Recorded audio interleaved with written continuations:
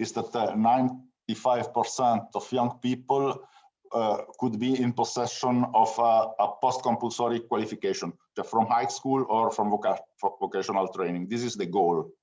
And so there are many studies and many research about the fact that how attain this goal, because at the moment we are about 85%.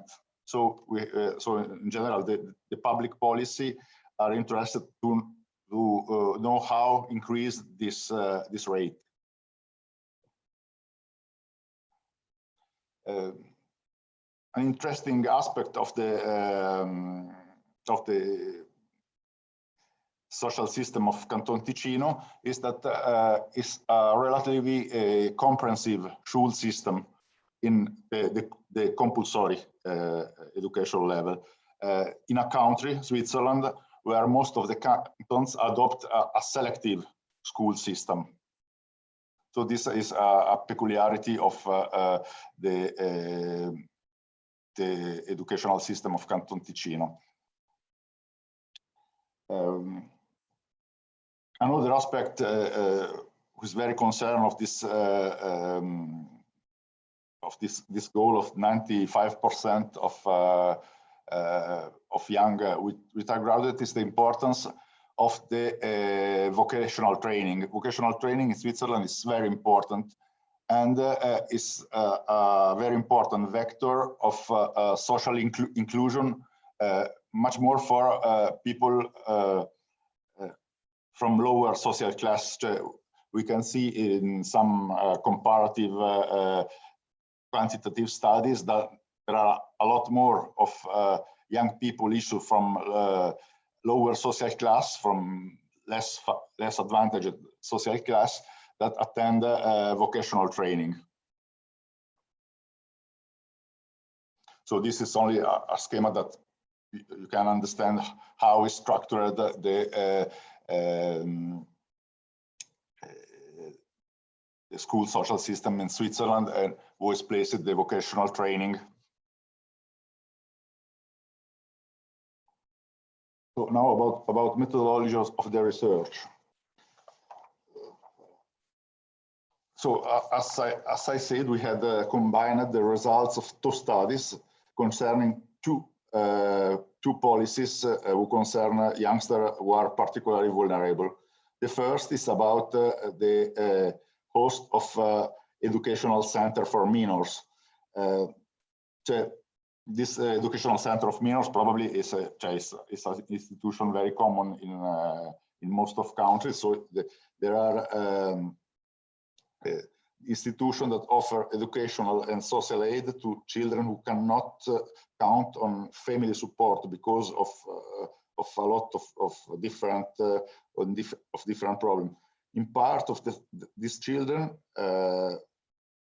will stay in this ICM only a few hours per day, but in many cases, in other cases, they will live in there. In these studies, we explore this situation in a quantitative with quantitative method, in particular analyzing marks of this scholar in comparison with the courts who is concerned, and with interviews with social operator, but mostly with the youngster. The second study is about youngsters who received a direct economic aid, and so they received money. They don't are host of an ICM, but they receive an economic aid to can attend their studies, for example. When they are there, very young, they receive the aid. It's the family who receive the aid. But when they till 18 years old, they receive directly this aid. So some information about the study.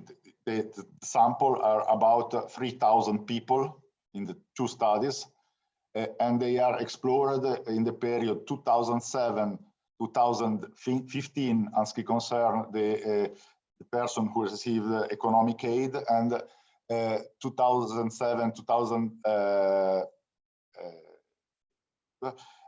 for the people who attending ICM. The typology of the survey of direct economic aid is a purely longitudinal studies. But the ICM studies is absolutely longitudinal. So we took in count different cohorts on the same time. As I said, the survey is quantitative and qualitatives. The subject are mainly student, in some case social worker. What we can't explore, it was for ICM studies, it was essentially primary school, the transition between primary school and low secondary school, and secondary school. And also we have some data about post-compulsory education. As it concerns the economic aid, we haven't any data about primary school and transition primary school, lower secondary school, but we have data about lower secondary school, transition between lower secondary school and post-compulsory education, and some data about post-compulsory education. So now some a little selection of results. So as it concerns the primary school, so what it means, and now we are talking about students who attend the ECM. What we see is that primary school pupils attending ECM achieve worse results than the other pupils since the first year. That was quite interesting, because in general the marks in the first year of primary school are in general very high, but we saw that for ICM pupils it was not the case. As you can see, these pupils attend worse mark than all the other classical social class based on the professional status of parents. We also see that the school results are still worst in all the 5 years, and in particular in the most important discipline, for example, Italian, mathematics, and less in other discipline like creative education, graphic education, and also very interesting, they receive really worst marks in the and what concern behavior and diligence. That there are two marks that receive in primary school. As we can see, the transition to lower secondary school, we can see that the marks get worse in the main subject, in particular in mathematics and in Italian. But, and that is an interesting phenomenon to understand, the marks tend to improve more than the rest of the course on what it's concerned behavior. So in primary school, these pupils are more criticized for behavior than in lower middle school. That is a phenomenon that we will try to understand. In what concern the lower secondary school, we can see that the pupils from who attend ICM and also they who receive the social economic aid tend to have the lower level I'm sorry, but I have a little problem here. Okay. So from a curricular point of view, both children from ICM and who received the economic aid are really overrepresented in intermediate and basic course. and this intermediate and basic course don't give access to high school. This is a particularity of the Swiss social educational system. In particular, a percentage close to 30% attend the so-called curricular differentiation, which imply the exemption from certain subject and the frequency of more practical course conceived for a student with severe school difficulties.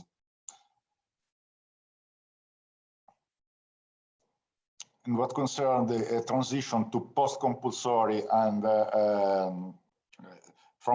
to the post-compulsory education, we have some data only about the student who receive the economical social aid. We can see that very few of them attend high school, so what we call baccalaureate school, and a lot and much more of them, in comparison of the court, they attend what we call the transition solution. What it means, they don't can achieve directly after the lower middle school, a high school, or even a vocational training. So they have to attend this transitional solution, and they are about 12, but maybe more, 12% of this social group, and in the rest of the court is less than 3%.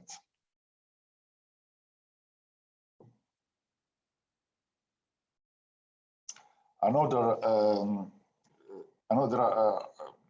interesting aspect about the post-compulsory training that we saw is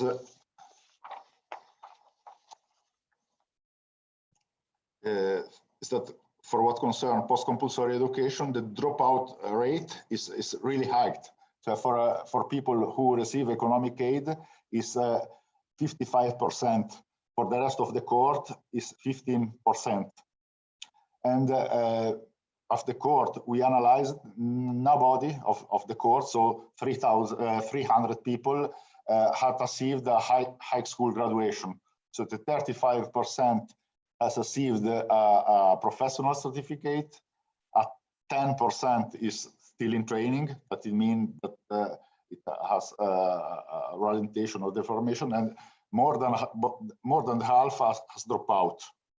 And you can understand that about the goal of 95%, the national goal of 95% is very, it's very strange data.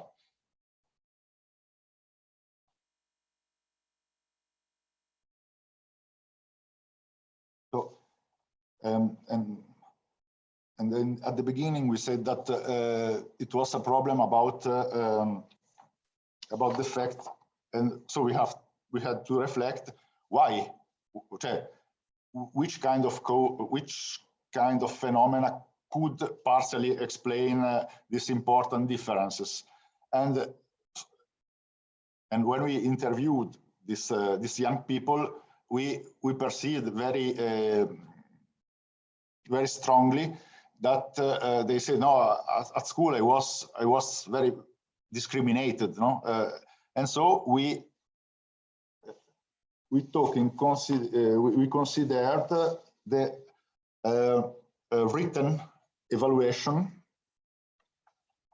that in general only in compulsory school students receive also a written evaluation, not only marks. And so we analyzed always in a comparative with a comparative approach this kind of written assessment, and we saw that not only the assessment of the young people of the two disadvantaged group was in general worst, but most important things, it were a lot of personal judgment. most of the, in general, if you consider the full court, most of the judgment are strictly scholar judgment about scholarity. For example, he has problem in maths, but and not very often there are some judgment about personality.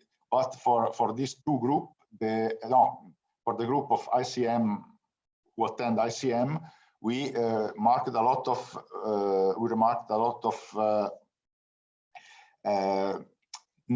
negative judgment about personality. He is impolite. He has difficulty to work with other people. This kind of judgment,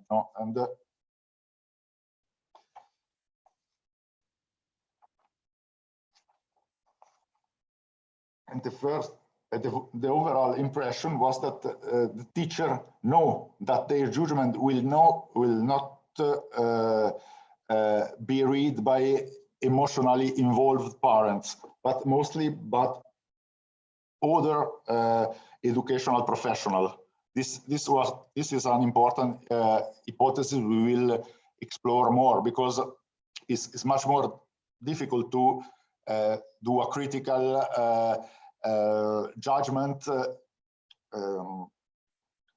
who is read by a parent who is emotionally implied because it's his son, his daughter, But when you write and you know that there is another social worker, another educational worker, it could be different. This is an aspect we have to explore more.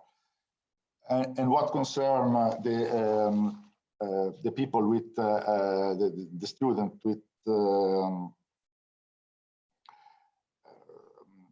who received economical aid, we remarked that they had an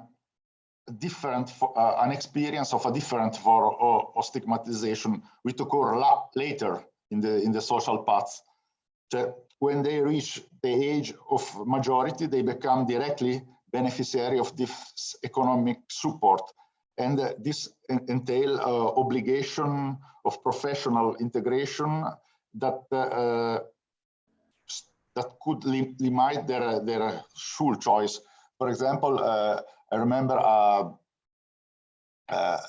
youngster that said, "Okay, I started my high school graduation." So he had before did a professional certificate, and then his intention was to start a high school graduation, but he couldn't because he had to quit because it was most important that he could find directly a job. So he was very limited in his possibility of professional development, and this person said that it was very, very rude for him to accept this fact that he couldn't study. And so this the dimension of stigmatization is really that they are young. They still are very young people, but they are treated like adults. Now you receive money and you have to get a job as soon as possible, and this is very difficult for them to accept. So they are the really first issues about possible latent effect we will to understand much more in a future. And about conclusion, we can say that youngsters that during the school years have to cope with serious family trouble or with situation of economic deprivation, we saw that they are more at risk of school failure, even if there are some social policy that try to support them. And a factor that it seemed for us clear that there is a process of stigmatization and also of self-stigmatization. For some of these youngsters, it's very difficult to accept that they are student of that they have to stay in an ECM of to receive the economic aid, and I think probably there are a lot of work to do about this stigmatization phenomena, and also about the fact that they are constrained to have also an auto stigmatization phenomena. So I think it's quite all I had to say, and I thank you. Thank you very much for your presentation. So we have 5 minutes for discussion. I have prepared some questions. But if somebody wants to address a comment, so please feel free.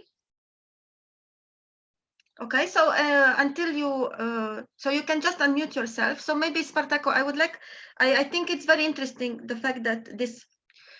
So I would like if you could clear two issues. I mean, what is your position? So you said at some point here at the end that this public policies which are against school failure, but in a sense they create it, yes. So they make it more visible. So I think maybe is the dynamics that they create the school failure, or they just make it more difficult. So it's like in case this youngster receives some public support or financial support, it's just that they're just much more in the spotlight, and it's much more visible if they are vulnerable to school failure or not. I mean, of course, this is also an element of which leads to inequality in the long run, but I think this is the visibility is much more. Yeah, I know. There is of visibility and of being in the spotlight. And just one more thing. I mean, the second issue I'm interested in. You are talking about the assessments of the teachers. Mm-hmm. And it seems that there is a certain fatalism in this research of inequality, that this is a very stubborn problem, it's difficult to address it. And did you see any elements of fatigue of the social teachers? I mean, how if they are like they feel that they are against a problem which is quite difficult to solve, and how does this reflect on their daily management of the situation? So maybe we can gather some other questions if somebody would like to begin. I also I also have a question. I was wondering if with those strategies with the tackling the stigmatization, were you considering using the positive stories of many youngsters who went through the very disadvantaged childhood and conditions, and they managed to use it as their asset, really, as something which creates their strength and gave them life experience no one others have. And there is lots of books with that type of biographies, when you can really use your disadvantage and your problems and your traumas as actually your asset and your strength. And that could be one way of tackling the stigma around those issues. Okay. You have 3 minutes. If this is okay. Enough, Okay, try very quick to answer. First to the last question, also because it's that I remember better. So I think probably this this kind of quality of particular skills that they develop, that we know that they develop a lot of skills, they are not valorized by the traditional school. Because, for example, they are able to prepare a dinner, for example, because they have to do it in more cases, but this is not valorized they are much more independent in a lot of situations, but it's very difficult for the traditional school to valorize these competences that we knew in the interviews. About your questions, Adriana, about the first, I think one of the most problem of the fact it's not only a question of visibility is that in particular the youngster that received the social aid, the economical aid, they are really treated like adults and not like youngsters. They are treated like they receive the same aid that received adults who are drop out from the work system for the work market. And they are treated like the dropout people, even if they are not even go inside at this work market. I don't know if it's clear. For them, they are treated like a person with 40 or 50 years who is drop out after 20 years work, and they are treated like this, even if they are, even if they never had a job. I don't know if. Yeah, I understand. Yes. So they are put in a situation that it's out of it's imposed on them, and it's a wrong reading of the situation. And it's conceived for very adult people. No, this economic aid is a policy. See, who is conceived for adults who are drop out from the work system, and they are treated, and these youngsters are treated in the same way, even if they never had the possibility of get a job. Okay, I understand. Okay, thank you very much. Thank you. Thank you. Okay, I will stop the share. Okay, so now the new presenter. Okay, our new presenter is Piotr. Piotr, you are here? Yes, hello. Hello, everybody. Thanks for the acceptance. Can you speak a bit louder? Okay. Okay, so let me just say a few words about, so Piotr Kulas from University of Warsaw. So Piotr is going, so it's this, we are in the same panel regarding inequalities, think like a state. And this is about the unintended consequences of policies which are aimed to level the inequalities at the level of the social system. The next topic, the next presentation, the way we read it, it's also about problems of representation and maybe misrepresentation. So the Piotr's paper is analyzing educational reforms which were implemented recently in Poland under the peace rule.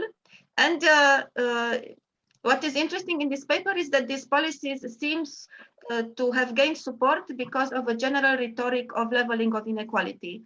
But Piotr makes an analysis of experts' view and shows that in the long run, this promise of inequality might lose its legitimacy, or it will not be met. So Piotr, you have the floor.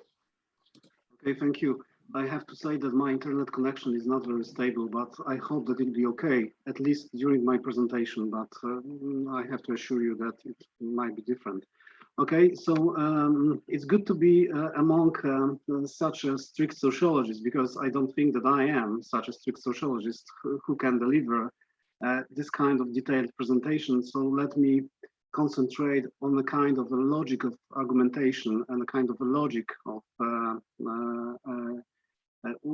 I'm more interested in this one. So I promised to analyze reform of education and reform of higher education, but I have to analyze only reform of higher education due to the lack of time and to make this presentation a bit more clear. But to a certain extent, arguments that you can articulate are structurally similar in both cases. Okay, so the main aim of my presentation is to discuss the expected consequences of the reform of higher education from the perspective of implementing the welfare state. Okay, the welfare state is the main promise of the law and justice political agenda, and it determines the support of the voters for its part, at least to some extent. Okay, and I argue that in spite of these promises, the voters' expectations, the consequences of these key public policies for the shaping of the welfare state will not be egalitarian. Okay, the analysis is based on specialist discourse on the reform in reference to the idea of social equality. My presentation that I am going to partially read and partially articulate by my own is divided into 3 parts. And in the first part, I present promises regarding the welfare state made by PiS and reasons why people decided to vote for this party. In the second part, I analyze one case study of reform in relation to the welfare state. And I argue that although support for PiS is the result of this promise, its policies in this respect is at least inconsistent. In the third part, I draw some conclusions. Okay, the victory of the Law and Justice Party in the presidential and parliamentary election in 2015 and recently in 2018 was often interpreted by political opponents as populists coming to power and evidence of right-wing sympathies of Polish society. However, moderate critics argued that PiS convinced voters with the promise of a social program, especially with the spectacular 500 plus program. Okay, they emphasized that the PiS social program cannot replace modern left-wing social solutions. I put forward the thesis that support for this formation is to a large extent an expression of acceptance for its vision and of the welfare state. I argue that although some policies can be seen as supporting the welfare state in such areas as education and higher education, the PiS government policy was not egalitarian and was not aimed to support the most vulnerable. Okay, my approach is a kind of ex-ante evaluation. My crucial arguments are based on the prediction of experts. Many of them criticized both reforms. They assume that the introduction of market logic to public institutions will make them elitist, difficult to access, implementing numerous clauses. Following the arguments, I convinced that these reforms do not serve everyone in accordance with solidarity and equality, and they are subordinated to the neoliberal logic of efficiency and profit. In other words, I put forward the thesis that these reforms contradict the idea of the welfare state, and the accompanying rhetoric masks their consequences. And my reflection on support for PiS is a part of analytical commentary, and of course, it's not the core of the presentation, but I think that it's important really to understand that voters supported PiS because they believe that this promise is really crucial for this party. Okay, and of course there are many other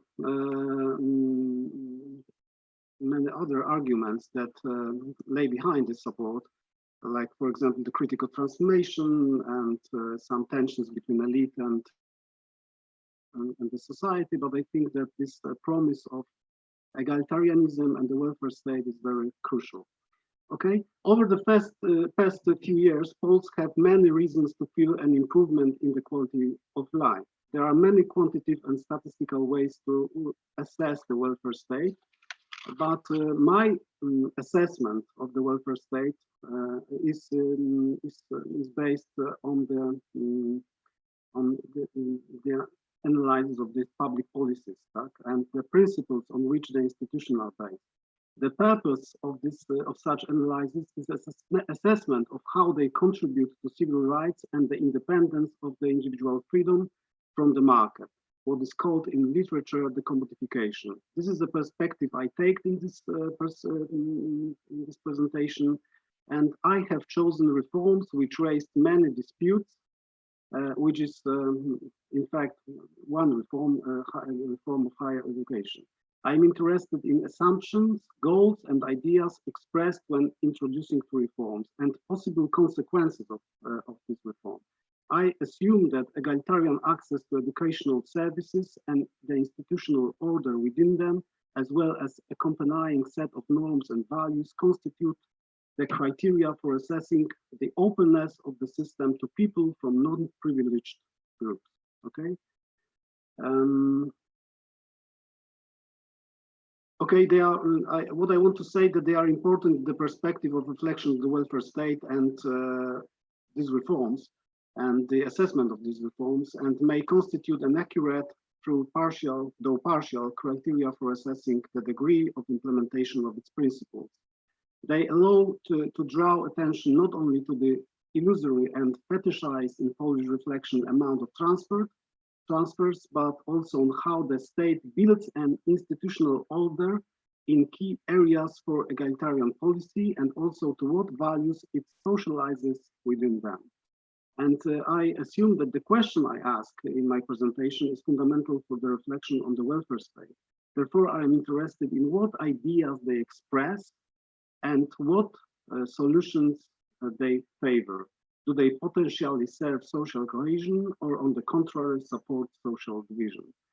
Okay, and my approach, I have to admit, requires a slightly more synthetic look. That is why I focus primarily on the discourse of specialists. I take into account those elements of this discourse that refer to the principle of egalitarianism. I try to recall the most representative arguments. I try to place these statements in the context of implementing the basic principle of the welfare state, the principle of equality.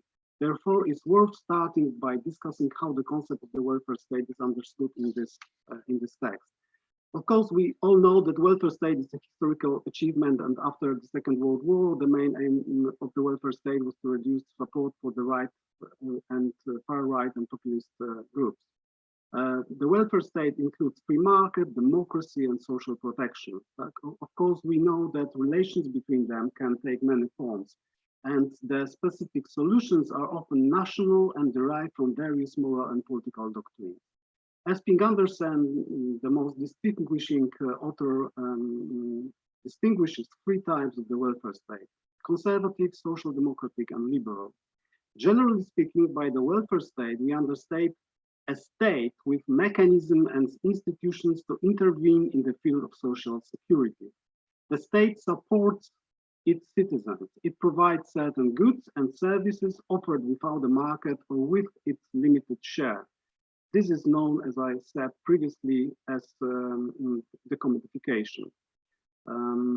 According to some observers, until 1989 in Poland, we had some native equivalent of the socialist welfare state. However, economic reforms and transformation did not serve reflection on the welfare state. I mean, the reforms are implemented after 1989.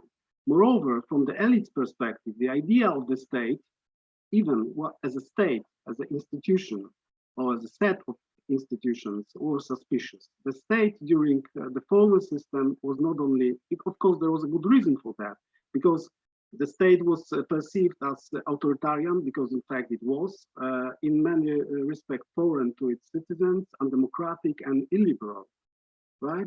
So it didn't respect human rights and grant civil liberties. That's why, to some extent, it was a very, a concept that was, the elite didn't like. I think that the crisis of 2008 changed this attitude.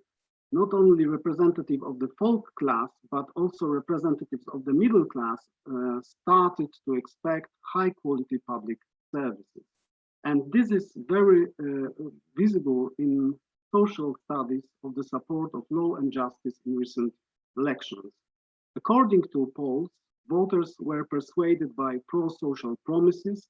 The party was perceived as understanding people and standing close to their daily problems. From a sociological perspective, it can be seen that this support is reinforced by the accurate recognition of tensions in social relations between the elites and society. Public surveys clearly show that social and economic issues have proved to be the most important. Voters wanted better life, more social justice, and equality. They believed that the peace social program changed their life situation and brings more egalitarianism in their life. Okay, the main goal of the program, that is was just openly articulated, is to ensure justice and social equality, and thus to implement the Christian Democrats welfare state to fight against social exclusion or economic equality. The state and its institutions are crucial in this vision. It is not only an institution, but above all, a moral value, right? The sense of its existence is to play a serviceable, helpful role toward its citizens. The role of the state was even more marked in the program of 2005, which was accompanied by the slogan, Fourth Republic, Justice for All, which means also social justice. Okay, So I make some remarks about higher education because it leads me later to my main argument.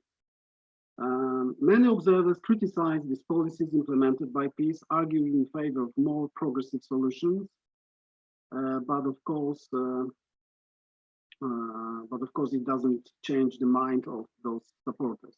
Higher education, because I had to omit this analysis of the education, so I concentrate my presentation on higher education, and I say I'm going to tell a few words about it.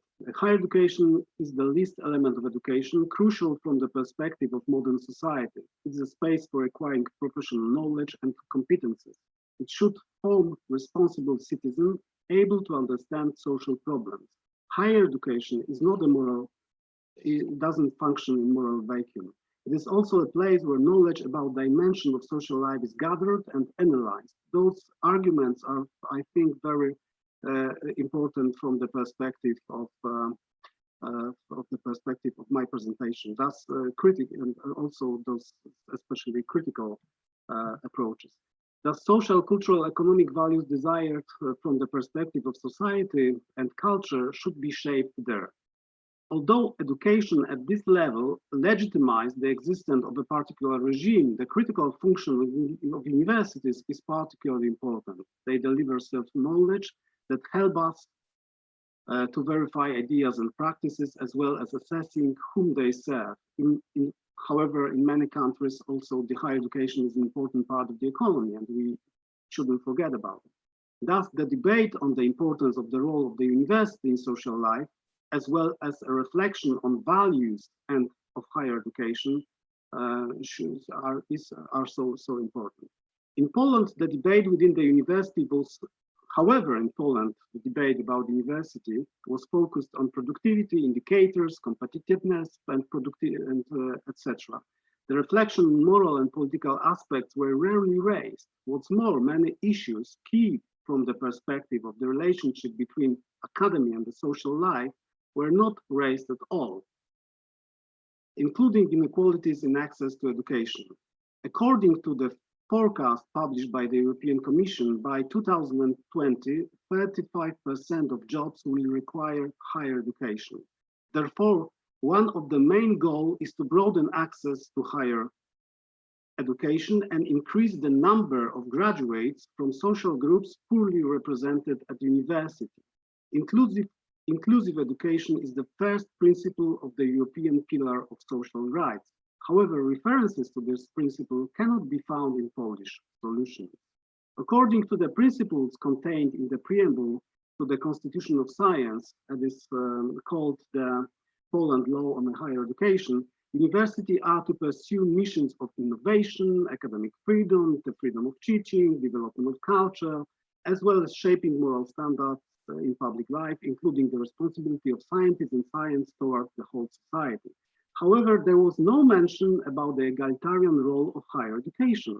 The principles of justice and egalitarianism as a foundation of social life, which are implemented by higher education, was, we can say, of no importance for the legislator. Thus, at the rhetorical level, according to the legislator, studies do not have to be a means for social mobility, especially concerning groups whose access to this level of education is difficult. Higher education is essentially intended for the talented. We can all agree on that, right? However, even such a system can be egalitarian by providing access to education for all on an equal footing. Of course, this is not possible without equalizing opportunities at the elementary and high school level, which I had to omit. Moreover, the system should be designed so that students and graduates do not arouse jealousy in their peers. This is very important argument. I think that when someone just study and his peer cannot study, so it makes a sense of being unprivileged. And I think it's very important argument, very often omitted. This shows how important egalitarian access rules are, especially in Poland after several dozen years of functioning of a fairly open system, because we have to remember that since the 90s, access to higher education has become possible in our country for many Polish youngsters. From the 90s, the number of students increased, okay, and I'm not going to just say the data, but you have to believe me because we do not have time.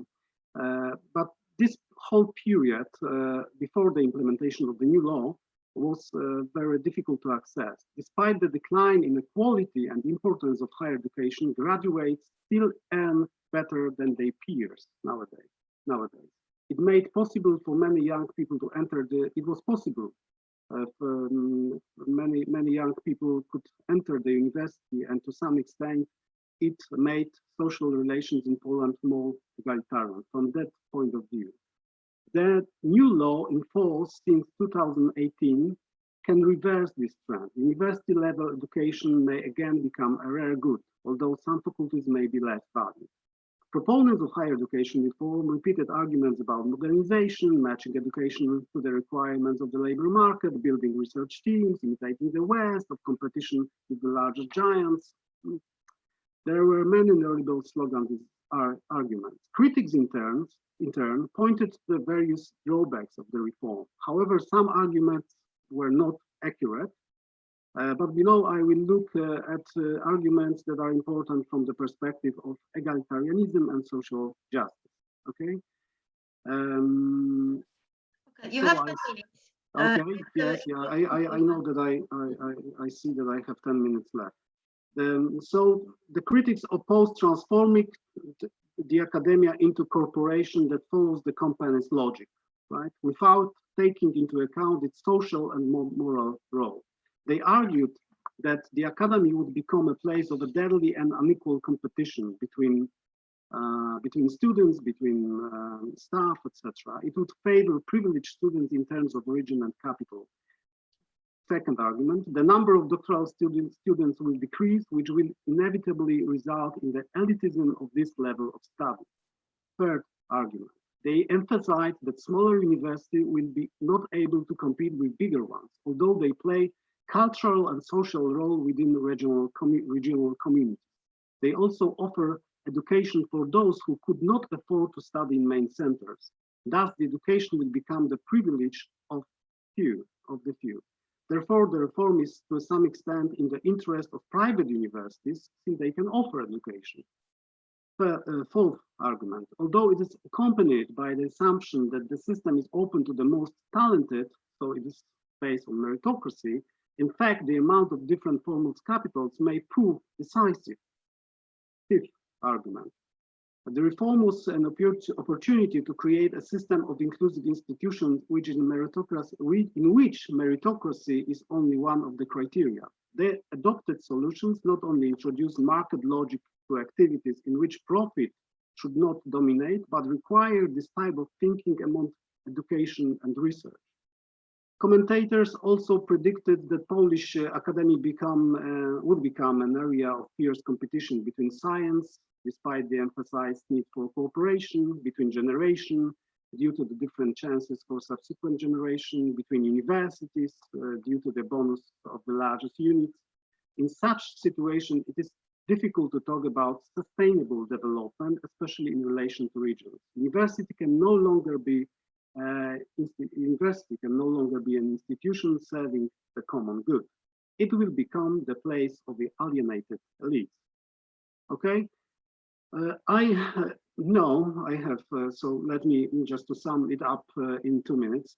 I know that the analysis of two reforms, and in fact one reform presented before you, is not enough to assess whether peace government implements the welfare state or not, right?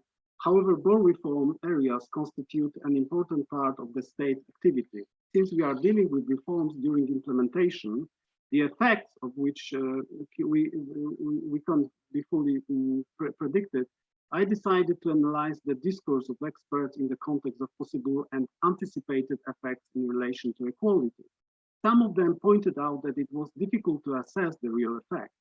This would require a pilot study of selected university and reform after some time. But this argument can be used against the legislator who is unable to predict many real consequences of the reform or is not aware of them. So, as I argued at the outset, the promise of social justice, equality, and therefore the basic principles of the welfare state was an important argument for voters to cast their votes for peace in elections. I try to show the effects of these reforms can be contradictory with the welfare state. They can perpetuate inequalities, reduce vertical social mobility, and essentially prevent the promotion of the underprivileged. Thank you very much.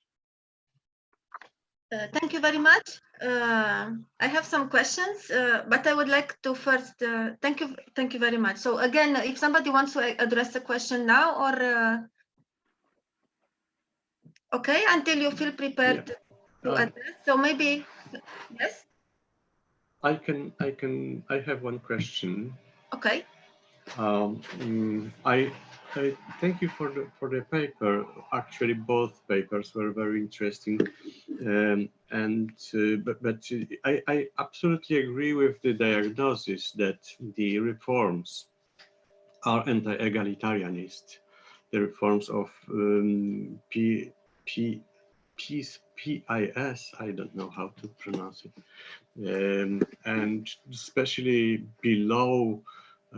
In the lower level, that was clearly anti-egalitarianist, and that's a very hidden effect. So it's fine that somebody reveals it in public, but my concern is that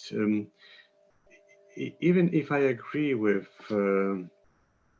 this argument that the appeal to egalitarianism of peace policy is very important, it is also true that there is somewhat hidden old-fashioned conservatism in it, which dreams of rebuilding old elites or to build their own elites. And as far as I read, the intention of the reform is to be able to build the new elites that would somehow reflect the peace ideology in both levels, actually, in public education and in this higher education as well. And perhaps in the first one, in the lower level education, is even more visible. Yes, should I answer? Should I answer? We don't have too much time, so if somebody wants to ask some questions, okay, then I can. Maybe it's better to gather the questions. So I would like, for me, it's interesting this idea that the public has certain expectations regarding the leveling of equality, and it's not very clear for me if peace has an explicit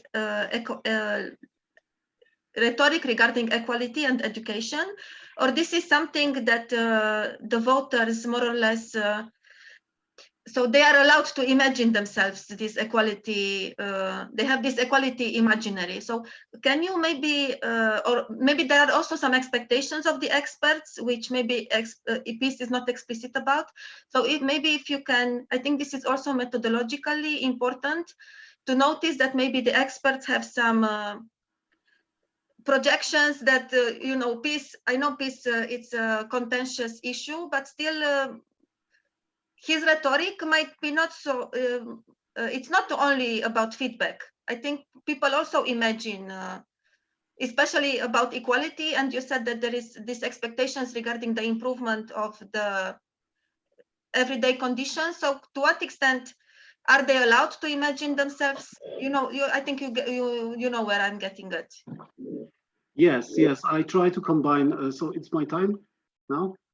I think you can feel free to answer. I have exactly 2 minutes, as I exactly see. So I try to combine your question with the question of Michał Federowicz, and to say that starting from the Michał Federowicz, Professor Michał Federowicz, and I think that is more visible on the lower level of education, on the education itself, and especially when someone analyzes core curriculum, right? So what kind of, what children, for example, should learn?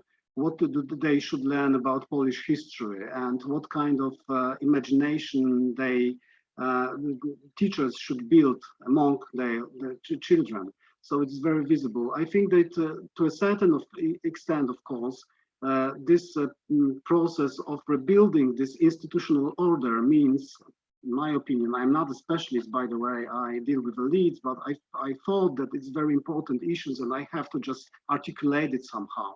That's why I wrote about it, a text, which is, in fact, it was published some time ago. But I think that, of course, they are very interested in building their own elites based on these moral and traditional values connected to Polishness, etc. And it's even more visible not at university, because I think that behind this reform which was not, by the way, exactly implemented by PiS, because there was it was underlined that the academic community were involved in the process, okay, and there are many arguments that we can discuss here, but we not have time. But, and never mind. But I think that PiS, on the one hand, they think that the elite shouldn't be very broad, right? So it should be very, a few, okay? The elite should comprise a few really people who do really understand. And on the other hand, I think that this policy is really directly and visibly implemented in core curriculum in elementary schools, right? And in relations to history, Polish lesson, etc. So I think that that is very visible. And I try to answer your question, Adriana. I think that, of course, that the main arguments of welfare state didn't concern education and higher education, right?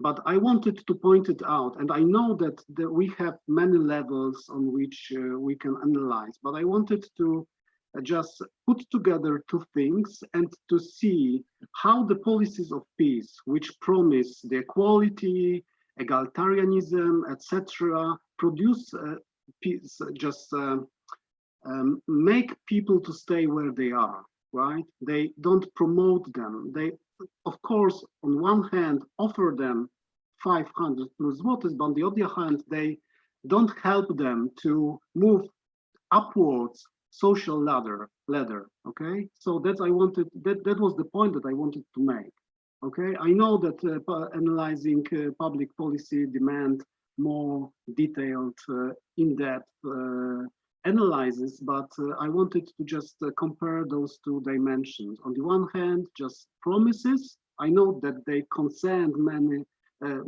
different issues, but on the other hand, this policy is concerning education and higher education, and to see and to show some contradictions between them. Okay, I don't know if I was able to fully answer your question, but at least I tried. No, it was very comprehensive. My idea was about the expectations regarding leveling of equality and the role of these expectations regarding peace. So, but thank you very much, and I'm very happy you brought in this topic of contradictions, because this makes a nice bridge to Professor Michał Federowicz's presentation. So, which is going to be about contradictions regarding educational policies and educational management, and this Michał presentations will take also a bit us back to initial analysis conducted by Bourdieu, and we will have we will feel much more closer to like classical sociology of education. It's also it concerns the topic of the workshop because it's about contradictions. The contradiction, on the other hand, between education as a promise of access to relational goods and focus on technology on the other hand. So we are more now in this sphere of contradictions of public policies regarding inequality and link with education. So you have the floor. Thank you very much. Let me learn how to share the screen. I have the choice of screens. This is it. Yes. This is my presentation. Thank you very much, and thank you for the composition of the first session. It is perfectly fitting. Actually, in the first intervention, we could see how difficult is the task of coordination of different type of policies, and how actually remote is the aim of real coordination. And in a sense, it shows the well-known theoretically difficulties with functionalist approach to functioning of social subsystems. It's never functional, as we would, as some would like to see them. And my goal is to share with you some inspirations that may lead eventually to a new conceptualizing of education, of the contemporary education, because as far as I see it, and many people do this, this is less and less fitting to our contemporary needs, and less responding to the real demand. And so I'm asking the question, why it's that, what we have as a legacy of long-lasting social educational systems. And I cover both the general education, vocational education, and higher education. Everything is there, and everything somewhat now looks like a mass education, which is the child of modernity. Oh, I don't know how to switch. Yes. Okay. My plan, let me briefly show my plan of presentation. Why to focus on education and the major problems, a few remarks about historical origins and the major topics of the diagnosis. And here I evoke also Pierre Bourdieu and Pier Paolo Donati, Italian excellent sociologist who built his own theory of relationist sociology. And I try to add some notions to this perspective, seeing them as, looking at them as key notions to understand the mismatch of educational systems that are not able to combine general coordination task and the micro level performance, which is decisive actually in composition of general learning outcomes.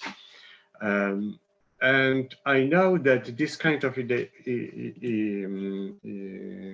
investigation is close to a dream of or utopia, and I try to get back to reality and to look for the role of technology in contemporary world, asking a question whether this role may perhaps surprisingly help to find a new foundation for the educational, for the mass education. Well, just very briefly, in my view, education is strictly a part of the society and strictly mutually penetrating with the social problems. And by contrast, in policies, it is treated very often as a separate field, as a really separate field that do not refer so strictly, so deeply to the other tendencies of the society. We of course do analyze them in that way, but in real policies, these spheres, social sphere and educational sphere, penetrate mutually with huge difficulties.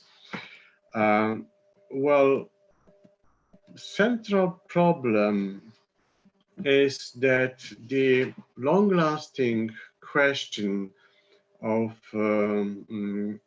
educational equalities, or fighting or lowering of educational inequalities, is very persistent. It is not. It does not change. It did not change much in that field since generations. However, of course, there is a move of democratizing effect of mass education, and we shouldn't forget about it. The societies are better and better educated each generation, and that's the fact that pushes towards more equalization. However, the system as such is rather failing to do so on its own. Well, but perhaps more important part of the diagnosis, because this first one is well known, and especially those who investigate the social inequalities know perfectly how durable is the effect of education. But since 2 or 3 decades, perhaps 2.5, since mid 1990s, there is more and more discussion about the effect, which might be called the detaching of educational systems from contemporary tendencies, especially in regard to new technologies and rapid development. Again, a new wave of rapid development of technology in various spheres. I don't want to develop this technological issue more, but I think that it is worth it to pay attention again and the impact of technology on social processes. If the 2 major problems, the question of equality, and which is in a sense legitimacy of the educational systems, especially in democratic regimes, but all over the world there is such a rhetoric. And the second, the not a limited capability of educational systems in every level to meet the real technological progress. These are the issues that have to be seriously considered. And actually, to do so, we need to get back to history. I do this a little bit in my paper, but I cannot do, it's even worth it to do more than in my paper, but I cannot do this in this presentation. But I want to focus your attention in one specific characteristic of contemporary systems, and in the system that still are somewhat in 19th century understanding of science and knowledge.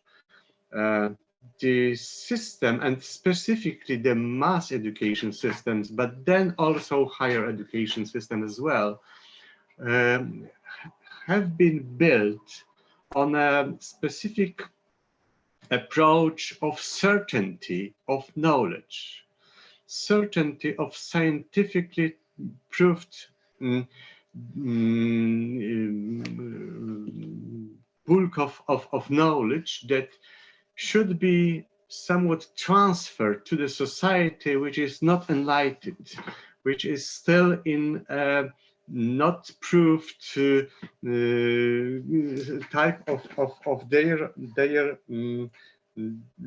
knowledge, local knowledge, and their uncertain knowledge, and this certainty that this is something good to spread this proved knowledge was very much in the foundation of the mass education system. And it lasts until now, even if we know perfectly that doing science is exactly question rather than become certain about what we know. But it is not the school reality. And unfortunately, it's also very much present at some part of higher education, that still it is a spreading of the ready knowledge to the public.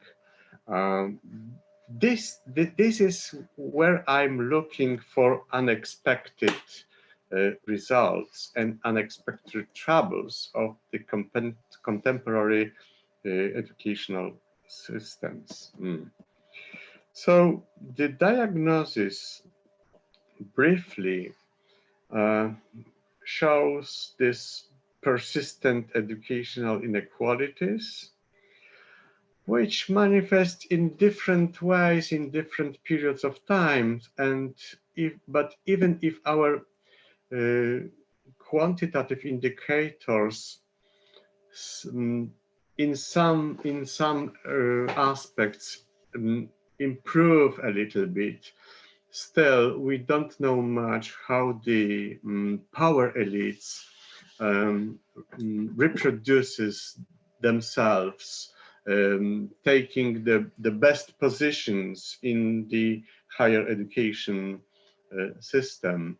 But what we know from the careful diagnosis of mass education is that the mass education is still not addressed to developed from the very young age of students, from 5, 6, 10 years old students, is 10 years age, the capability of more abstract thinking, more theoretical oriented thinking, and combining the very practice, very experience with conceptualization of the world. The psychology shows us the way that even in the very young age, it is possible, while and very useful for the development of the person. However, the public system, the mass education systems somewhat neglected and do not meet this opportunity to really develop, which affects the capability of further development. So the inequalities manifest in such a way that the omission of this possibility to detect every possible skill for conceptualization in early stage between 5-15 year old age, then enable deeper reproduction of pre-existing inequalities, because in fact young people received it at home rather than at school. So this is the mechanism why the why the school is not so much able to intervene in the traditional transfer of this capability of conceptualization and understanding and building new notions, new concepts in young generation.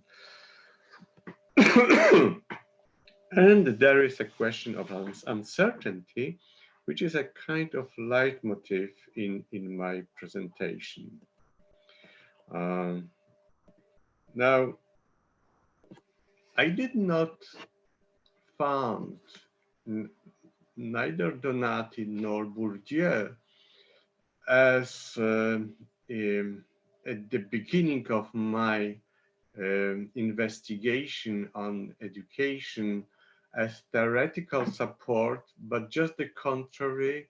I studied a lot of field research and did them and looked for a kind of tools how to conceptualize the real problem that I could witness on the micro level. And first I addressed to Pier Paolo Donati's conceptualization of relation.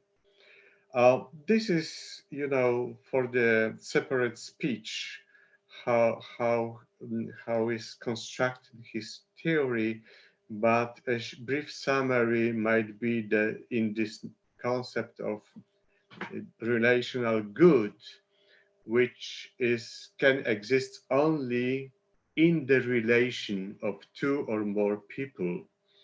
And I noticed that this kind of good is very rare in mass education. And this is actually the way of building knowledge on its own. So this is exactly what is missing in mass education systems. By contrast, Bourdieu, and then I turned to Bourdieu, I realized that Bourdieu perfectly uncovered the power dimension that exists deeply in educational systems. Talking about capitals and different types of capitals and talking about habitus of elites, he showed the domination of just one-sided approach to reality as absolutely decisive in the educational process. Even if it is not so strict now as it used to be in Bourdieu's time, it's still in the background of educational systems that they see as something good and positive to stand strictly at the point of sure knowledge experienced by other people to be transferred to the rest of the society, where there is little room for specific relations that are likely to produce relational good. And actually, throughout this relational good, the person is able to build her own and to develop his knowledge as well. And of course, it creates certain type of relational experience that accumulates in educational results, in learning outcomes, which are really difficult to be measured in that regard. And that's why our measurement tells us so little about the mechanism of recreating inequalities. And while in the micro relations that are even very temporary, not durable, we can detect this process of building our own knowledge, our own experience, and our own maturity to be able to conceptualize reality. And this conceptualization of the surrounding reality is then in the next steps decisive to be able to enter the real debate and to contribute to it and to build individual position in the new world. So that's the mechanism of inequalities, which is neglected by the educational systems. And I could talk much about examples in mathematics, in other fields, in the difficult to implement in educational systems teamwork, which is so much needed in new business, in new development, And but here to go to conclusions, I want to show the puzzling impact of technology and technological development. I'm of course not sure whether the word develops and the notion of progress still has much sense. Certainly not in relation of big theories of progress, but for sure technological development still goes on and goes very rapidly. That's the reality. And I would, in my paper, I also show that this tendency of adjusting educational systems to technological needs of the surrounding worlds, even if it's not direct, strict, it is somewhat guided by the narrow professionalization, which is the demand, which used to be the demand of technological progress. But at the same time, further technological development asks for cooperative work, asks for teamwork, asks for detachment of the pre-existing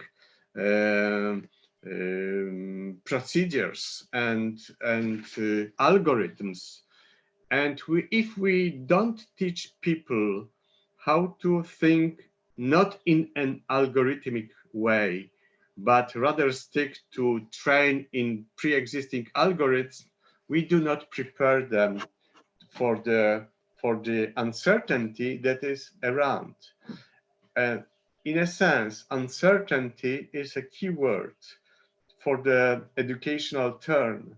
If we want to prepare the new generation for being able to cope with uncertainty, to conceptualize the uncertainty, we have to expose young people from the very young age to certain uncertainty in the process of learning. And actually, I think that the Pier Paolo Donati concept of relational sociology gives the tools, analytical tools, to combine these levels of systemic policy making and the micro level, which is decisive for the learning outcomes and for the real preparation of the next generation to uncertainty.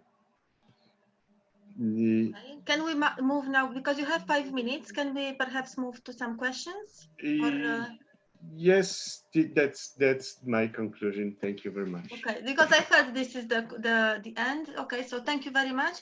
If somebody has some questions. I have a question. I knew. Okay.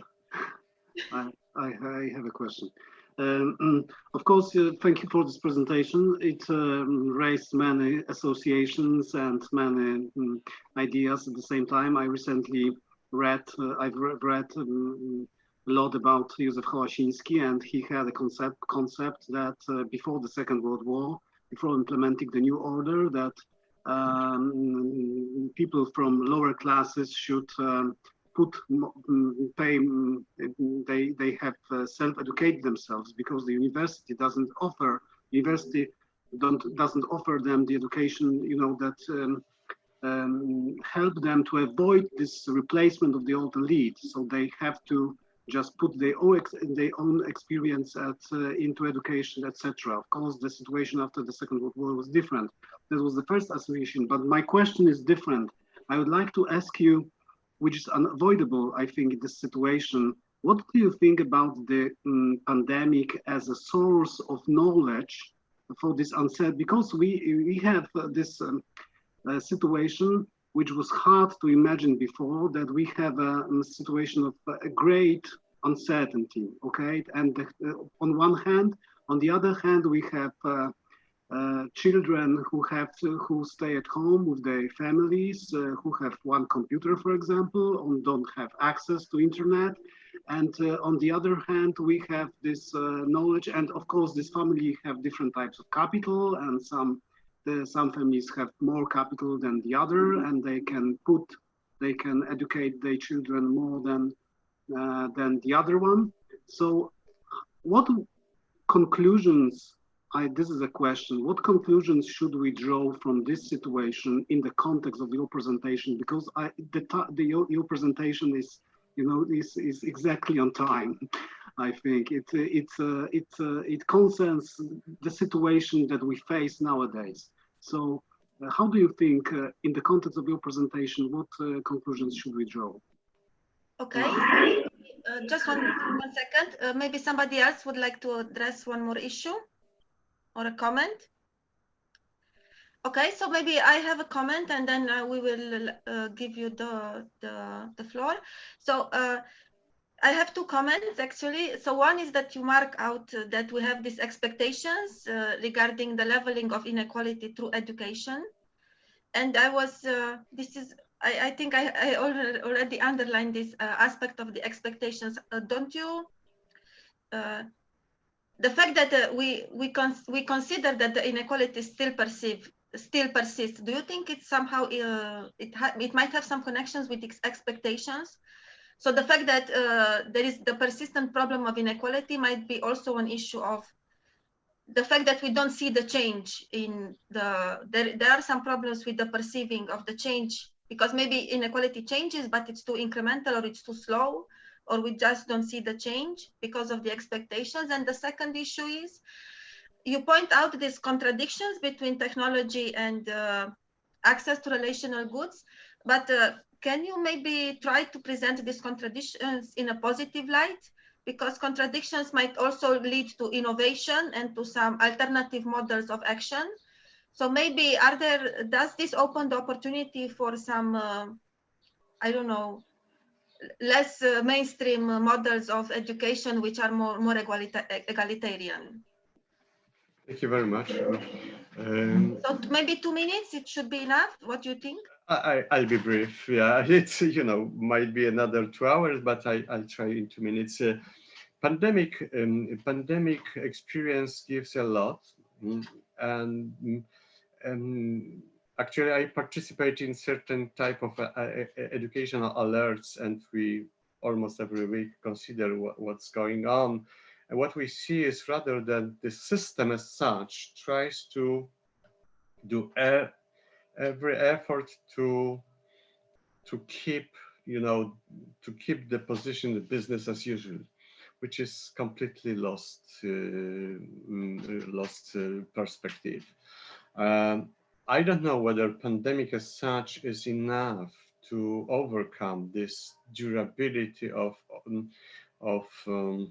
the pre-existing institutional settings. That's the fight of all the institutions and the new dilemmas. As usually, this is nothing new. It's usually as usually in the history like that. But definitely, accumulation of this kind of experience will finally provoke new solution.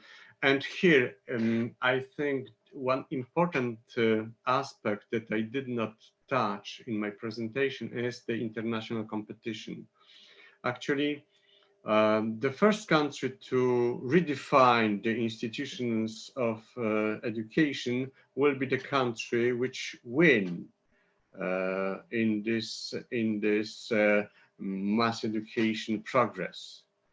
So international competition, I think, is there in a sense. Well, expectations is a very important notion, and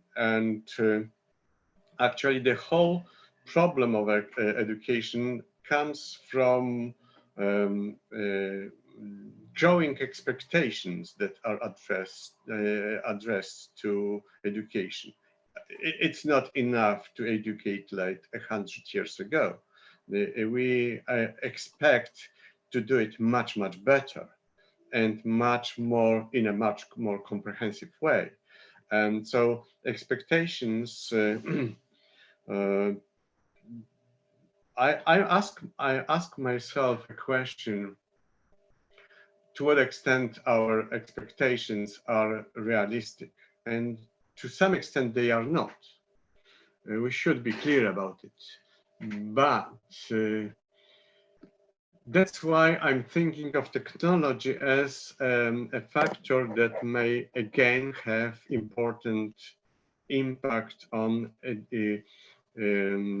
social processes, because when you look at the progress in technology, and surprisingly, it is a little bit similar in art. The artists, the modern artists nowadays try to combine the very individualistic approach, which is all the time characteristic for artists, combined with teamwork, with collective creation, with opening creation to public. And this is consecutively in progress.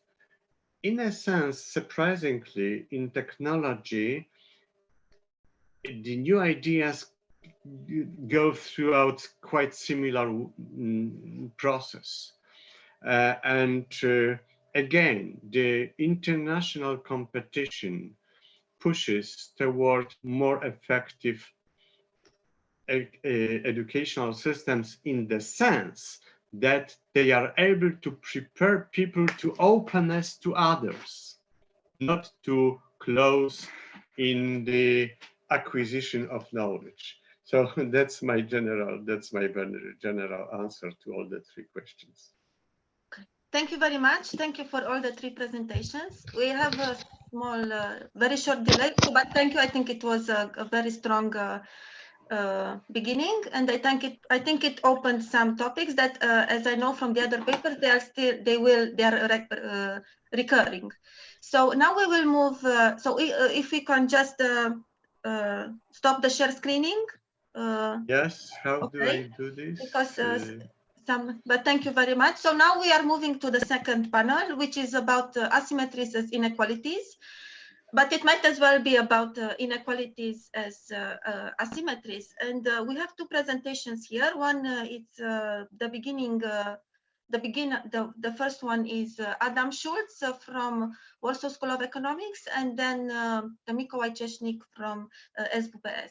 So the first presentation, I think the title is less important. The issue is about I think it's, in my reading, it's a more methodological paper. It brings some new methodological developments in how to deal with, how to measure inequality in Poland. Both papers regard the inequalities in Poland. And the first one builds on initial research by Brzezinski and associated researchers, and it shows that there is a change in the dynamic of inequality, but more in the sense that rich people are becoming richer, and not that not at the other end of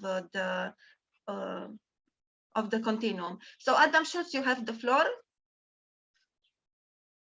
I hope you can hear me. Yes. And you can. And can you see my PowerPoint screen? Yes. So, okay, I can start. Thank you very much, Adriana. This is a presentation about very simple type of inequality, about economic inequality, income inequality to be more precise. However, I think there is a room for some further research.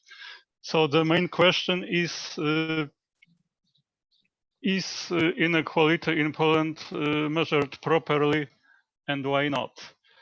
100 years after Gini and Lawrence studies, I think it's not a matter of inequality formulas like Gini, Tile, or other indices, but rather a matter of data quality.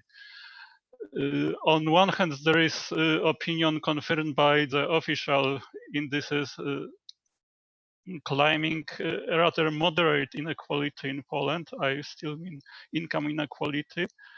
But on the other hand, there are popular opinions about very high inequality in Poland. And one of the very few serious studies about high inequality in Poland is the one by Brzeziński, Mick, and Najsztub, who claimed after matching survey incomes and tax registers that inequality in Poland is really high, not 0.31, I mean Gini index, but 0.38. So at the first part of the presentation, I briefly described the study, and further on, I try to challenge some findings by this paper. So Brzeziński et al. Added some incomes to the richest peoples, and I added some income to the poorest people. So it will make, I believe, the final results more reliable. This is a purely statistical paper. I'm not a sociologist, so please be forgiving.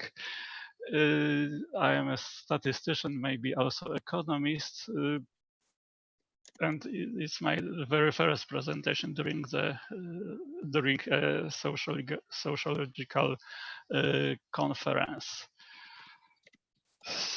So let me move some popular facts, stylized facts about income inequality, as I said, in accord with the official calculations displayed on the website of the Eurostat. Income inequality in Poland is moderate and decreased seriously starting from the middle of the first decade of the 20th century.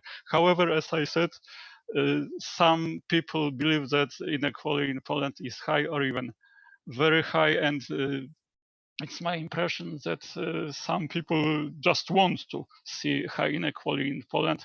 Maybe they are not bait by 1 percentage point of Gini. However, very rarely these opinions are based on serious studies. I will just quote two of them. One is by Piotr Kulas in an internet journal Nowy Obywatel, the New Citizen. The author of the paper on inequality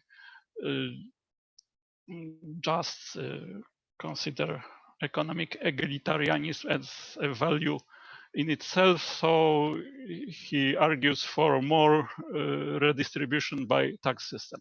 And another opinion, which refers to some studies, it's not said which ones, it's not say which figures in the study by the Minister of Finance, that this author finds inequality in Poland in terms of Gini index equal to 0.51. So conclusion is very impressive. It places Poland among sub-Saharan African countries. However, as I said, the only serious study claiming really high inequality in Poland is that by Brzeziński et al.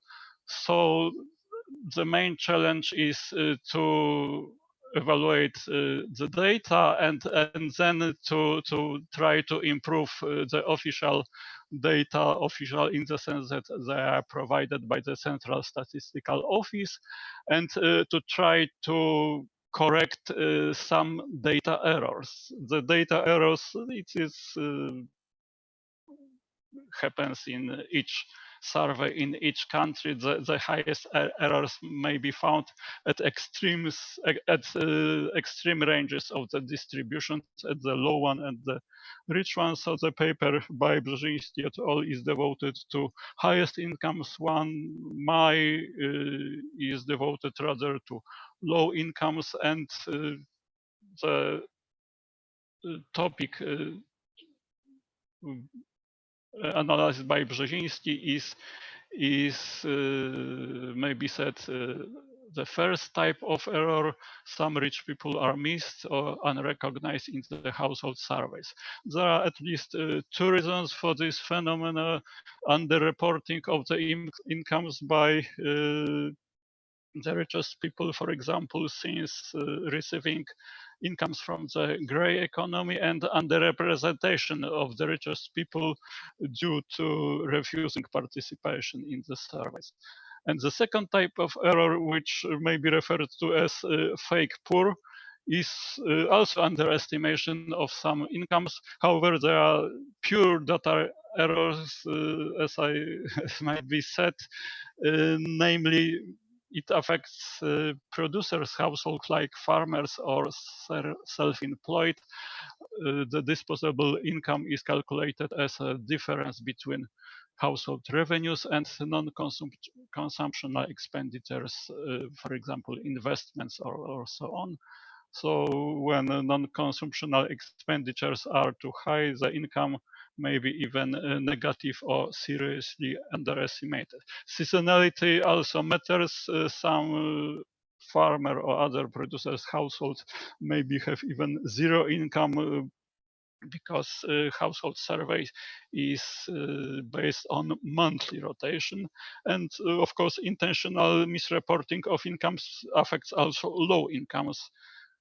So there is some room for further studies, and naturally, if the first type of data missing the rich people is neutralized, it should rise index inequality indices, and it happened in the Brzeziński study. And second type of error, if it's neutralized, it would lower the inequality index, and it also happened for Polish data, and this is my contribution to recognition of the Polish inequality.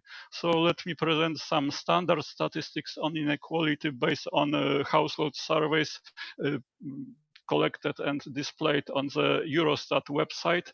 The last year is 2015 because Brzeziński's data covers only period from 90s to this year.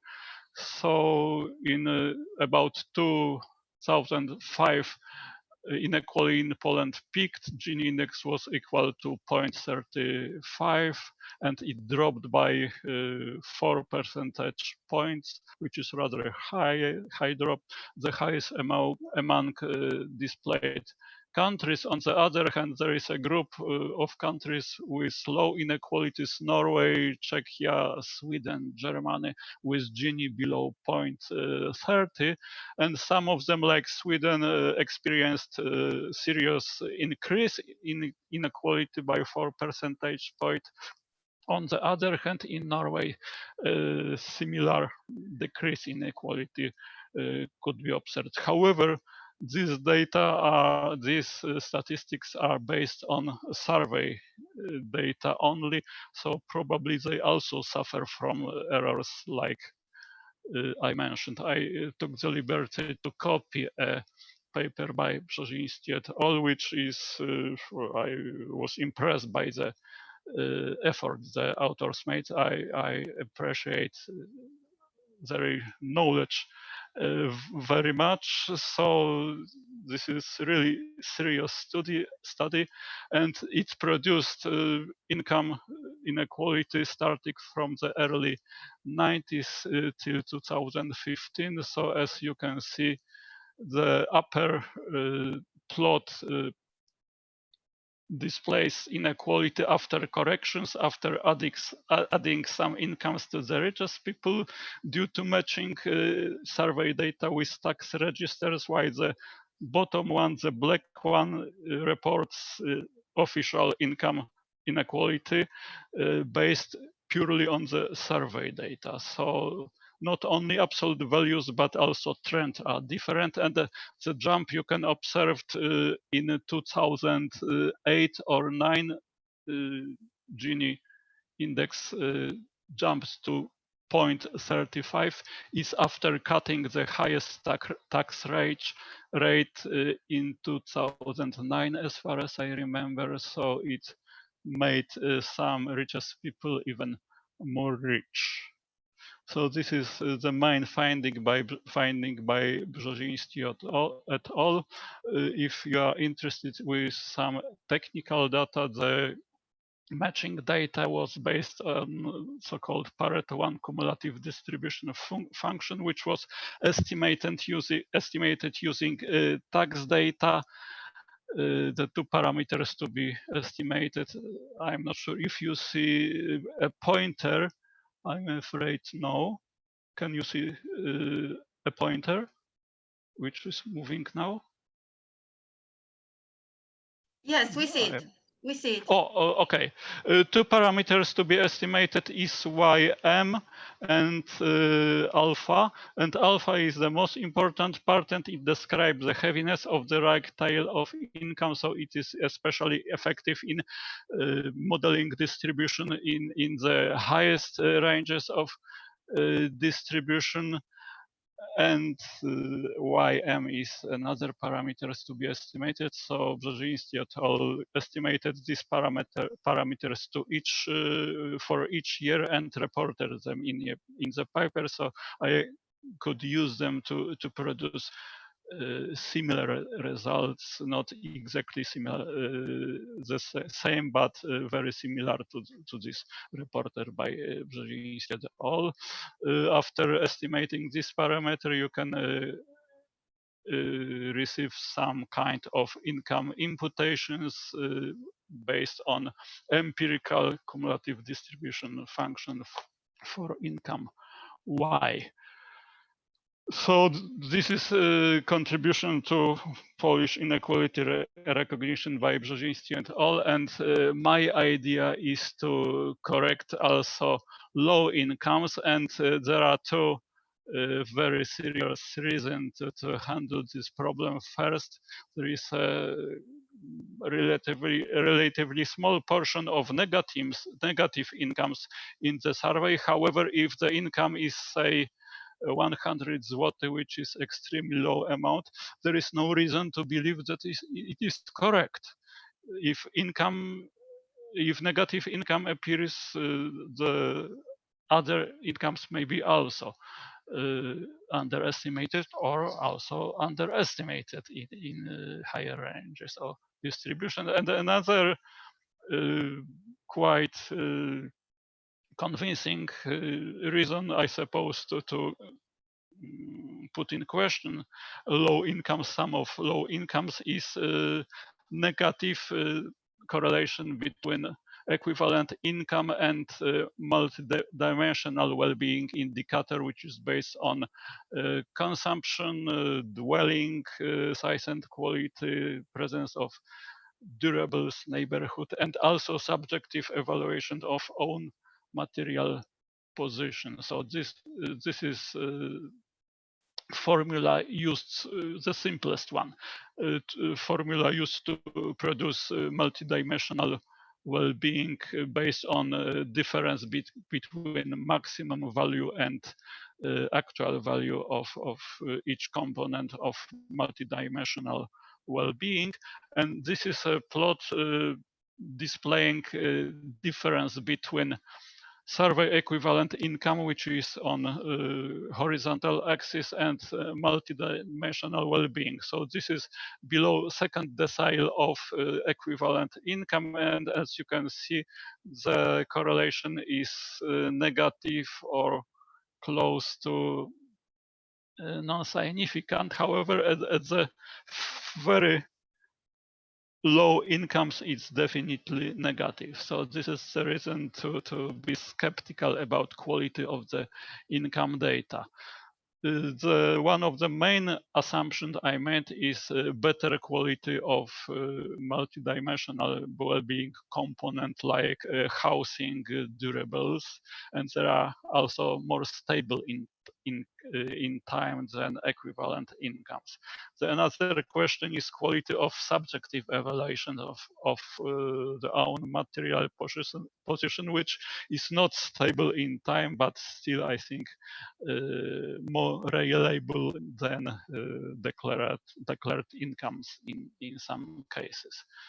So the method of income corrections is based on the idea by my colleague from Krakow. He's a very serious mathematician who conceived a method of predicting distributions of any income or of any variable based on correlators of this variable. Of course, in this study, the predicted variable is household equivalent income, and correlates are various household attributes different from those present in this multidimensional well-being indicators, but covering other quite obvious, I think, correlates of household income, like proportion of spendings on food, on luxuries, presence of some other durables, etc., etc. There is a large set of such correlators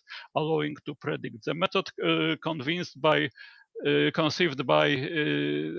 Duda is in some aspects better than standard regression, because it allows not only estimates of expected value of income, but also some other moments of distribution and even the whole distribution. So after making this assumption, like the one displayed here, let me repeat. These correlators are much more stable in time and less likely to be intentionally misreported. There is a ground to believe that these predictions of incomes, especially at lowest ranges of distribution, may be much more reliable than declared incomes. After correcting these incomes after replacing them by the predictions, we received a much more sensible shape of correlation between equivalent incomes and multidimensional well-being. This is definitely increasing, and some part of the poorest household just disappeared. So this is our contribution to the problem of distributions, just to use predictions rather than declared income. If it may be presented by cumulative distribution functions, the brown one, the upper one, is based on declared incomes. So as you can see, if we about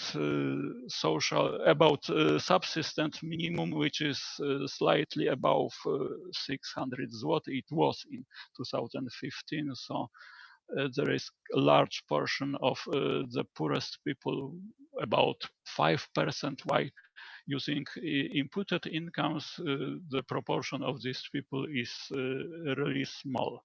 So let me now present the results of the income corrections. I produced mean incomes of declared income in bottom 20%, in top 20%. I forgot to mention that my correction was applied to bottom 20% of the household, basing this percentile on declared incomes.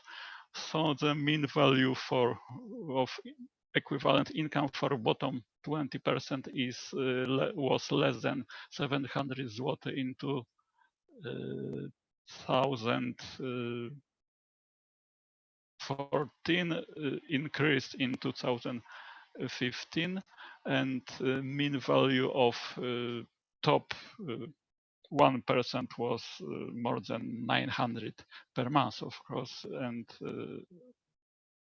even more for 2015. After corrections,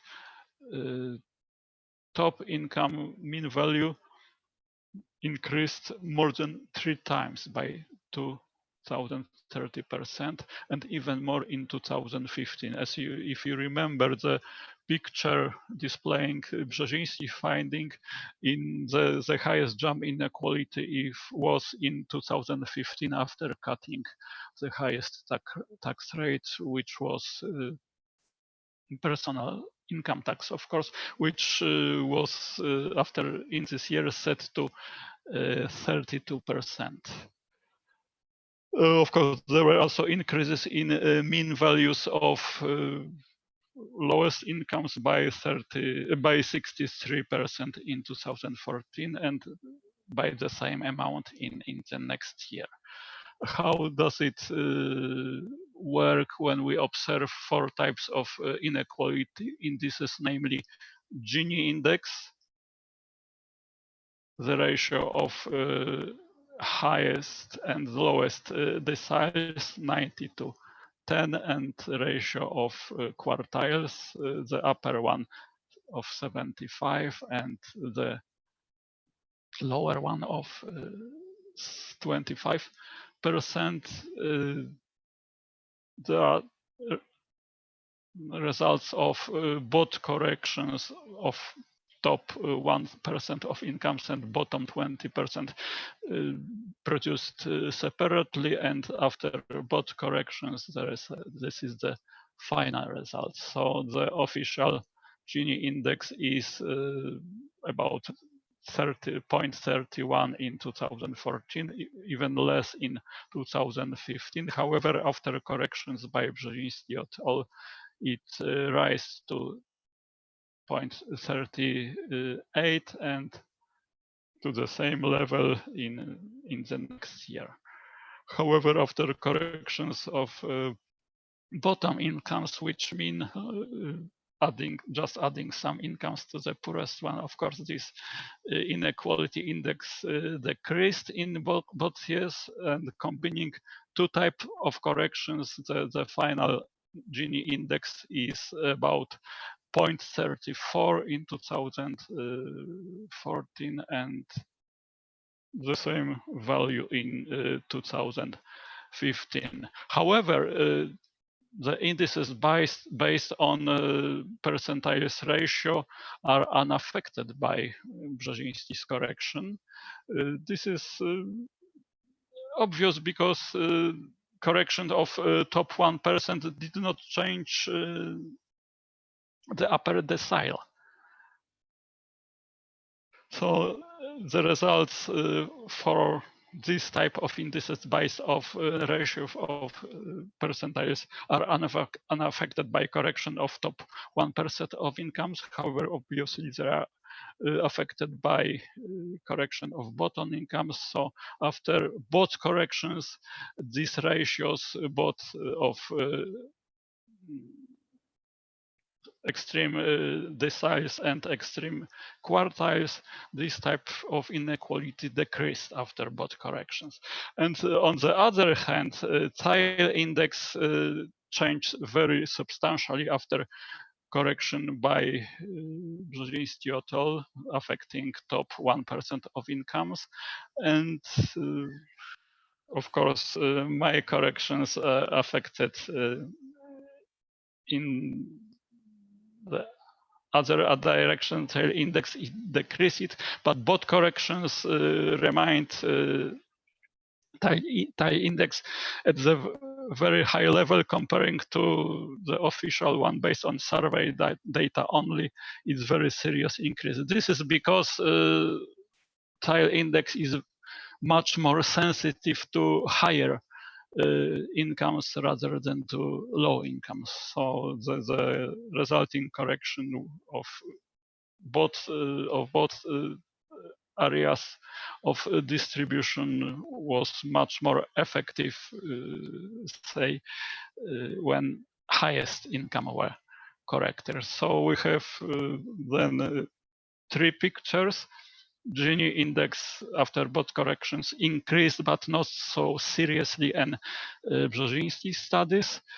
On the other hand, indices based on percentiles ratios decreased after both corrections, and tile index decreased very substantially after both corrections. And the same observation may be repeated for the next year. So I will move to the conclusion.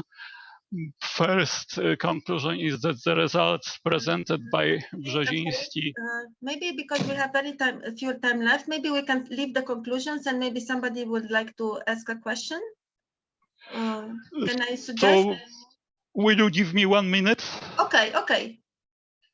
Because I am about finishing, okay. Just let me repeat that finding by Brzeziński are very pessimistic, but another type of correction provide more optimistic picture. The actual inequality in Poland seems to be higher than results from the official data, however, not so high as would result from Brzeziński studies. And to conclude the conclusions, there are good news and the bad news and the good news. The good news is that inequality in Poland is higher than may result from the official data. However, this rise is resulted not by making the poor more poor, but by making the rich more rich. For me, it's the optimistic conclusion.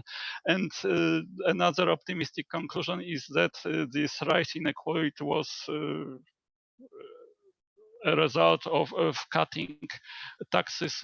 For me, is also optimistic conclusions. Thank you very much for your attention. Maybe if you could leave the conclusions so the participants can see them. Okay, so if somebody has some questions, please feel free to. Can I? Mica, you have the question? Yes, indeed. Yes, indeed. Hi, everybody. Thank you very much. My question is pretty naive and quick. I would like to know whether this study and this data shows some kind of dynamics or change in inequalities after 2015. Do we see any pattern there, or it doesn't have an impact at all? So that would be my question, if there is a difference basically in any kind of change that we can see. Thank you. Okay, well, 1 minute. If somebody has some other question. Yes?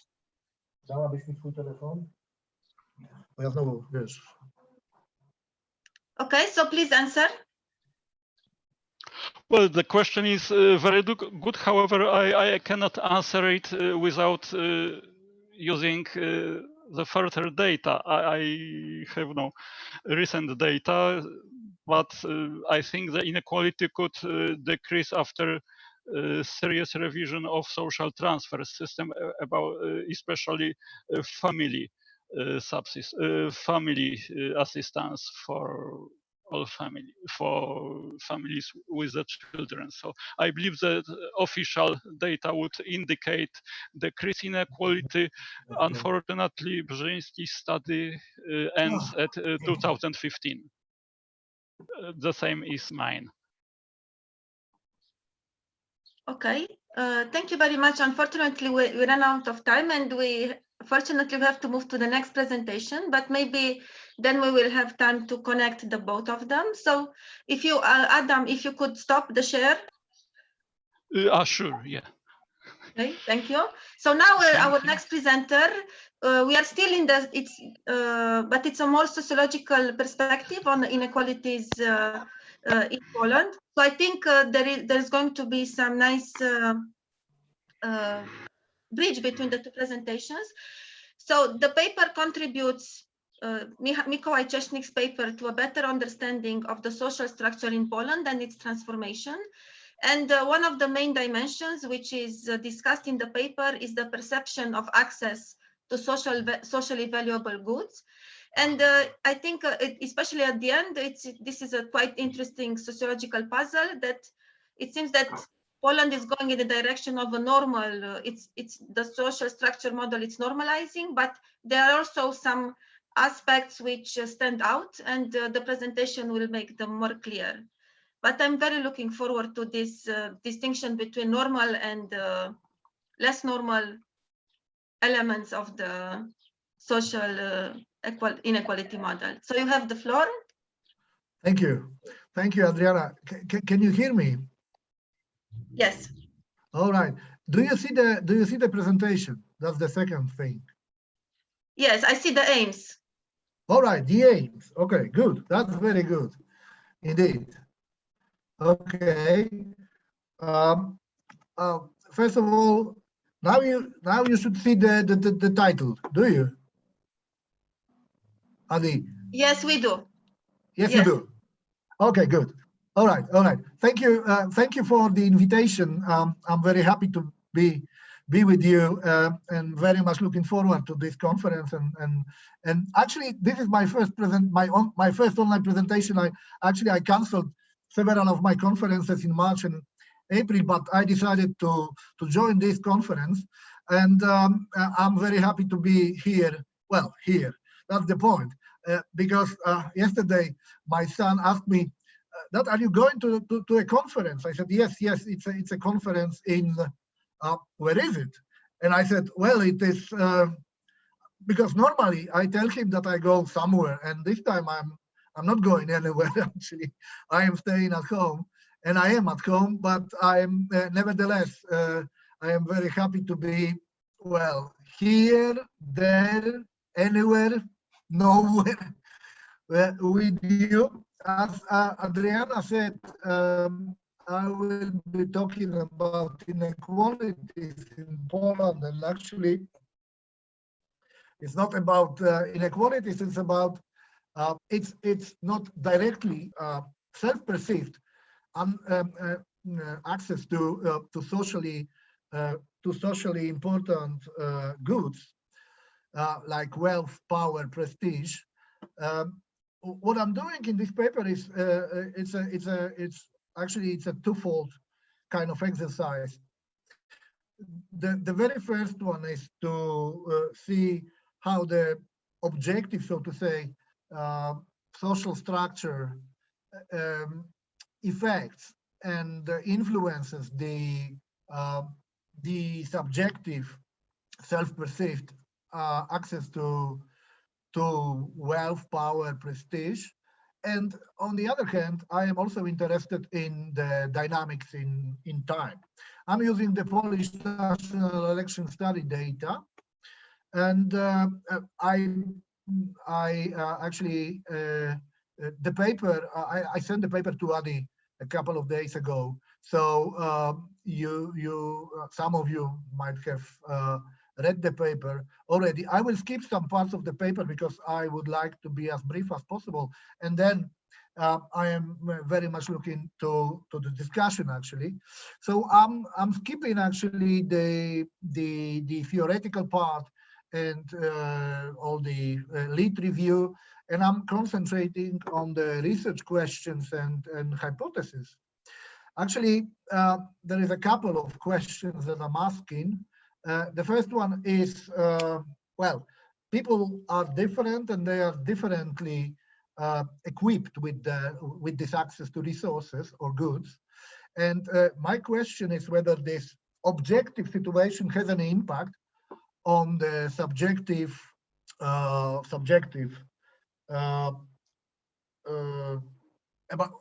what people think about their access to these goods. So I think that this is the most important question of mine. Do people objectively better equipped are at the same time subjectively better equipped with these goods? And I am also investigating the dynamics of that. I have data from 1997 and 2019, so I can compare these 2 points in time in order to see whether there is whether the situation is stable or maybe it is not. And yet another thing that I'm investigating in the paper is the question of the correlation of the scales. people we ask them to place themselves on these scales, and then of course these scales might be more or less correlated. I think that my hypothesis actually is that they should, in time, this correlation should go up. The hypothesis is basically that these scales have gradually anchored in the social structure, and the relationships between these scales have strengthened. This is the hypothesis, and these are the hypotheses, I would say, and I am testing this hypothesis, as I said, with the Polish National Election Study data. The dependent variable, actually plural variables, are the scales which show the self-perception on the scales, representing access to specific socially desirable resources. So wealth, influence, or power, status, or prestige and prospects. I will show you the instrument in a second. And then the explanatory variables are the, I would say, usual suspects. So the 6 variables describing the social status, basically sex, age, education, place of residence, employment, and marital status. And the variables are dichotomized in order to, for the sake of clarity of argument and simplicity of simplicity of interpretation. So I'm using well, a bunch of several types of techniques. I will show you only it's a simple OLS regression on where I regress these 6 explanatory variables on the dependent variables on the independent variables, and I actually investigate the effects and the differences in time between these effects on the dependent variable. So it's from the methodological point of view, it's, in my opinion, it's quite simple, and this is the instrument I want to show you in order to give you well, I want you to see how the instrument is constructed. So every respondent is actually asked to place himself on these 4 scales. It's pretty easy for the respondents. The don't knows or missing data are, well, it's a negligible number. It's a couple of %.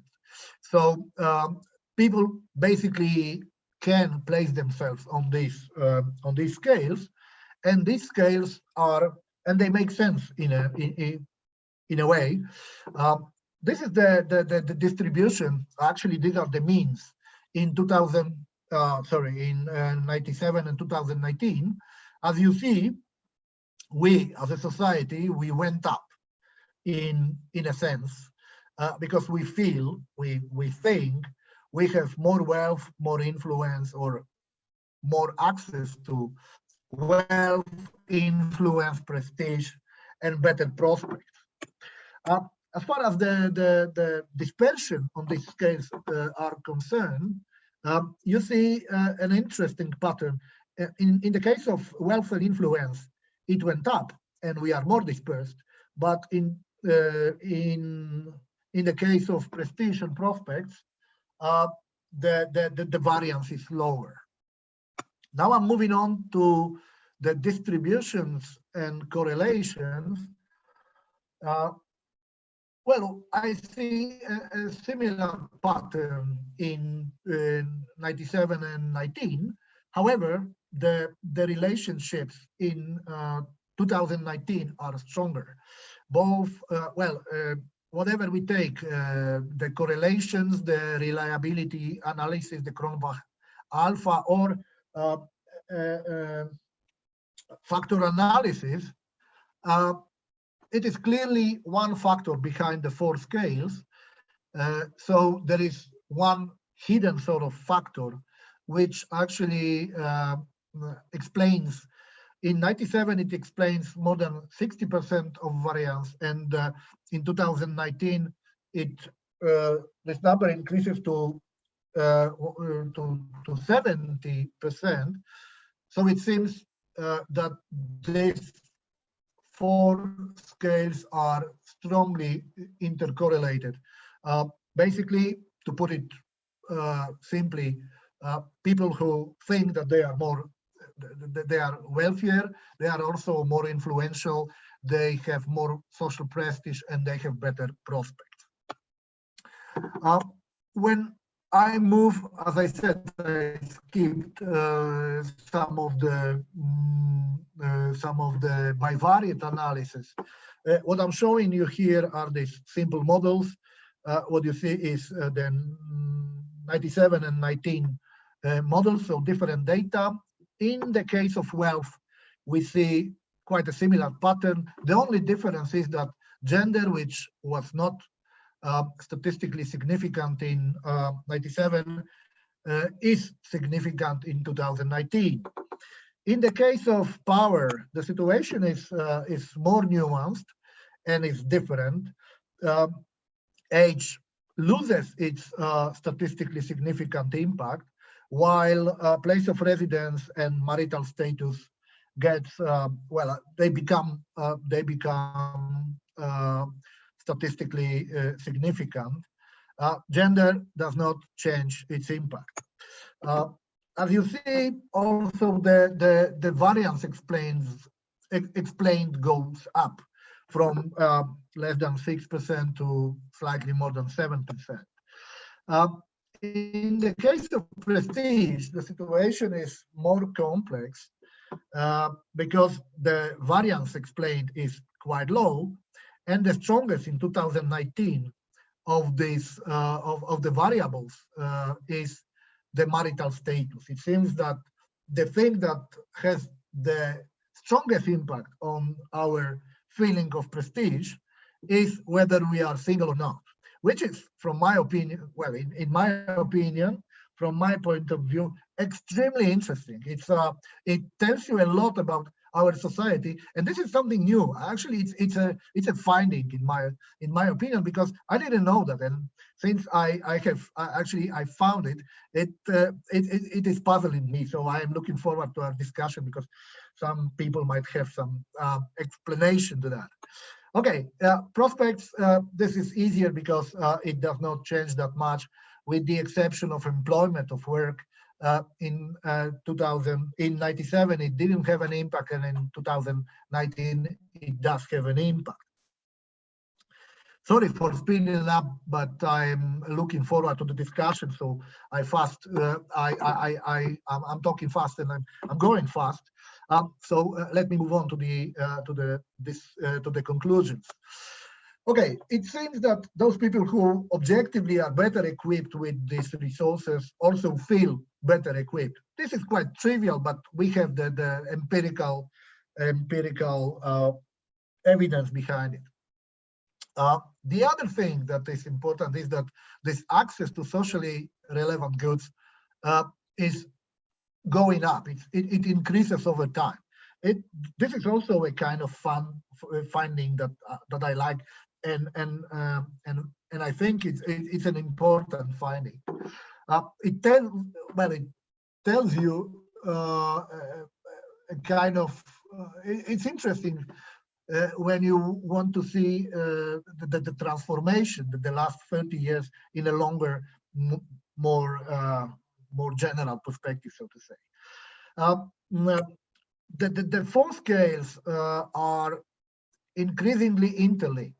So it seems that not only objectively the social structure is more and more embedded, anchored, and less stable, less dynamic, but also it's well, the perceived access to this important, socially important goods is more and more interlinked. So it seems that there are people who are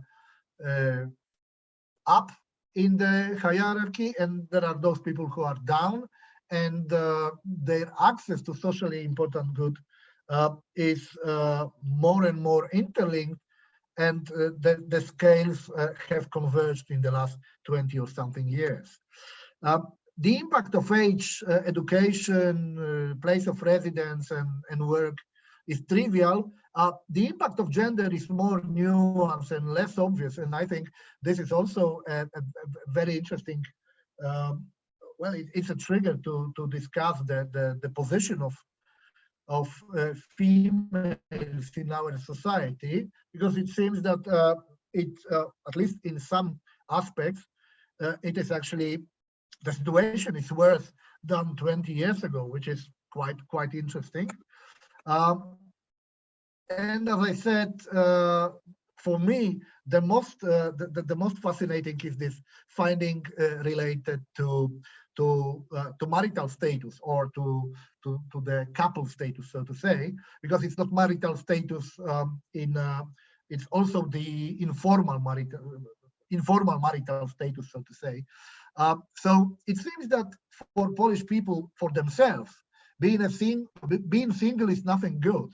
If you are single, you think, sorry for, I mean, don't be offended, the singles, please, but this is what the data tell us. It seems that those who are single perceive themselves less prestigious. It's not a good phrase. They access to prestige is, in their own eyes, much lower than those who are in a couple. So I don't know how to explain that. I'm looking forward to our discussion. Plus, the other thing that is quite interesting is that this prestige scale is only weakly related to social structure. There are some interesting statistically significant effects, but the variance explained is very low. It's below, well, it's about 3%. So maybe there is something that is deeper in our society that needs to be investigated, and this is something that I intend to do in the next month and years. Thank you very much. As I said, I don't know how much time I spent, but I hope it was less than 15 minutes. So thank you very much for this presentation. I mean, for having this possibility to present my work, and I'm looking forward to the discussion. Thank you. Thank you very much. We have time. I mean, the next session starts in like 20 minutes, so we have a lot of time. So I will encourage you to address questions. So if somebody feels already prepared to present a question. Yeah, I have a question. Thank you, Mikołaj, for very interesting presentation. Good to see you.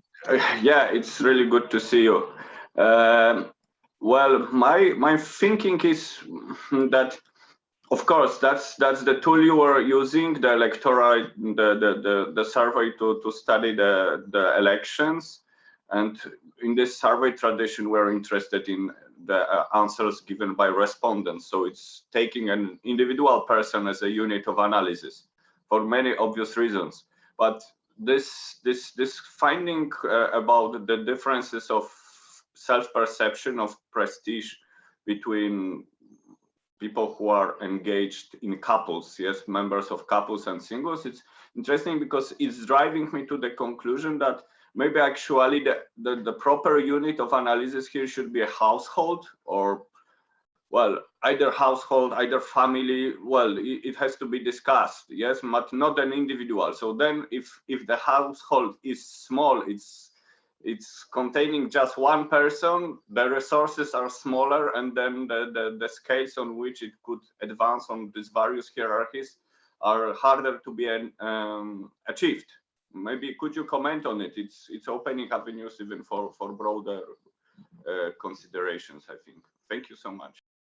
Thank you. Can we just Adi, shall I answer immediately, yes, or do you prefer? Previously, because we didn't have too much time, we gathered the questions, but now no, I can gather the question and then answer them all. Well, so let's gather 2 questions. So okay, good. So if somebody feels like adding something to this discussion.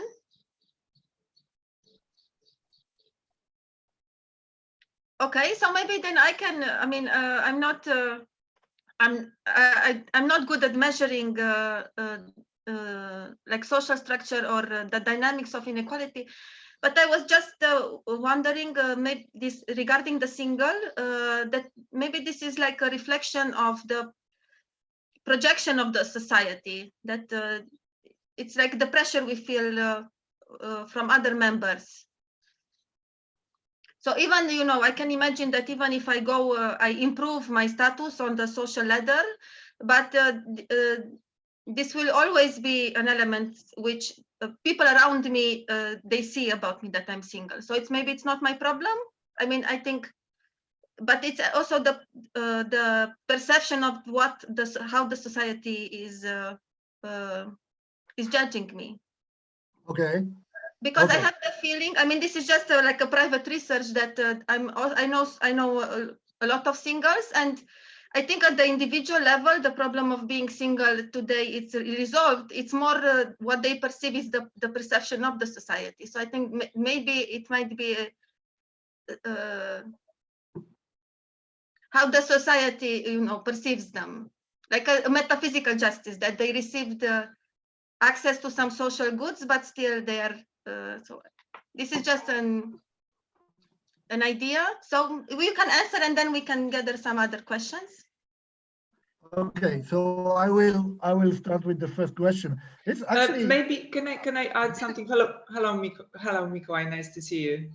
I wish nice to see you. If I can just add to what Adi was saying, because I was also thinking about this the result you received about single women, and I'm not very surprised about the way they rate themselves in terms of prestige, I think you said, because I guess in our society, Polish society, which is quite traditional,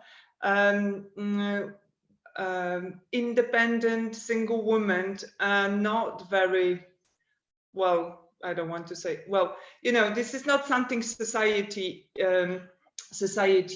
tries to encourage when it comes to women to become single and independent. It's rather reverse. And with the current political climate and political government, which highlights the role of family and husband and children, this is not something, you know, I'm very surprised that single women see themselves as less prestigious and having less possibilities or options than married women. So yeah, and what Adi was saying about the answer as a reflection of wider views, I would totally agree. And I would say that, you know, we know as sociologists that what society thinks tends to be internalized by individuals, so it's interrelated. Just a comment rather than a question. Thank you for presenting interesting results. Thanks. Thank you. May I add a question? Yeah, of course, of course. Thank you. Thank you. It was really interesting. My question is just to the major result when you show the slide of this increase of self-perception, and at the same time the differentiation of the between the scales is more consistent. So I would like to elaborate a little more about the concept that might be behind these 4 scales, and what is really measured. You definitely explored more on that topic. And secondly, what is your well? Do you have any data in between this long period of more than 20 years? That's the other. So, what is the dynamic? It is difficult to draw on just on the two time points. And finally, do you see the result of this consistency that somewhat people is better established or do not see inequalities as so vigorous? Does it reflect the perception of inequalities or not at all? All right. Adi, if I may answer, because it's actually it's getting too much. I don't know where to start, but I think I will start with the Michał question. Well, questions actually. Yes, we have more data. We have 2001, which is quite similar. It's somewhere in, well, it's much closer to 97 than to 2019. So yeah, the idea would be probably to add this data also to the picture. For the sake of simplicity, I wanted to show you just 2 points of time. The first one is 97. I'm not aware of someone using this instrument, this tool earlier, but maybe I should investigate this issue more. The question about the mean and the standard deviation, actually, it makes sense because in 97, both distributions were actually skewed towards the low end of the continuum. So there was little time, so to say, for dispersion. Now we moved up. So, well, it's not a logical necessity, but it makes sense that the dispersion is greater. It's bigger than it was when everybody, especially in the case of the influence power scale, everybody was actually at the very low end of the scale, because in 97 everybody thought that they did have very little impact on the public affairs, so to say. So it also from the statistical point of view, it makes sense. Now, and the third of Michał questions was the one about this hidden dimension that is behind the four scales. Well, the four scales, and especially the first three scales, are, well, so to say, they are well anchored in the literature and sociological theory. Giddens, Stompka, they talk about but also Dahrendorf. There is little doubt that there are in the, so to say, social game, we compete for wealth, for power, and for prestige. There are, well, according to Joran Terborn, there are two more important resources. These are education and health, but they are directly related to both wealth and power. And we know that the correlation between both education and health with influence and wealth, money, it's quite strong. So as far as I understand, you are asking me about the kind of conceptual interpretation of what is behind, and I think that this is basically a kind of this hidden dimension is a kind of scale which can be perceived as a class scale. There are people who have more and they are up, and there are those who have less access to these socially important goods and they are down. It is quite normal, according to many who study social structure. This is something that actually should happen in societies which undergo transformation like ours, and also the growing correlation between the scales between 97 and 2019. It's not so surprising, because as the social structure anchors and embeds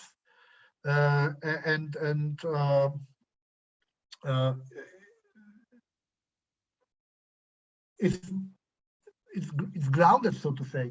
The correlation between these scales should be stronger. So I don't think that. Well, in my opinion, this is not surprising. It's actually showing that this that the revolution or the changes that started in '89 actually they had an impact on social structure both in the 90s and still these processes are going on in our society, at least in 2019.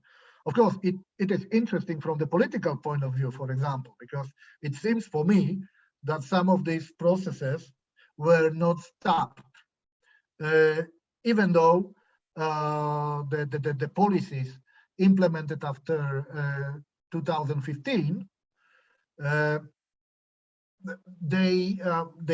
the aim was to actually or slow down, or in some cases even reverse those processes. The law and justice politicians, they talked about the reconfiguration, the restructuring of actually the redistribution of resources, not only social prestige. So I think that this is quite interesting that this agency after 2015 had little impact, in my opinion, on these macro level processes that were started in '89 or even earlier and are still going on. Now, because I talk too much, I know, I will go to this to Giovanna's remark. Well, the thing is that we are talking here about all the singles, not only single women. That's very important.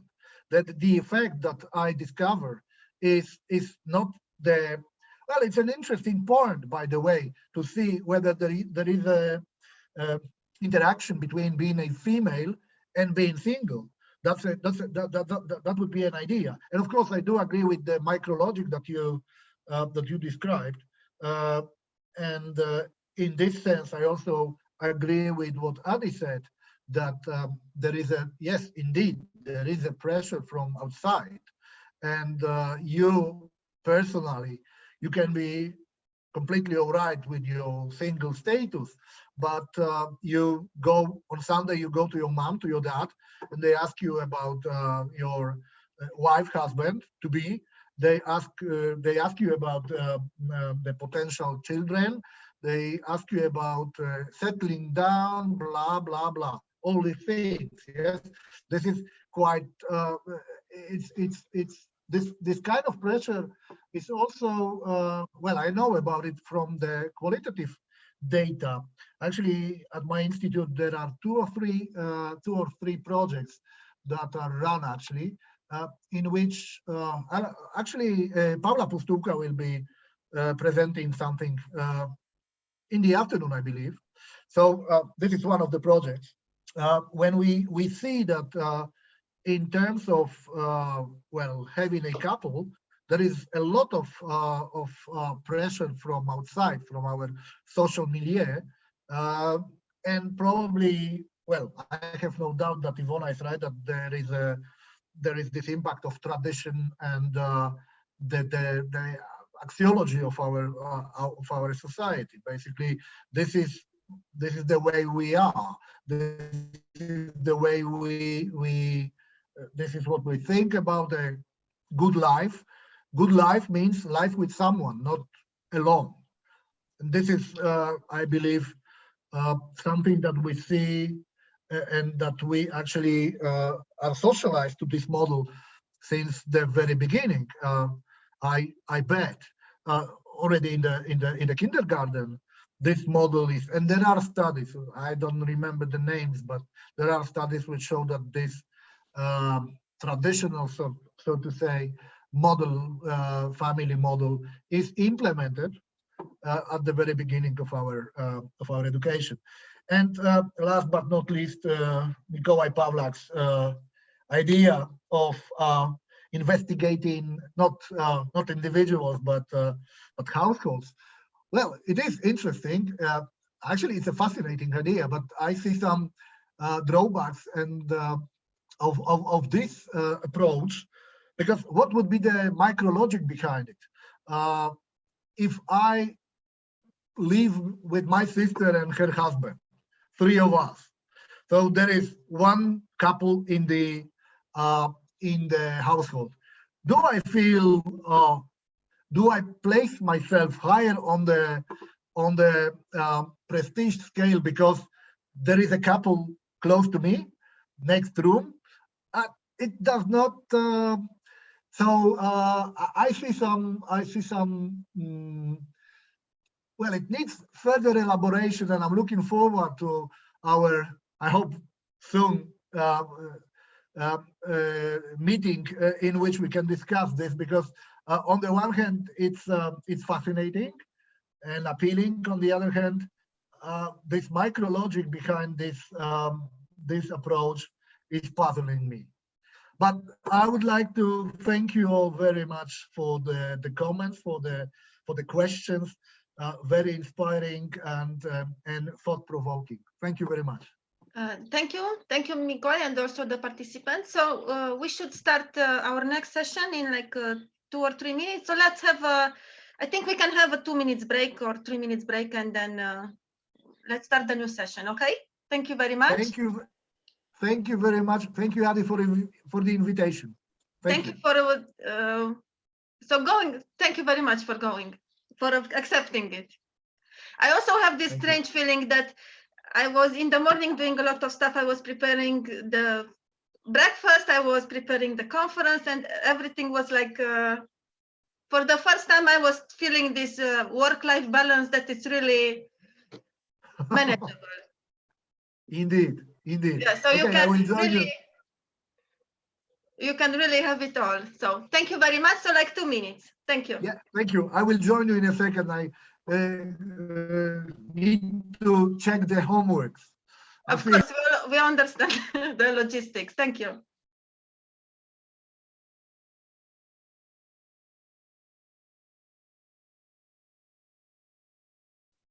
Adi? Na telefon, dobra.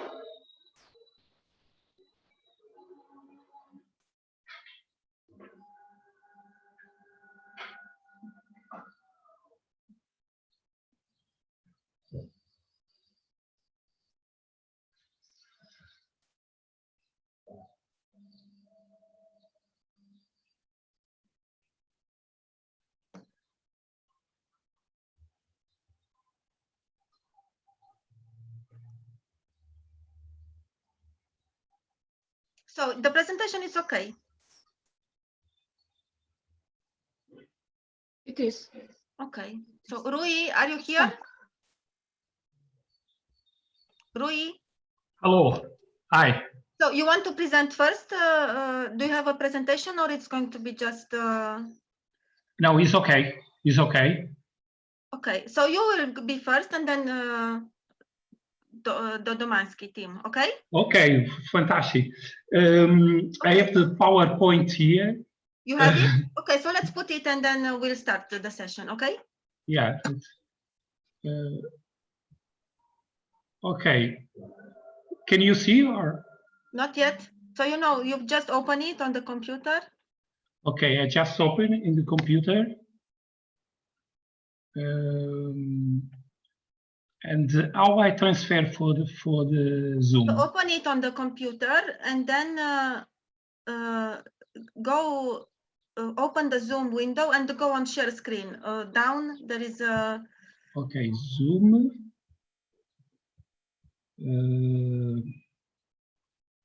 Webcam. Oui. And there's a share screen option on the horizontal. Okay, in the right side or the left the bottom it's green. It's the middle in the bottom. It's green. Ah, middle. Okay, fantastic. In the middle. Okay. Okay. Is okay now? Yes. So try to move it to advance to the next slide. Okay, so let's start the session, okay? Okay.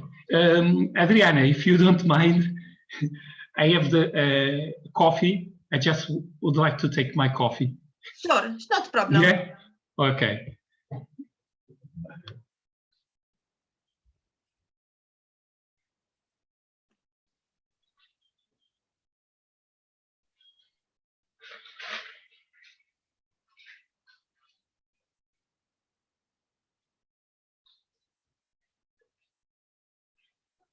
Okay, Adriana, thank you very much for your attention and to invite me to discuss in this panel the workshop about expected inequalities and the united symmetries.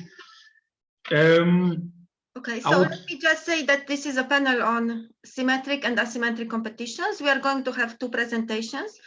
The first one is by Rui Marque Pinto from Reutlingen Council. This is, as far as I understood, it's more like a discussion about asymmetric social mobility, which is based on an individual experience. So I assume the discussion is going to take place more on the meta and on the normative level, but it goes very well with, I think, some general topics that have been addressed in the initial presentations, just that maybe they were a bit hidden because of the methodological details that were presented. And the second presentation is by, I prefer to refer to it as a Domansky team. So it's Professor Henryk Domansky, Dariusz Przybysz, Katarzyna Wyżykowska, and Kinga Zawadzka from Polish Academy of Sciences. And this presents the progressive findings of a project considering the dynamics of social distinction and inequalities in relation to musical taste. So now you have the floor and you can present. Okay, thank you, Adriana. Thank you, Adriana, for inviting me to discuss my paper. As you said very well, this is a paper related regarding to my experience, because if people is aware, the 1975 was the liberations, the ex-Portuguese colony in Africa, and my family have to move to Portugal. By the way, move to Portugal was just an element from cultural, because my father is Portuguese and my mother is from Angola. And this is a paper about my experience, but what I would like to stress is that this paper is more discussing than a concrete statistical or study about qualitative or quantitative studying. And my paper is resolving the tension among the runners from different points of different starting points. And this is relating very well with my work here in the council from Reutlingen. This is a city in Baden-Württemberg with more and less 136 different cultures. I'm a political advisor in the council about immigration discussion, and taking this contest background from Reutlingen and also my experience in Portugal, I was looking for how to resolve the question about the different runners when the different points of starting are completely different. If you are aware what's happening now with this kind of competitions relating to the meritocracy perspective, my points of discuss will be in discussing this distributive of justice and of meritocracy or solidarity approach in context of immigration among neoliberalism take for granted the arbitrary factors like race or place of birth. How to resolve the tension fairly for all who will run in different run the race, especially when the run is starting different starting points. Who have the lucky to born in other side of the river has the obligation to help who are in the bottom. Has the state a right to punish the both sides who are in the bottom and who are in the wealth through redistributions of taxes? This is some questions that I would like to start, and then I invite you to think about. I don't have a concrete answer, but this is the way my paper will be of the stage to be discussing. The principles about what I would like to say is that about the inequalities in the European countries. According to the Eurostat in 2020, confirms that among people living in the European states, 21% of nationalities, 29 of the foreign citizens, and 45 the non-European citizens living in the EU face the risk of poverty or social exclusions. This is a study from 2018. In another way, Thomas Piketty, a French economist, said that the influence of billionaires has grown to the proportions that are worrisome from democratic institutions, which are also threatened by the rise of the inequality and the populism. And inequality is the rising in most world regions since 1918, especially in Europe and the USA. Therefore, the central point from the paper is, as I said, to resolve this question about different runners. In order to answer the point of this paper, I need to look close to two elements. The first element is the legitimate of the neoliberalisms and its relation with the meritocracy to resolve this question fairly, as well as the question about what functions the race as in neoliberalism meritocracy ideology. And finally, it is the question about the redistribution of justice in context of the neoliberalism meritocratic. As I said, we have to start this discussion about what is neoliberalism which kind of ideological framework is behind what we are living now, in the context we are living now. What was the main goal from the neoliberalisms, from the founders from the neoliberalisms, regarding to resolve the question about inequality, or the other side, how to put the equality and the different runners in the same level. If we know, and then the other papers more and less as also affirms and stress about the neoliberalism, say that this hegemonic discourse of the liberalism was through the International Monetary Fund, World Bank, and the World Trade Organization policy that stress policy, the other side, without democratic consent, and at the same time, it is important to say that neoliberalism is a counter-argument against the failure from Keynesian ambition, and then we have two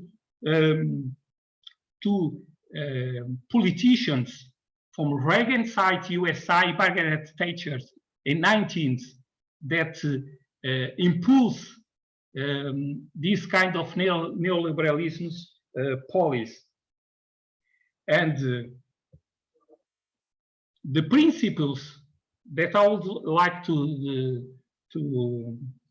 stress is that neoliberalism is the understand as the set fundamental principles for policy making that is in turn support a specific agenda for policy reform in emerging markets. And the principles are the right to private property and to freely contract with other private parties in the heart of economic liberty. And this is the precondition of all other liberties and freedoms. The second principle is the competition and market mechanism are the best way to organize economies, polities, and societies. And the fact that the role of the state and international institutions is to enforce property rights and in case marks from democracy populist challenge.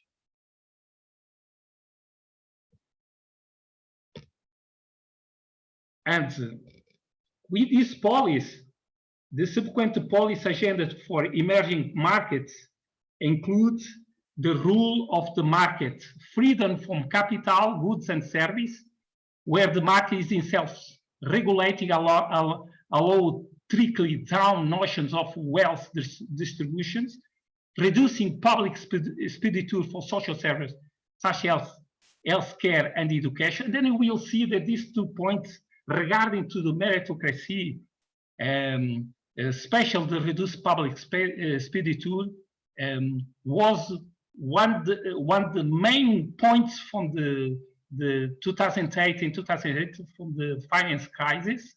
And we see that the austerity from the neoliberalisms is stress funded in this reducing public expenditure.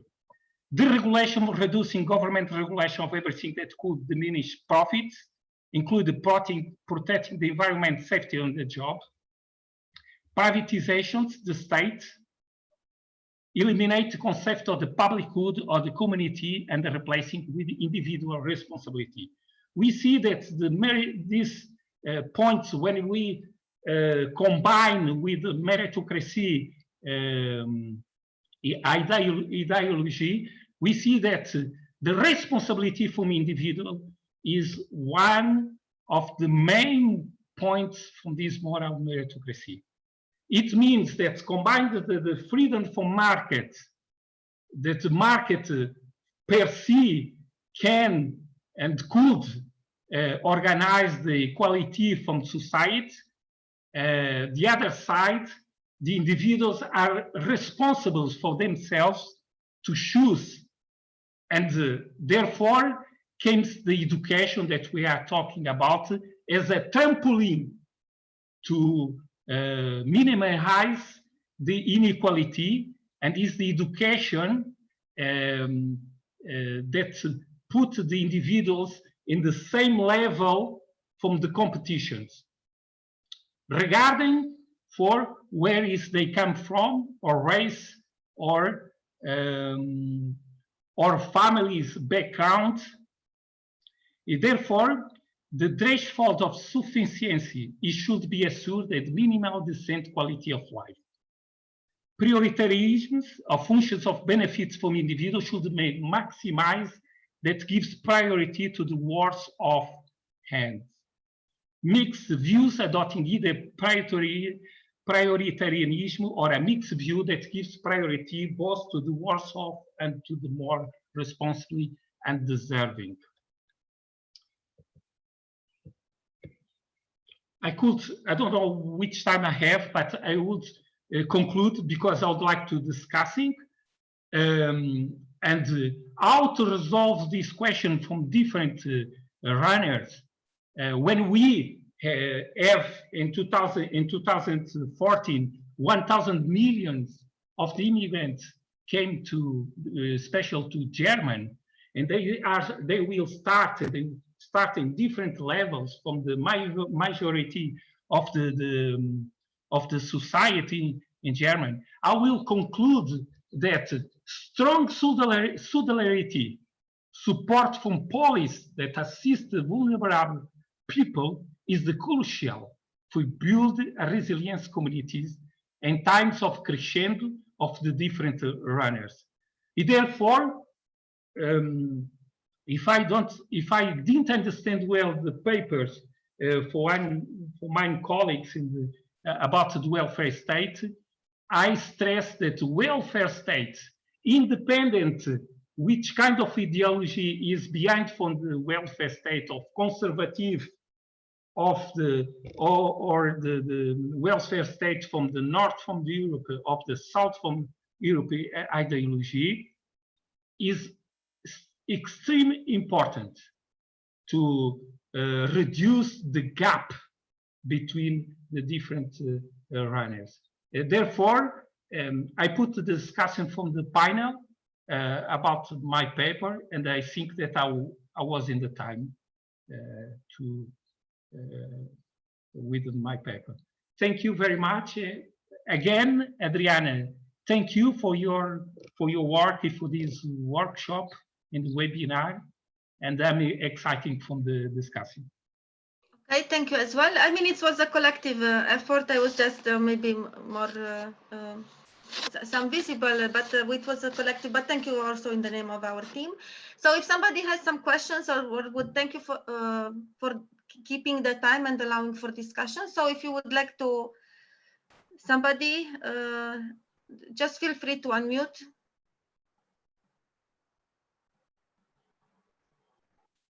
Okay, so I would like to talk about, maybe to raise some issues regarding the concept of meritocracy and of individual responsibility. I mean, this is just like a suggestion. I think it would work, would go well with your paper. In ignorance studies, one of the main most, I think, visible authors, Lindsay McGoy. So she's discussing very critically this idea of meritocracy, because she's thinking. I mean, I don't remember the bibliographic, the intellectual references she's using, but she considers that it's a dangerous concept. Because she's an ignorant scholar, and that meritocracy, it somehow reifies these distinctions in the society between people who should or who shouldn't, who know and who don't know. So it brings additional layers of inequality, and allows. I mean, it's kind of tricky, the meritocracy. I mean, it's very attractive.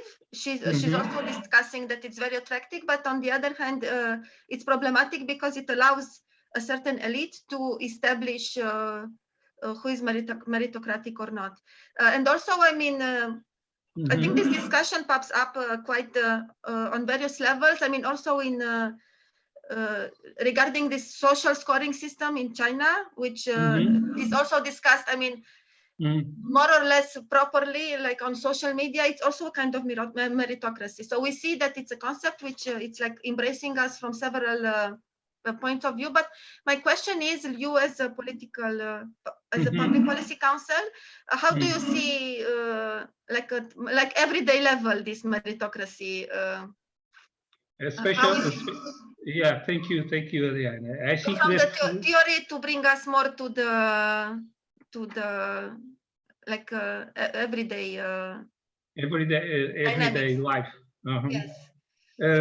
Adriana, I think that you said it very well, because this meritocracy system, especially under for neoliberalism's ideology, is very tricky, because the idea is to put to bring the society at the equal level, but in the end, this is the point. Some elites became more stronger than the minorities. If I put in this sense of the stage the discussion, because I didn't mention one point that is very important also in this discussion. This is the arbitrary elements here, because the arbitrary factors also play something here in the meritocratic or ideological society. What I see, for example, here in Germany, because they have a kind of education system is very completely different from, for example, from Portugal. They have Gymnasium and they have Real Schule. Means the children, they have to until 6 years old, 7, 8 years old. They have a responsibility to decide in which kind of the paths from education there will be, according to the notes they have. If the child is unlucky to have a note that you put in the paths from the Real Schule, this Real Schule is more a technical professional schule, professional school, and Gymnasium is more the high school that we see that conduct to university. And right now, in this level, we can see that how the education legitimizes the inequalities in this system for meritocracy. For example, I know that I talk with a lot of immigrant families, and this is the other factor, how the discrimination is embedded in the German school, because in the end, the immigrant kids, they are in the end from the evaluation from the professor. Is they are lucky for the immigrant people, child and the students in the universities here in Germany. Therefore, I see this is something that here in the council we must to work more, that this kind of inequality don't start very early in the lives from our society. Okay, thank you very much. If there are some other questions or comments.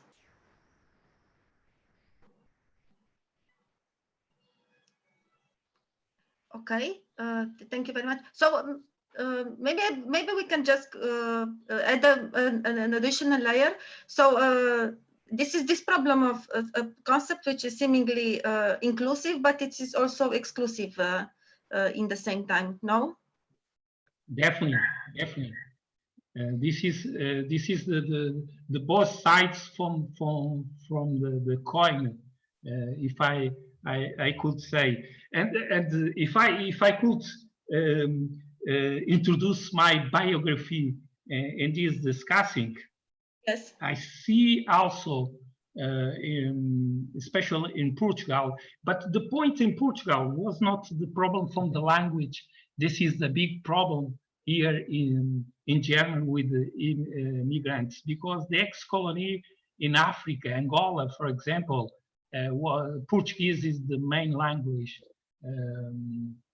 from the society. Was what some colleagues has mentioned, how to build an elite. And to build an elite means that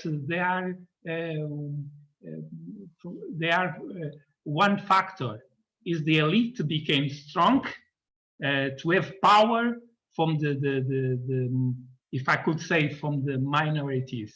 And this is so normal in our society because if I see that the elites became more stronger and the minorities became more weak in the level from the competitions that I see. And the other point that I would like that I didn't mention is that we have right now on the TV a kind of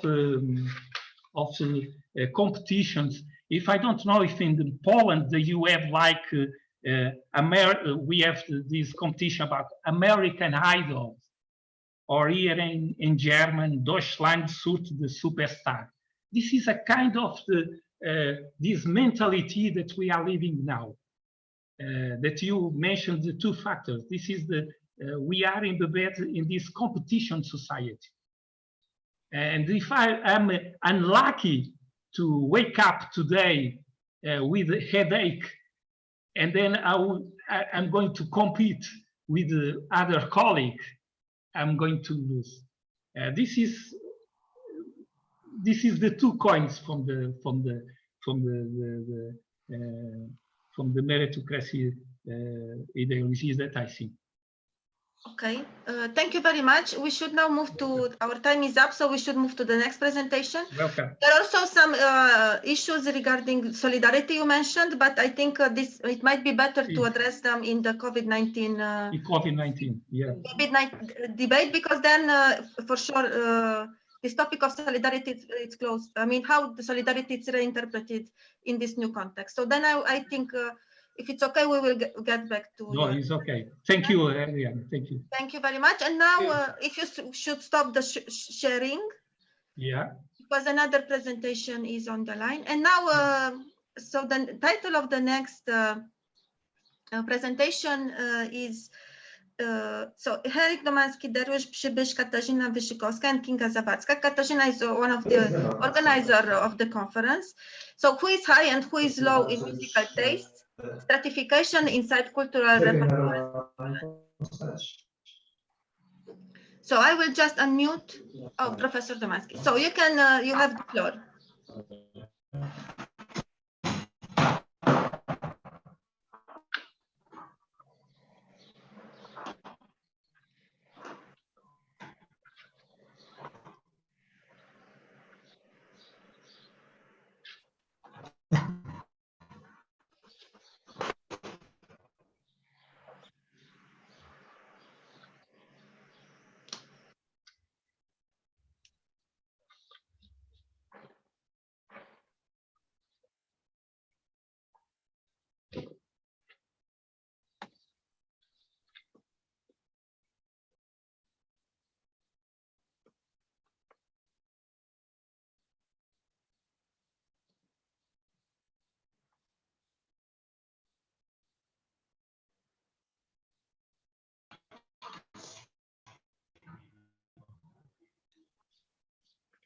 Hello and welcome.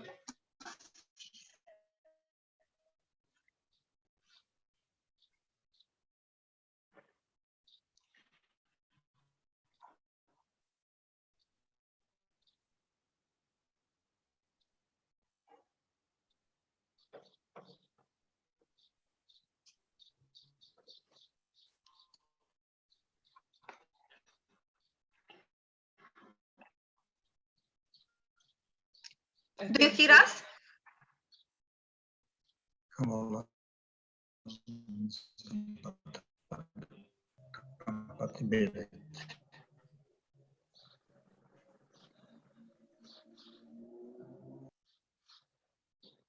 Okay, so do you hear us? We cannot hear you.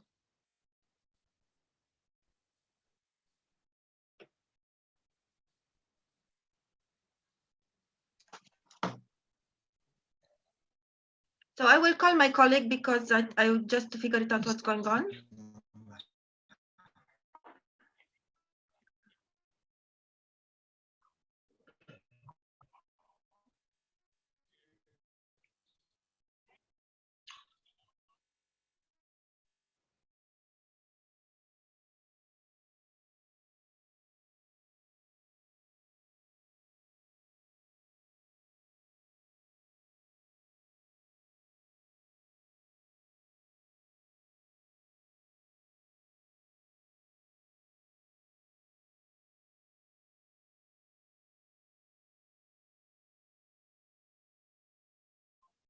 Okay, so it's a problem of weak internet connection. So because the team tries to figure it out, and I think let's restart in 2 minutes. Okay, so let's have a 2 minutes break, and my colleague they will figure out.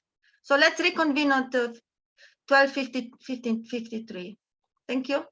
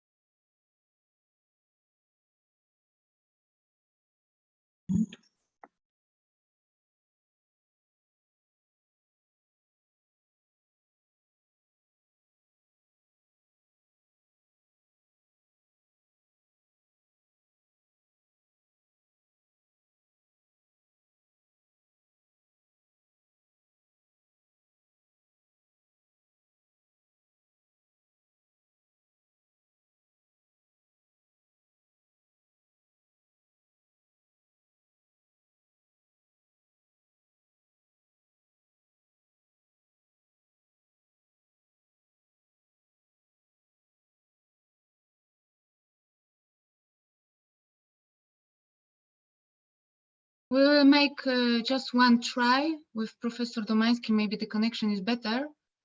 If not, then we will present the paper instead of him. But I'm not sure it's the same. The same paper or the same presentation? No, Okay. Of course it won't be the same. We will try to make our best. Okay, but as long as the numbers are the Numbers, I'm not good with numbers.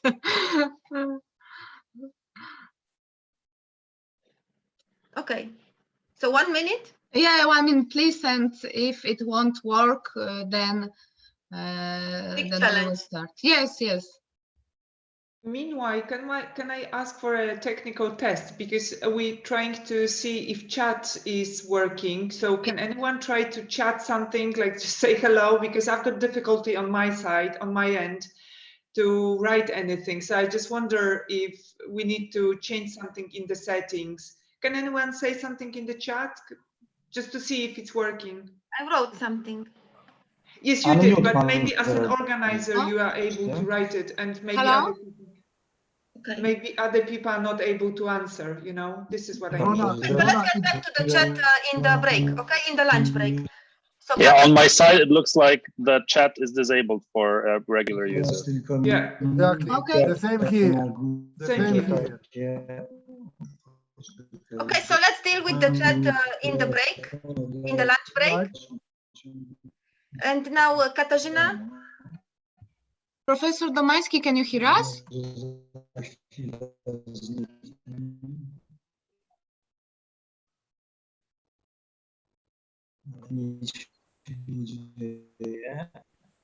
Miód się tam wyświetla powoli.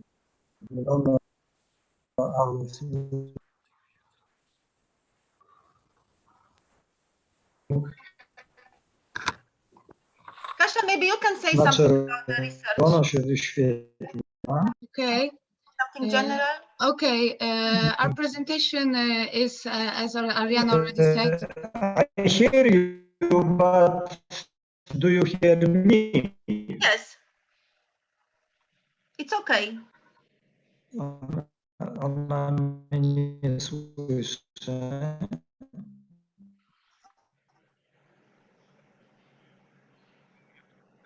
Well, in my case, you cannot hear well. There is some sound, there are some voices, but I cannot figure out anything out of that. No, mogę spróbować. Dobra. Thank you. Do you hear me? So, Kasia, how would you like to proceed? Would you like to present, or should we?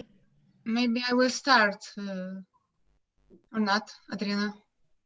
There is another option that we can have the presentation, I don't know, tomorrow, or I don't know.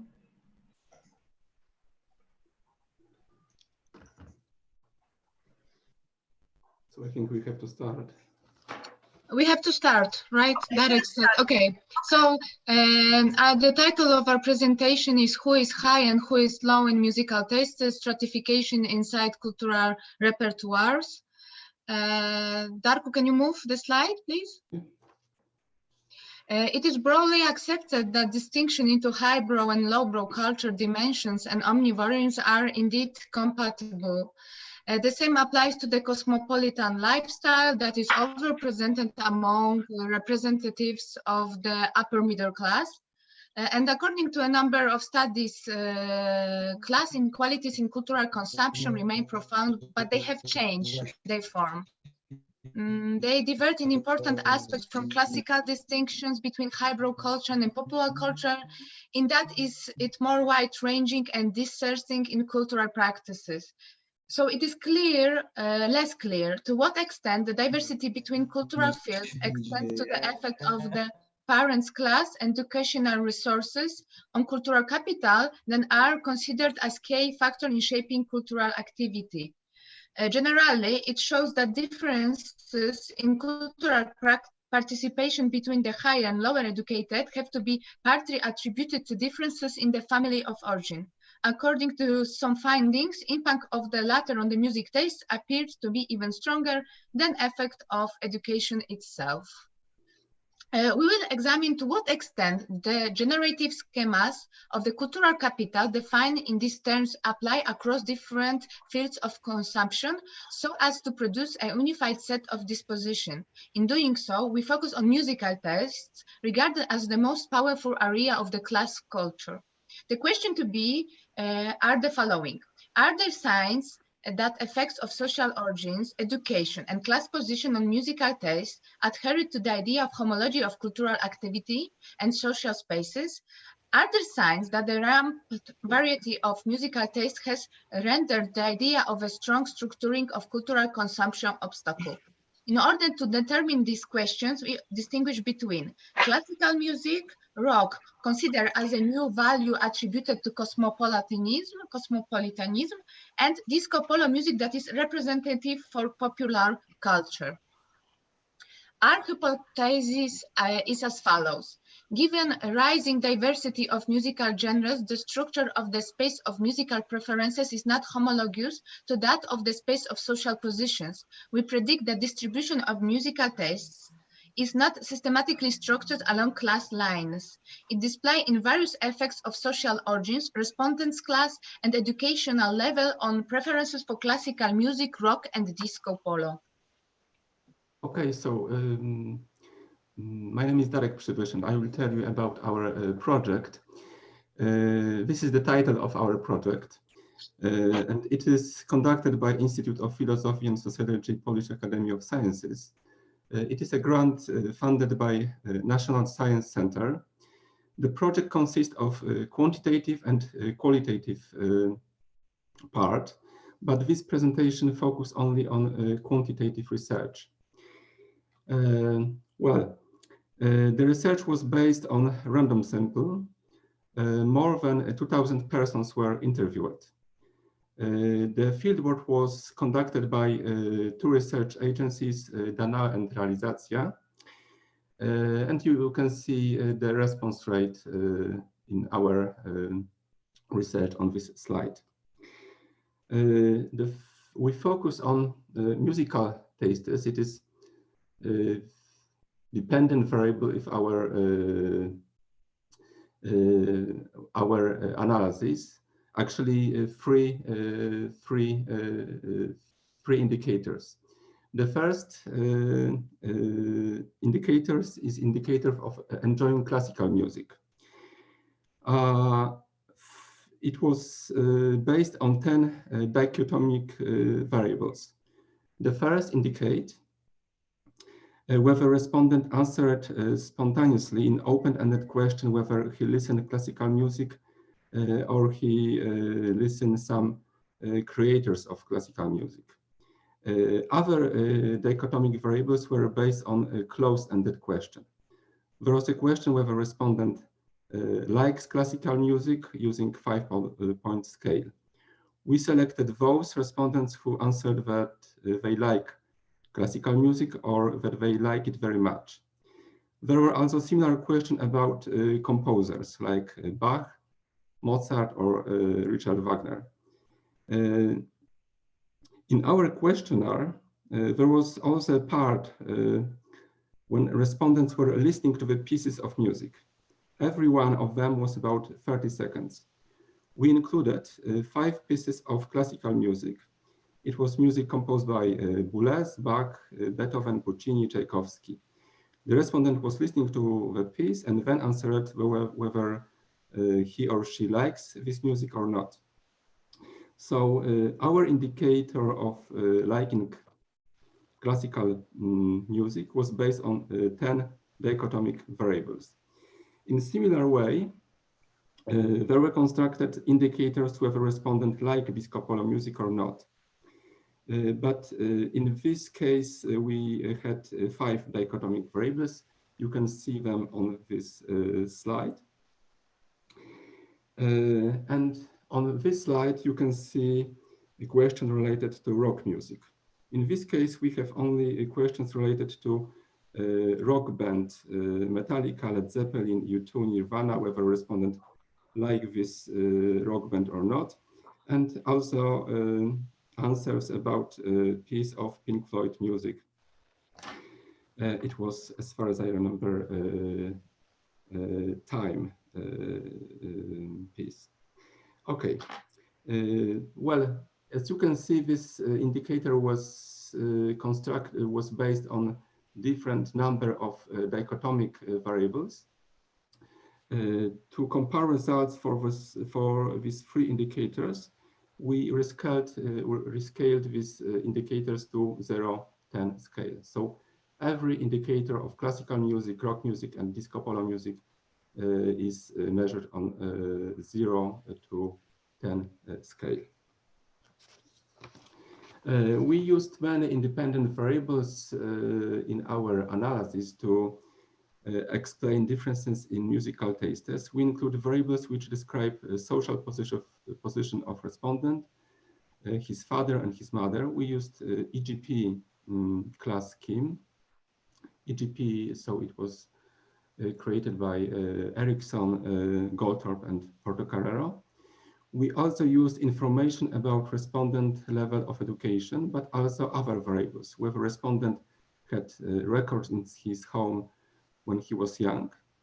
We expected that musical tastes of respondents' parents may influence musical taste of respondent. Because of that, we use question whether father liked classical music, rock music, or disco polo music. Similar questions were about mother of respondent. We also include whether respondent have some experience with playing an instrument, but in this question we excluded experience from a regular school. If respondent was playing instrument in music school, we included this information. Okay, so and we had some also some control variables like sex, age, place of residence. Here we have some results. Let me start with simple analysis when you compare how respondents from different occupational categories like classical music, rock music, and disco polo music. We can see that means for classical music, manual workers and farmers like this music much lower than non-manual workers. Especially, you can see that this means of liking classical music is highest for professionals and managers. For rock music, the picture is generally the same, but differences are a little smaller. For example, you can see that the highest score of liking rock music is for a category of owners. For disco polo music, the ordering of categories is opposite. Professional and managers like this music less than respondents from manual categories and then farmers. Okay, here we have results of multiple correlation analysis. And this is some kind of summary. So we have information about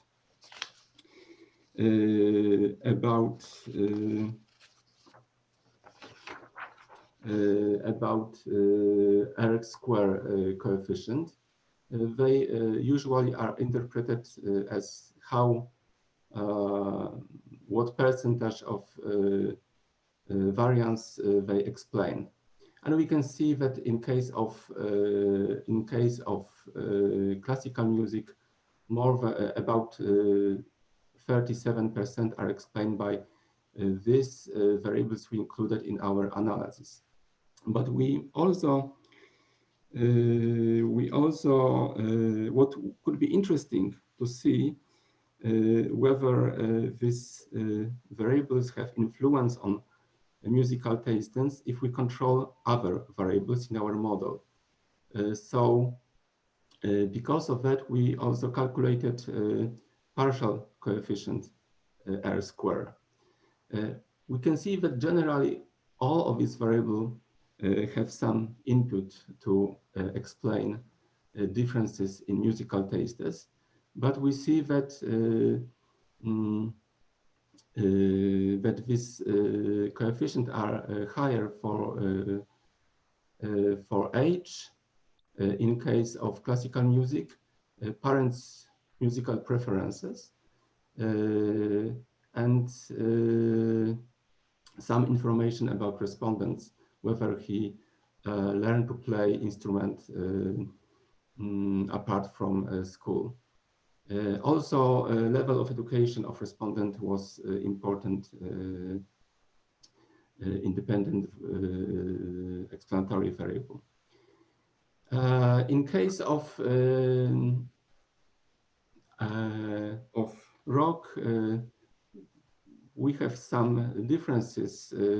Parents' musical preferences are not so important, but still they explain some part of musical tastes of our respondents. I'm sorry, after the rock section, which is very interesting, can you move to conclusion so that we will have time for discussion, because I'm very positive there will be some questions. Okay, thank you. Okay. But don't skip this part. Okay, so here we have some detailed results. Generally, we can see that parameters for classical music are similar to rock music, but they, if you compare, for example, education, well, here we have some conclusion. So, Kasia, can you tell us about conclusions? Yes, of course. Those analyses presented by Direk has shown that the structure of the space of musical taste in Poland is not systematically homologous to that of the space of social positions. More specifically, we have shown that the homologous model works quite well in case of preferences for classical music and preferences for rock, in that these follow the lines of the highbrow-lowbrow division. According to expectations, preferences for disco polo are shaped other way around, in that these are less liked among upper middle class, so-called new intelligentsia, and are liked mostly by lower classes. It turned us to more general issues of redefinition of the prestigious art forms. Our findings suggest that rock is one of the musical genres that were upgraded to the dominant culture, supplementally in this role classical music. Indeed, this might be attributed to the national Polish circumstances. Thank you very much. Okay, very short conclusions. Okay, so now I think it's time for discussion. We have time for discussion. If somebody would like to have a comment or a follow-up to these conclusions. Hello. Yes. I'm Shankar here. Yes. Am I audible? Yes, yes. Yes, I enjoyed this presentation. Thank you. And I was just curious to know in what are the kind of sites or spaces in which these forms of music are often being listened to or performed.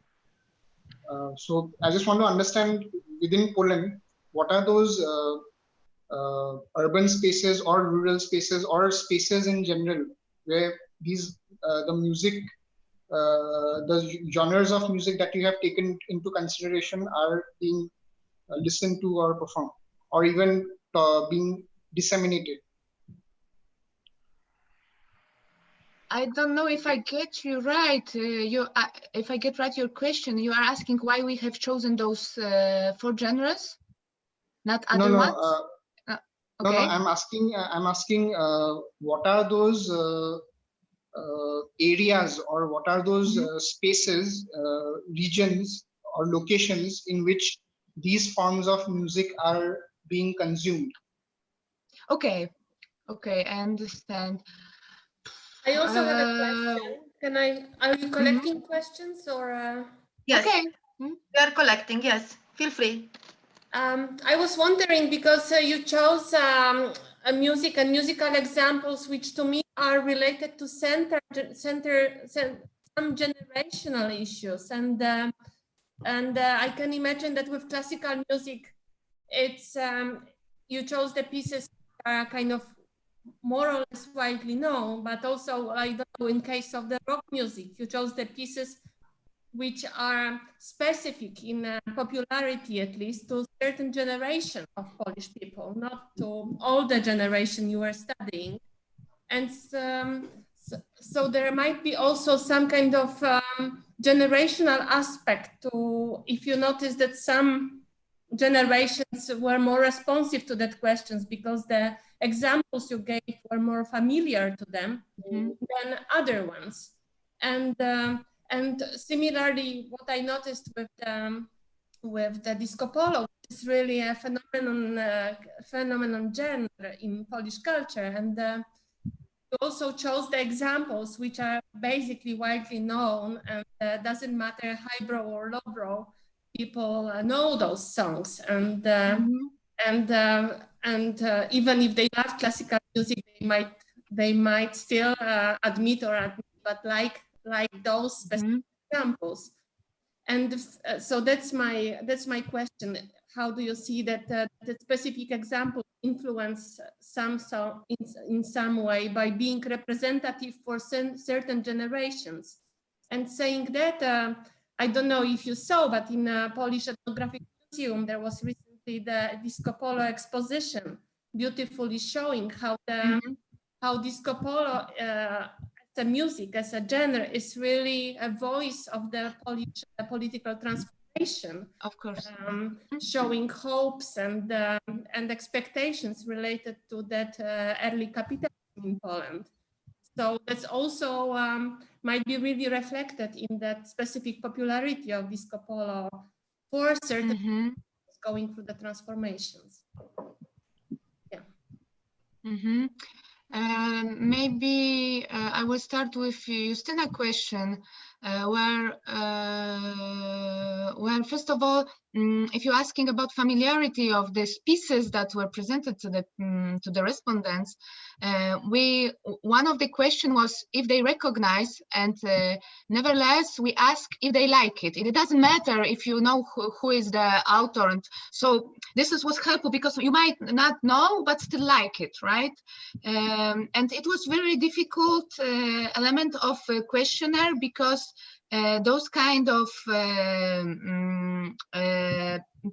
questions with listening to music are not often used in social surveys, so it was kind of methodological experiment also. So I think it was the part of this our questionnaire that was discussed for the longest period, and we made also pilotage and so on. And if you ask about generations differences, of course, and if you said about Disco Polo, because it, of course, like Monica, the author of this exhibition, and Monica Borys, and the book on Disco Polo, she noticed that this is the question of Disco Polo rising with a Polish system transformation. But we noticed that the older generation like so-called muzyka biesiadna. So it can be translated to English like Schlager music from German, because it's difficult to find the exact notion. So Disco Polo somehow arise from the Schlager music that was known by our parents and grandparents, and this muzyka biesiadna is more popular in older generations. So your impressions are right. Darek, do you have maybe something to add to my comments? Well, of course, age is important. I'm sorry, you are running, so then we will maybe finish. Okay. And you during the dinner break, maybe you can. Okay. Thank you very much for your question. So one more comment, finish like a punchline. Okay. From Darek. Okay. So Darek, go ahead. Yeah. If you want to answer, to have a last answer. Okay, I can answer. Okay. So maybe. Of course, age is important variable. As you can see on this slide, parameters for age are important for explaining rock music. But in this model, you have many variables. And you can see that not only age is statistically significant. So even if you control differences in age, still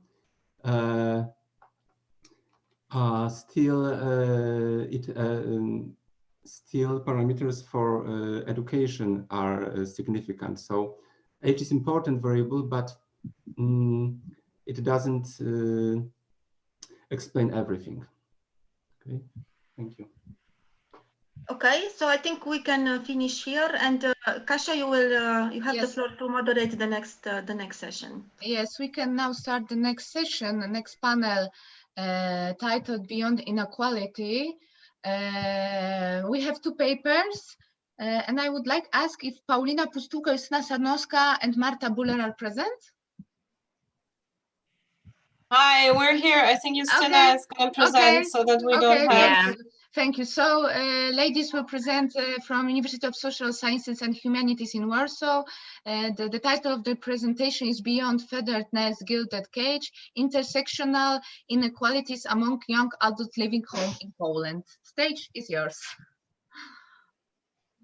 Okay. Can you hear me? Yes. And can you see my screen, my presentation? Yes, yes. Okay. Okay, very well.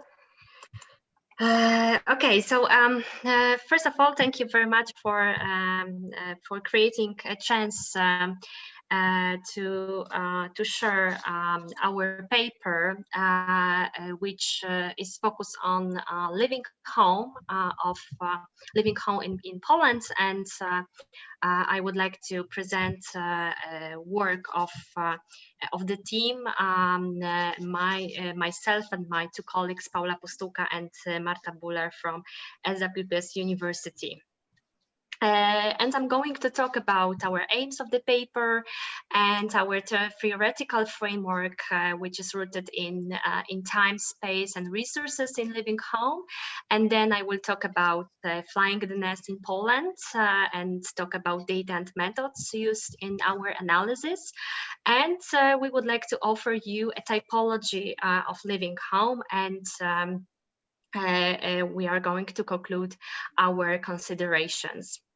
So in terms of aims of the paper, we have two aims. The first one is to contribute a qualitative analysis of living home in Poland as an input to the existing comparative and mostly quantitative research. And we also wanted to unpack the process of living home, of moving out in the narratives of Polish young educated adults. And research into living home represents a major life course and is a fluid process rather than a single event. And first of all, it's important to mention that an intergenerational support, especially in terms of financial resources, plays a crucial role in youth transitions. In the literature, we can find three patterns of living home as transitions made to live with a partner, to pursue educational or employment opportunities, or to establish independence. And as familial influence is regarded as an extension of the economic basis for living home, the process of moving out parental home can be a joint enterprise involving the whole family in creation scaffolding for young livers. And the relation between social classes and living parental home is U-shaped, what means that least and most privileged youth having a propensity for earlier transitions due to educational pursuits and lack of resources in parental homes, respectively. And the metaphors of gilded cage and feathered nest illustrate child-centric middle-class families preventing early parenthood and marriage, expecting high educational aspirations from their offspring. Besides the constant significance of capital, today's transitions out of the parental home can be seen through the lens of temporal fluidity. A living home necessitates finding the right time of both parents and offspring seeing the value of moving out. And to address temporality, we bring forward the intensive, extensive tempo.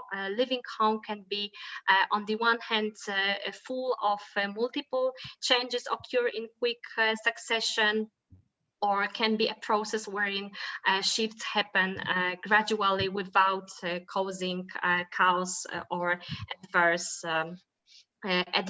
effects. And in terms of signs of maturation, we take into account both objective and subjective perspectives. And finally, it is important to mention that current young generations more and more often than in generations in the past experience yo-yo effect in their transitions. For instance, returning parental home after a period of living independent. When it comes to young Poles living parental home, they are older than peers from especially northern Europe, and the average age of living home, the parental home in Poland was 27.6 in 2018, and generally men are 2.5 years older than women when they leave parental home. What is also important, people who go who take university degree, they usually live off financial support from their parents. So it means that physically moving out parental home does not mean mentally living home. This indicates a status of semi-autonomy by reaching residential but not financial independence. And we decided to conduct analysis of 2 research studies. Both studies are rooted in qualitative longitudinal research. We conducted in-depth interviews in these 2 projects with people born between 1978 and 1997. The first study was focused on education to domestic and foreign labor market transitions of youth, and the second one was about transition to motherhood across 3 generations of Poles. And we would like to offer you a typology. This is qualitative research, and we offer a typology of living home. This typology is based on 2 dimensions. The first one is more objective one. This is the dimension of resources, and we talk about extensive or limited resources. And the second dimension is more subjective and is based about subjectively pace of living home. Slow pace, what makes transition more static, or fast pace, what makes transition more dynamic. And we proposed 4 types of livers, young livers, and I would like to talk about each of these types. When it comes to the first type, lingerer, this type describes the person who stays close to parents and comes from household with significant resources, especially in terms of housing conditions. And the departure from a family home is quite natural. For instance, to move and to take university degree, especially for people coming from medium-sized or smaller towns. However, even if they live physically from parental home, they still are connected with their parental home, and they are in touch with parents, often meet at least once a week or twice a week. And in case of any difficulties, parents are right there and ready to offer any support. And those people feel ready to move out parental home with a slow tempo, and parental approval is very important element of this of the decision about living home. And this is the quotation illustrating which illustrates the type of lingerer. It was at the beginning of university. I studied in the city where we lived and moved out somewhere mid through during second and third year. This was caused by increasing conflicts with my family, but also happened with their tremendous support. We were no longer able to coexist, so it was like, okay, you should move out, but still parent supported those person in the process of living home. The second type is gymnast. This type describes a person who moves away from a rich parental home and experience a fast pace, and usually the reason for speedy departures are connected with some issues with relations, such as any contest of questions, intergenerational family bonds, and such moving out is a kind of escape from a furthered nest, and as a rebellion against the gilded cage. But finally, still parents participate in any support and offer any support despite conflict. And this is an example of the situation of gymnast. I lived together with my partner of 7 years, and they openly negated that. They said they were not happy, even though it was my apartment and I was graduating university. They said it was unacceptable. It was bizarre because we lived together and we were hiding it.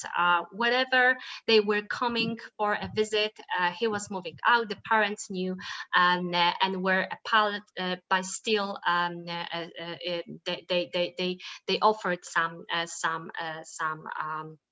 support. And those two types, the previous two types described people with extensive resources, and now I'm going to talk about people who experience limited resources in the process of living home. And the first type experiences limited resources is a type of protector who grew up in limited financial resources and is unable from some reasons to leave home. And this person experienced slow tempo of departure, which is rooted in a role as a family supporter. So this person supports family, assistance family emotionally, financially, and etc. And this process, the process of living home in case of protector, is not always a happy joint enterprise. We can also observe reverse direction intergenerational solidarity in this case. And this is the example of such situation. I am sort of chained, to put it like that, to this town. This takes from form of my father and now also my grandma. She's 94 years old and had an accident last year. She's now stuck at home. She goes through physical therapy quite quickly, even given her age. She broke her hip. My mom is not around, so I'm alone in this right now. Sometimes I also go visit my father, do his shopping. So this person is responsible for taking care of grandmother and father. And the last type identified in our analysis is the type of runaway, which describes the person who moved out of home with limited capitals and experience fast pace of transition, and transition to adulthood and moving out home is a one-way ticket to a new life. We can also talk about the situation that limited resources, parents, lower capital, which are usually connected with traditional norms, may result in broken bonds. Those people also feel emotional pressures and a cage showing an interplay of parental control with morality. But what is very interesting, in narratives of those people, they usually use the language as they transition into adulthood, they moving out parental home was a formative experience or life lesson, and this is the illustration of such situation. After moving out, I had to take out a student's loan. Only lasted from first to the 15th each month. It was about distancing, a necessity to organize everything on my own, getting my life together. While it was really difficult then, today, I think it has a positive effect. I would not call it a success, but some sort of inner drive. I understood I either do it myself or it will not happen. So during an evaluation of this process, it's possible to talk about positive experience, even if those people experience difficulties and challenges in their transition from youth to adulthood, moving out parental home. And to conclude, I would like to summarize our considerations, and this is very important to note, especially during this conference, that absence of resources forge exclusionary inequalities for those with limited parental support. Linger fully fledged emerging adults, so they benefit from parental support during an extended maturation phase, so they can spend more time for looking for own paths, own identity before entering fully adulthood. And they also are ready for yo-yo moves due to intergenerational solidarity, so they feel that they also can offer intergenerational support for their parents in the long term. Gymnasts dynamically abandon gilded cages. Capital facilitates landing on 2 feet in the new housing scenario away from home. However, those people also experience challenges of emotional and economic entanglements upended by headlong transitions. Autonomy is at the core of the narratives of gymnasts and runaways. Lack of resources in case of runaways means that they need to jump head first and forge their own paths through a labyrinth of modern risks. And protectors cannot offload their duties and continue co-resistant with their parents due to overlapping personal, structural and cultural factors. So those people who represent protector case, a protector type, they transit into adulthood with the family baggage created by their parents, what makes very very difficult, what makes day transitions into adulthood very, very difficult. Thank you very much for your attention. Thank you very much, Justyna, for your presentation. Now it's time for comments and questions. Anybody? I can, if I can start with a comment. I just wanted to say, first of all, that I love this typology of movers, and I think it's very accurate. So congratulations on the results. Very interesting. And what I noticed that you include this element of financial independence, I mean, of economy and finances as a requirement of, no, you did not, sorry. So no, sorry, no. No, please continue. This is, that would be perhaps my question, if you maybe say a little bit more about to what extent this financial, to what extent actually finances play a role in how soon somebody is going to move out of the family home.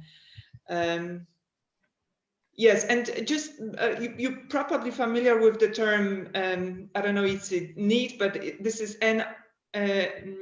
NEET, not employed, not educated, not in training. There is this term, I think it was coined in the United Kingdom, with reference to those people who tend to stay longer with parents and they don't do anything, and they quite actually, well, not so, I don't want to say happy, but they're not looking for anything to do in particular. So they finish their education, they're not looking for work, they're not doing any training, any additional courses. So they sort of they stay with, they depended on the parent, and not because they don't have they not have enough financial resources, but it seems like they lack some other capital or of the feeling of being able to of willingness to move out. They're just happy with their families as they not, and it works for them, but not necessary for the parents. Yes? So just wanted to ask if you maybe had this kind of examples, or if you can comment on, if you know it, or what would be the group of these people in Poland who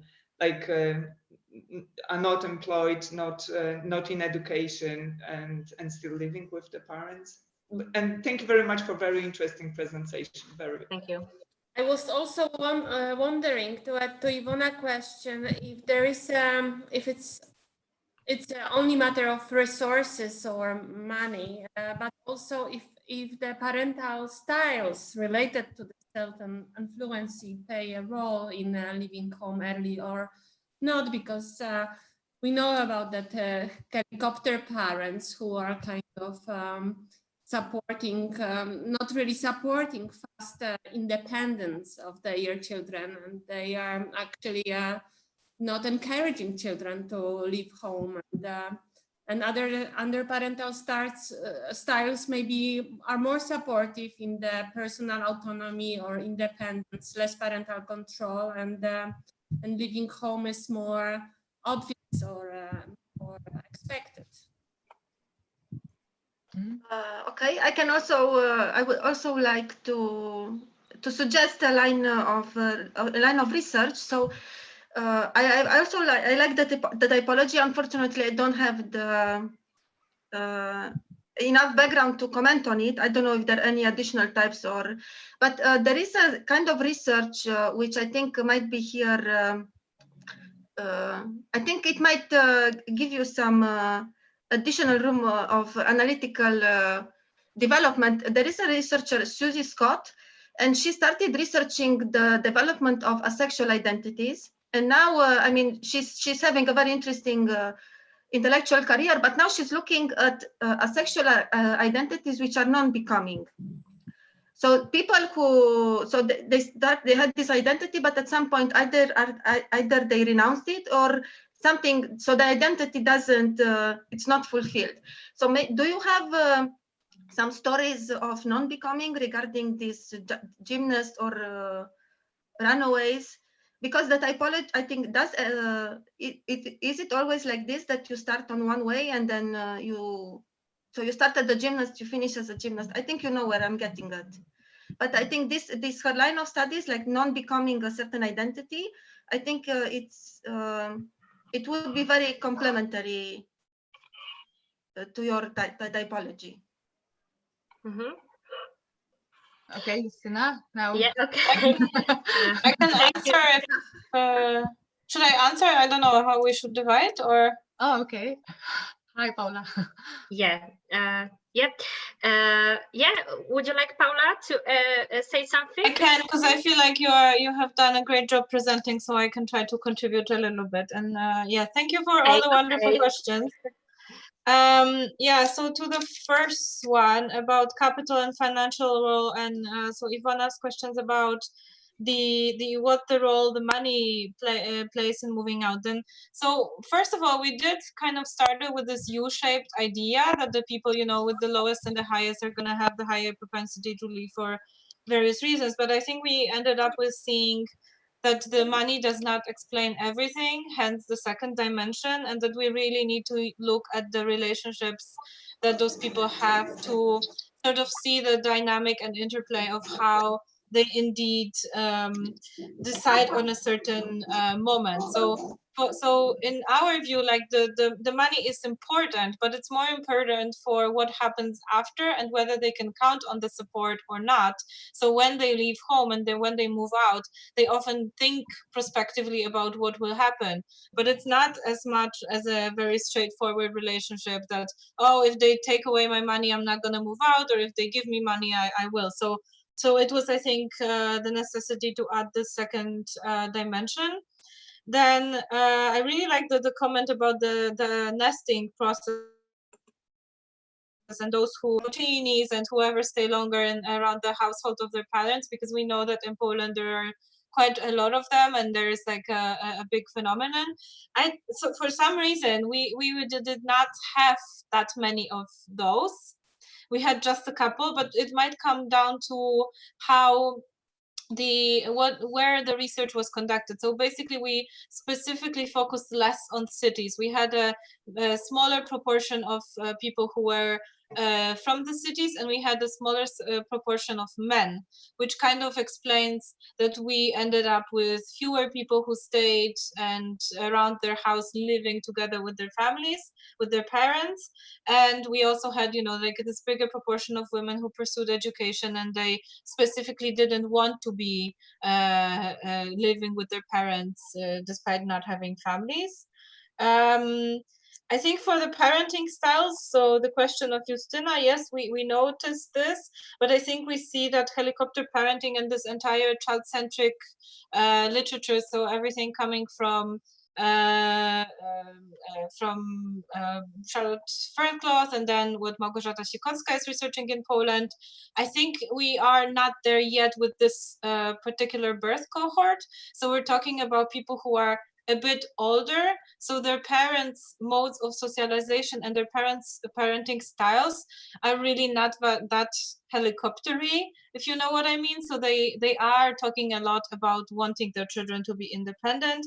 So I think this parenting style comes out more in when they talk about emotions and like the control and the morality and those intergenerational conflicts, and the fact that some people move out because of them. And thank you for the non-becoming. I think we, so Adriana's comment, I think we do see those types as ideal types. So quite clearly, yes, someone can start as one. Let's say they wanted to be a gymnast and to move out and live independently. However, the circumstances might have become the way that they've been pushed more into the protector role because the situation and the family demanded it. And we also, I think, see a lot of those changes in the yo-yo transition. So we don't know, like we did the research at a certain point in time, even with the waves, but we don't know if perhaps, you know, there will be a crisis, a divorce, or some sort of family dissolution, or an illness. And then we can, I think, see that also some people from, let's say, one type might be leaning more towards a different type. And I think over time, this is much possible. And I think yo-yo behaviors contribute to that as well. Okay, thank you very much for your presentation and for this answer to the questions.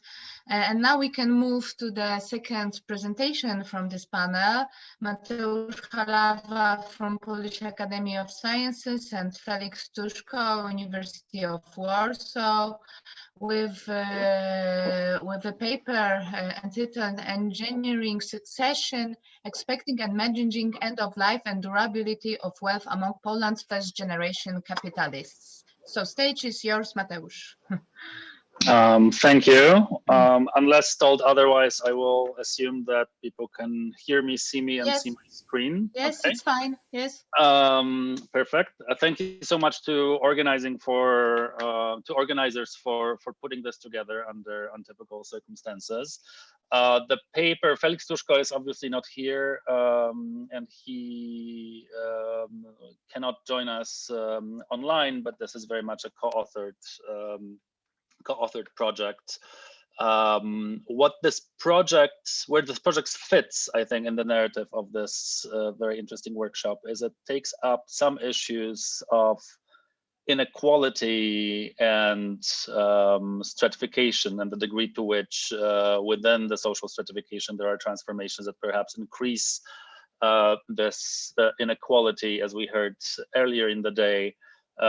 Also ideas of perception of inequality and how people imagine the social life, and most specifically to Justyna and others' presentation, focusing on generations and intergenerational relations. The research that I will be talking about is done under the larger framework of a project led by Magda Olson-Kubicka at the Institute of Philosophy and Sociology that focuses on relational work around money, finance, and wealth between generations of those starting life. Although this project that I'm going to be talking about, I have shared our very preliminary paper on the project's website. So this is from this paper, and any comments and questions will help us finalize.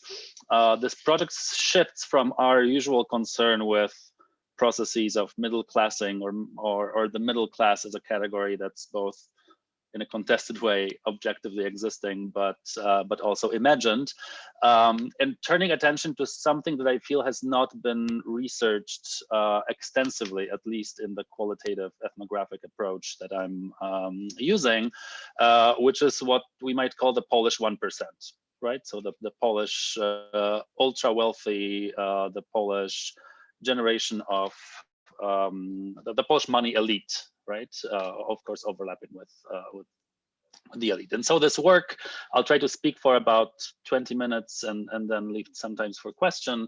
The first thing to say about this work is that it's trying to complement the current post-Piketty and many others' interest in large-scale comparative quantitative analyses of equality by enhancing it by ethnographic, fine-grained, culturally oriented analyses that essentially ask, okay, what if there is inequality and there's rising inequality? Of course, one answer for understanding this process could be studying economic and political processes, institution building, taxation, and what have you. But if we really think that inequalities are not found somewhere, but actually actively made in social practice, that they emerge out of specific constellations of social relationships and institutions, how does that happen, right? How are inequalities created? And one way of thinking about this is to look at the intermediaries that help create these inequalities, right? So there's this is positioning the work in an emerging stream of research that's looking at lawyers, financial engineers, policymakers, lobbies, and so on and so forth, that participate actively in the creation of inequalities, right? So when I'm talking about succession, I won't be talking about neither the nesters or those who will pass on the wealth and power, or the successors, so those who will inherit or receive the wealth and power, but I will be talking about a very particular kind of actors that that live in between, right? Our approach is temporal, so Felix and I have decided to frame the production reproduction of inequality through the lens of temporal expectations, right? And so we look at management consultants, tax, business, family attorneys, wealth managers, psychotherapists, coaches, and other external experts who organize and manage succession processes in wealthy entrepreneurial families in Poland, right? Hence we call them engineers of succession.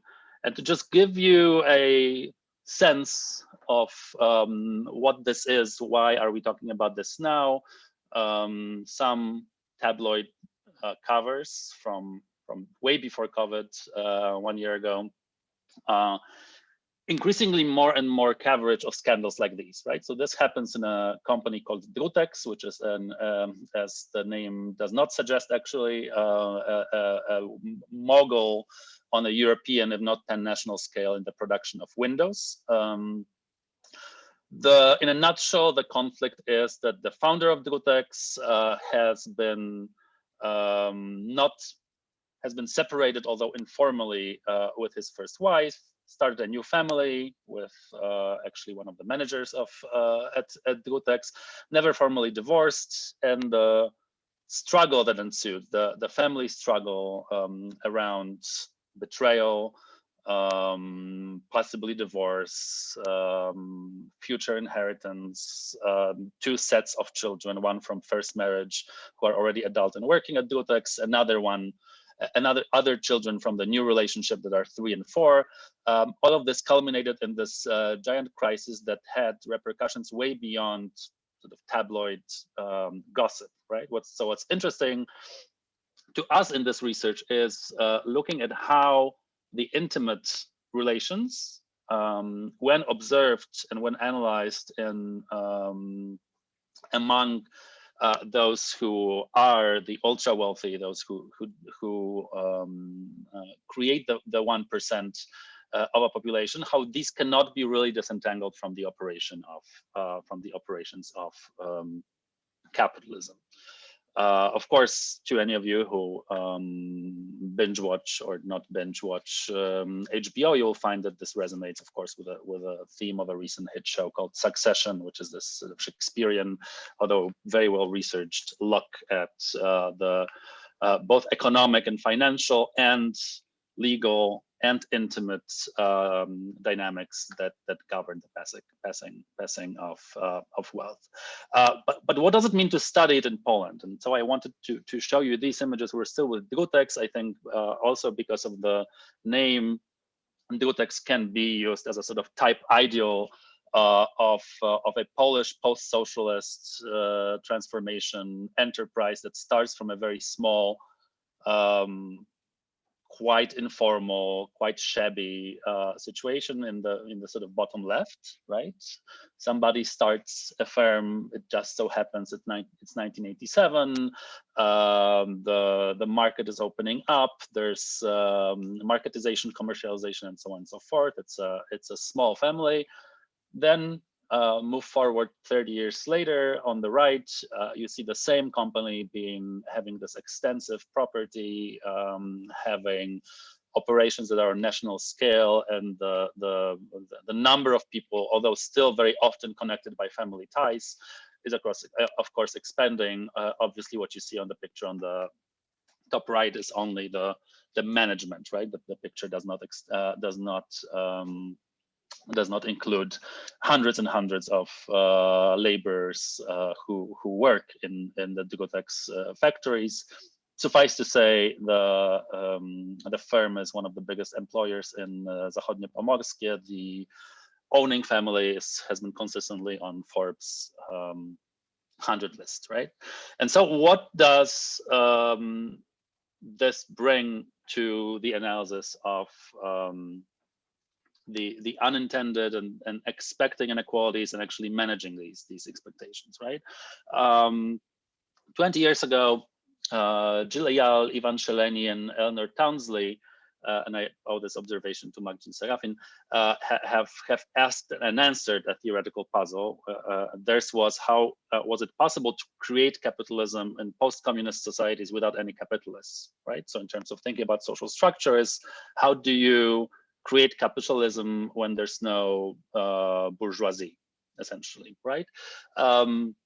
Many of you might know the answer. We might not be getting into this, but if this question of how capitalism is created in a post-socialist space was a question that was typical to the 90s, it seems we would argue that we're right now getting to a point where the question is different, right? There is something like bourgeoisie. There is a number of extremely wealthy entrepreneurs. What's happening generationally, right? So if you think back to Dutex and, you know, a 40-year-old man starting a company with his family in 1987, there's a cohort effect in which all of these entrepreneurs are increasingly getting older, considering retirement, perhaps passing away in a timely or untimely manner. The concern is new. The concern is not how to make capitalism without capitalists, but how to make capitalists patrimonial wealth, or how to make the ways in which this patrimonial wealth is also capital survive or endure across generations, right? So the question is, how do we make financial but also familial capitalism endure across generations, and how do we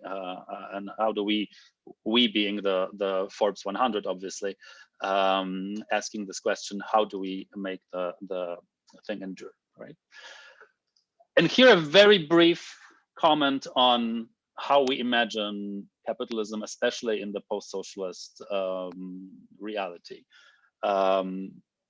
Very often, if you look at you know, your basic handbook of sociology, or your introductory lecture in economics or management, very often the family firm is sort of sidelined somehow, right? The story we are told is a story that in the modernization, capitalism will become more and more managerial, right? And sure, there's going to be anachronistic capitalist forms that were framed as rooted in the family, but increasingly we will going to be moving to the model of the stock market, institutional shareholders who are anonymous, hire external managers, have all these rules that say that nepotism is wrong, that you shouldn't mix the familial and the business, and so on and so forth, right? Of course, in contrast, if you start doing this, and the work of economic anthropologists like Sylvia Yanagisako is a very good example of that. There is actually ample evidence from around the globe that shows that family firms are an enduring, resilient forms of profit seeking, and are not at all an archaic, transient form of capitalism that will disappear, right?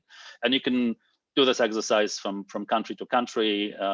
It's a little bit problematic to their competing definition of what a family firm is, but suffice to say, significant chunks of capital is held not by anonymous shareholder, but by dynastic families.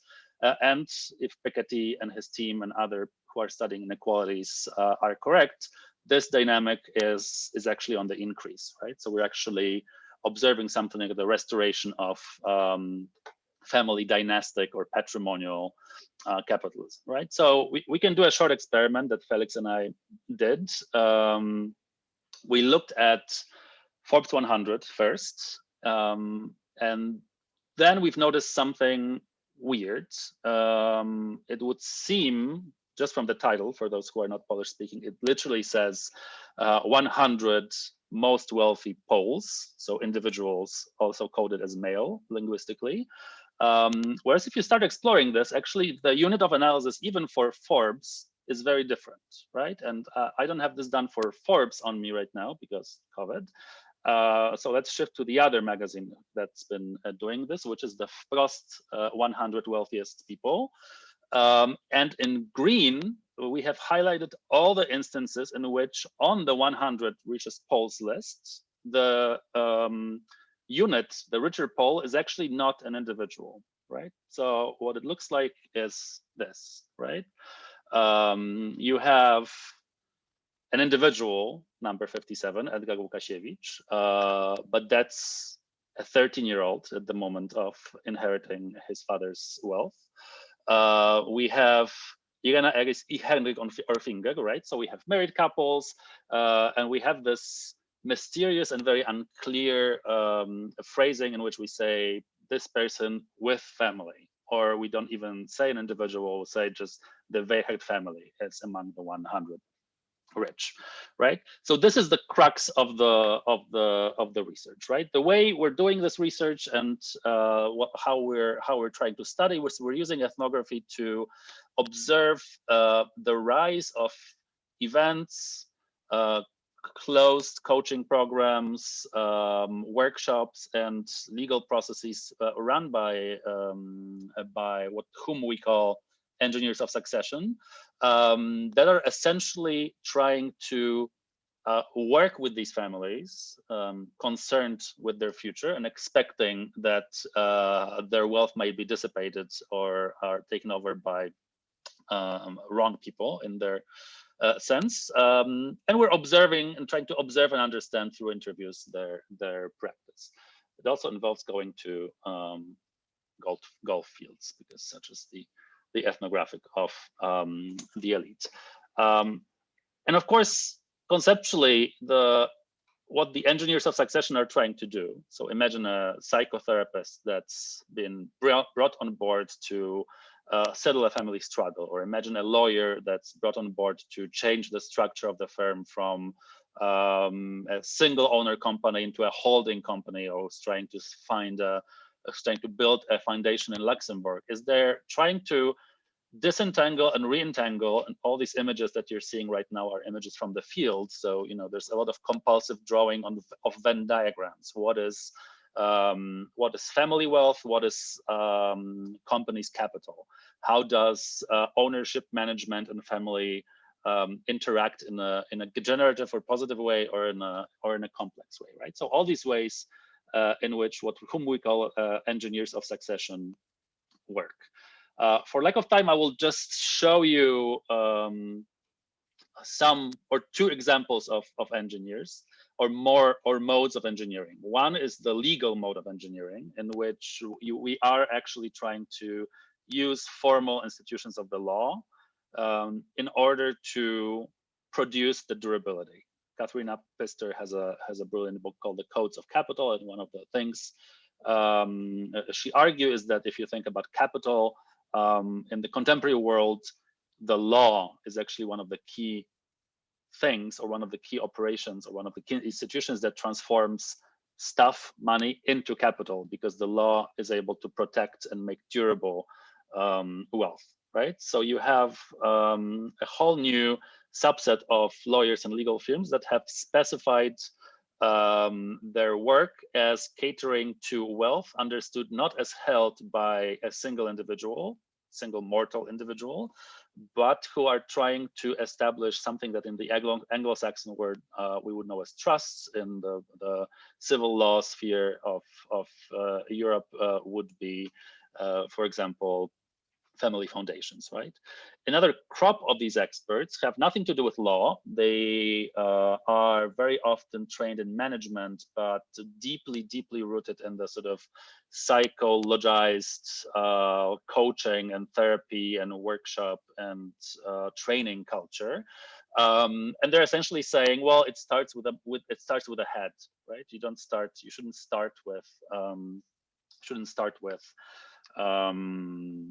say redrawing your will. If there's a conflict in the family, first the family needs to go through either family therapy or workshops in which different goals are negotiated. Mediators are part of this world, and so on and so forth.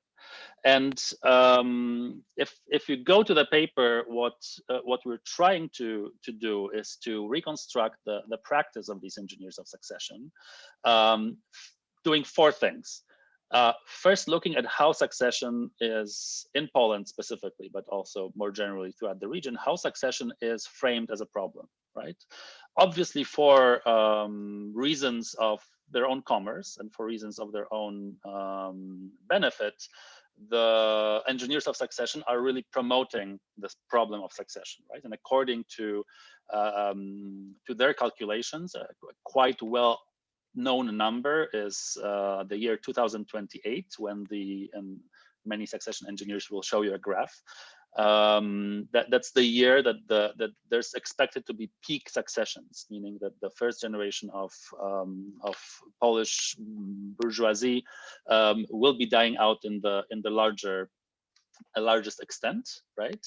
But this making of the problem is also the work, and that's the interesting part for me, is also the work of the government, right? So enough Polish GDP is bound up in family firms, right? Enough of what, under the logics of creating national capital, of creating Polish capital, of building up the Polish economy, is bound up in family firms, is that actually the government, usually in the form of PAGP, so Polska Agencja Rozwoju Przedsiębiorczości, the entrepreneurship promotion arm of the Polish government, is recognizing that in order to, on a macro scale, preserve and grow Polish capital, they need to, on the micro scale, intervene in family dynamics, right? And so the succession process is an interesting combination of these, right? And then the paper, which you can download from the website, is trying to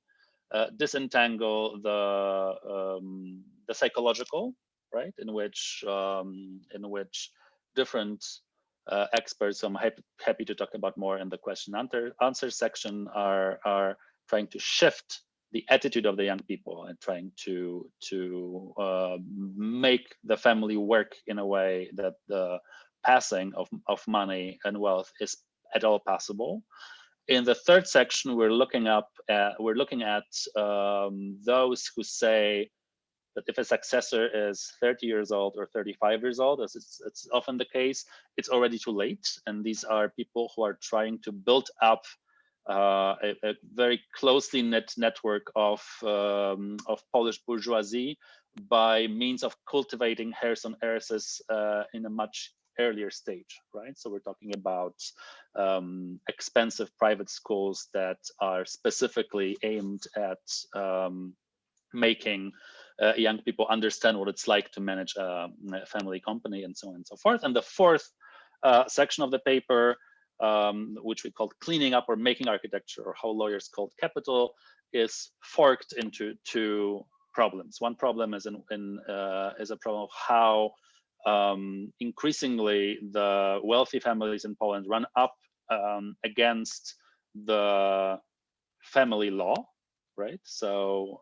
very often what even very wealthy people in Poland imagine the relationship between their will regarding their wealth in the future runs up against what the Polish family law, that's based on largely on the sort of Napoleonic civil code, says, right? And so very often along the lines of, an American movie, a father wants to, it's also a very gendered world. So if a wealthy father wants to give everything to his oldest son, thereby excluding 2 other siblings. But of course, the institution of legitim or zachowek is preventing him from doing this, right? So this might create a strife that's not only significant to the family, because if you imagine that at stake is, say, one of the 3 or one of the 7 biggest Polish companies, is if it's the case of Dutex,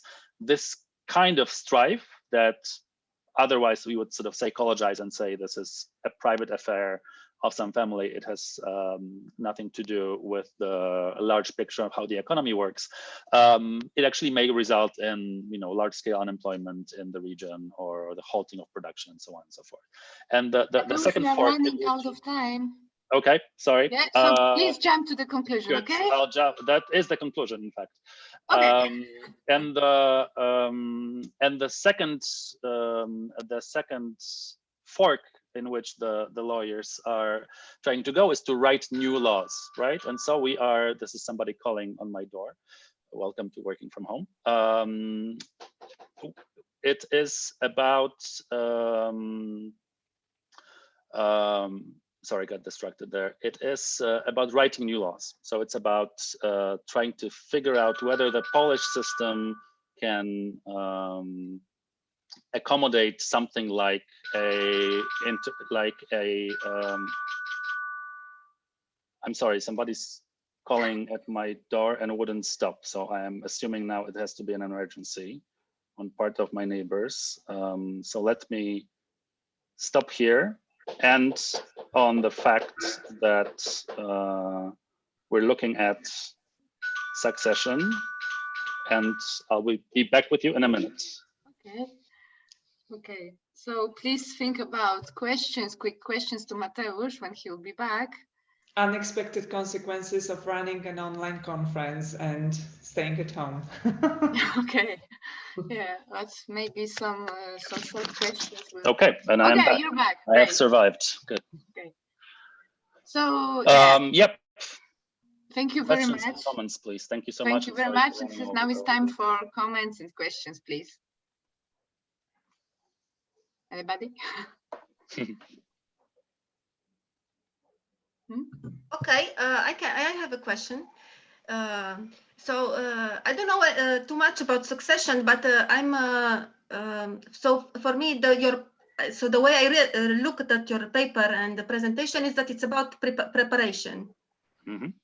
They are preparing, and now as I said at the beginning of the conference, this is also a topic I'm engaged in the sense that how we are preparing from 2 months now for the consequences of COVID. Yeah, so this preparation I think in economic sociology you can relate it to, it's like an intersection of like analytical frameworks that are developing. It's about uncertainty, it's about expectations, it's about the future. But can you maybe if you would be required to present this succession as a preparation, what interesting Polish elements would you find here? So what is Polish about the preparation for the succession, which you don't find in the Succession movie?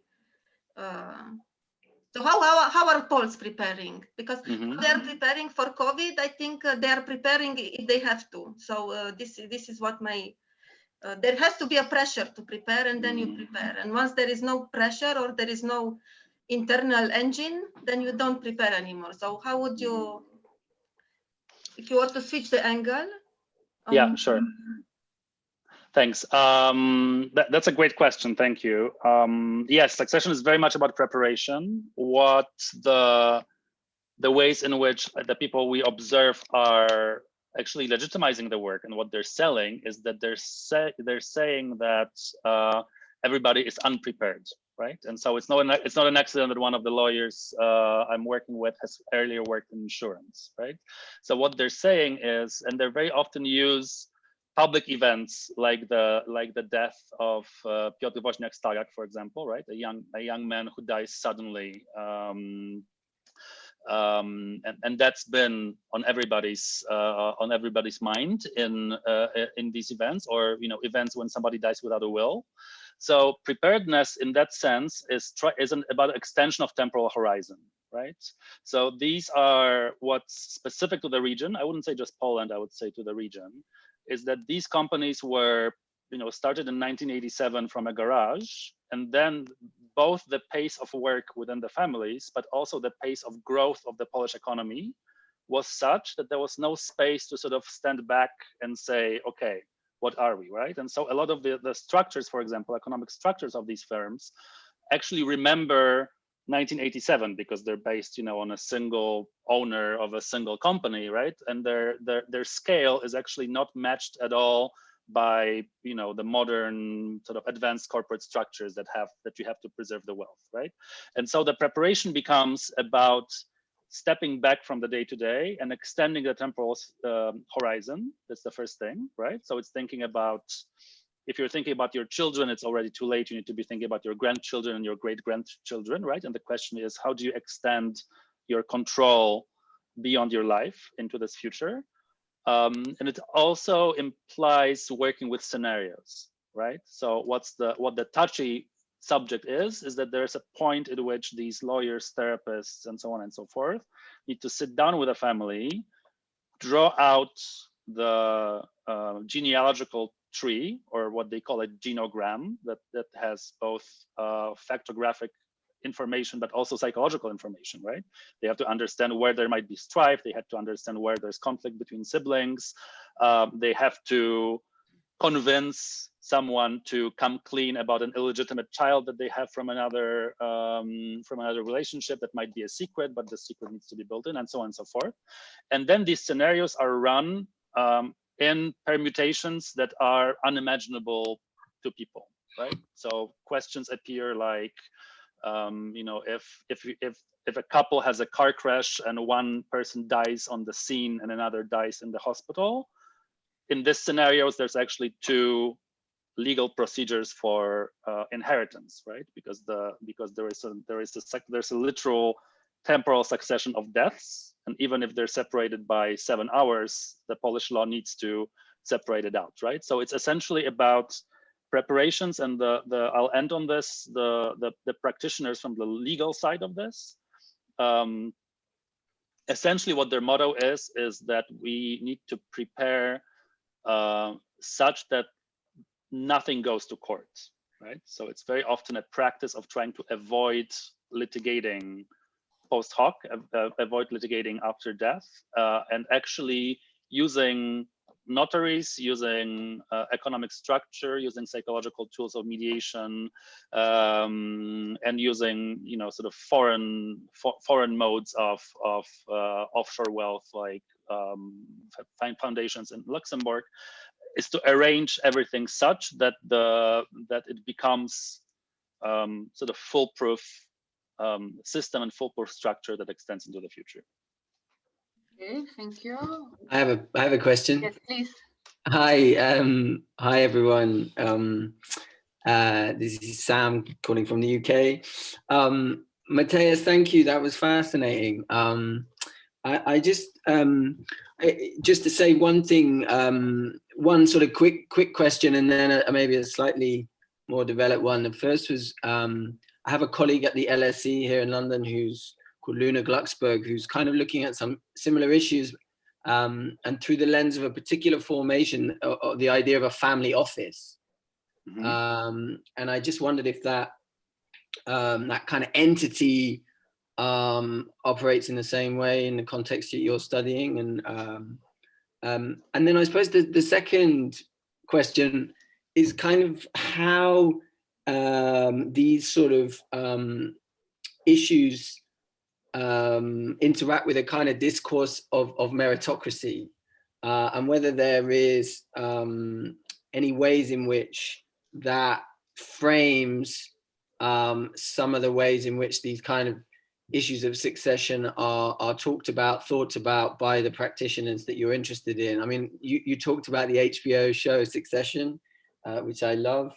And I kind of read, the tensions of the inheritors mm-hmm. is very much about them sort of needing to prove themselves in this purportedly meritocratic way in various senses. And I just kind of wondered how that played out in a Polish context, and how prominent that discourse was, and how it interacted with these issues. But thank you, it was great. Thanks so much. Thank you for the reference to somebody working on family offices. I'm going to hit you up for details later. The institution of family office as such does not yet exist in Poland, to my knowledge. But of course, the practitioners who are, we're talking about a field that's in statu nascendi very much. So the practitioners do draw on the family office tradition, which is much more Anglo-Saxon than sort of continental European. But one of my interlocutors who's developed a quite successful office has actually trained in London, working with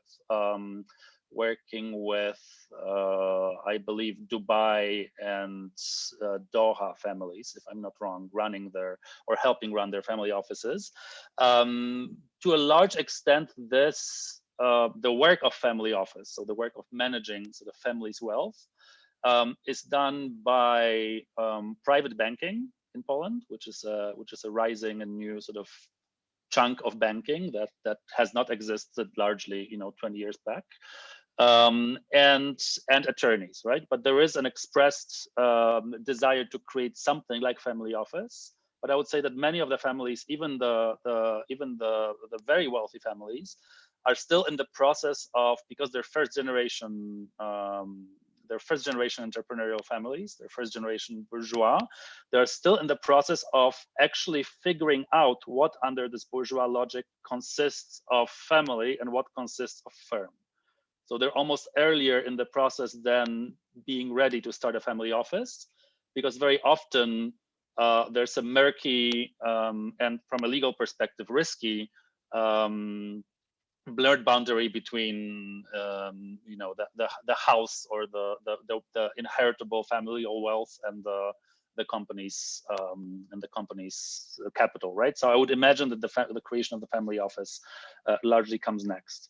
To your question about meritocracy, I think it's very interesting. First of all, I think that the public interest, I guess myself included, in this process of embourgeoisement, or this process of creation of dynastic families in Poland, has to do with and here Mikołaj Cześnik's earlier paper resonates, comes with a sense that there is in Poland a growing sensibility that inheritable wealth is more effectively positioning you in the social space than meritocracy, right? If the language of the 90s, we observed this with Magdalena and Kubicka, also with housing, that became an asset to the middle classes that's almost more important than education, right? If in the 90s it was about, let's learn English, give our children a good education, find them a corporate job, right? Now these inequalities are being clear. And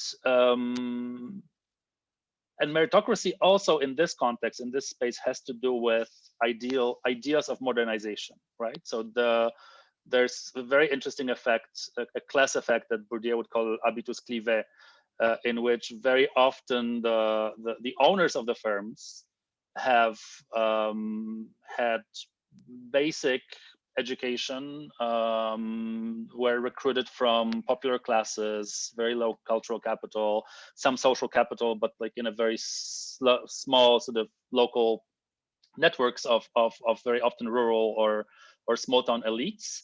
But they've of course had the means, resources, and aspirations to educate their children extremely well, right?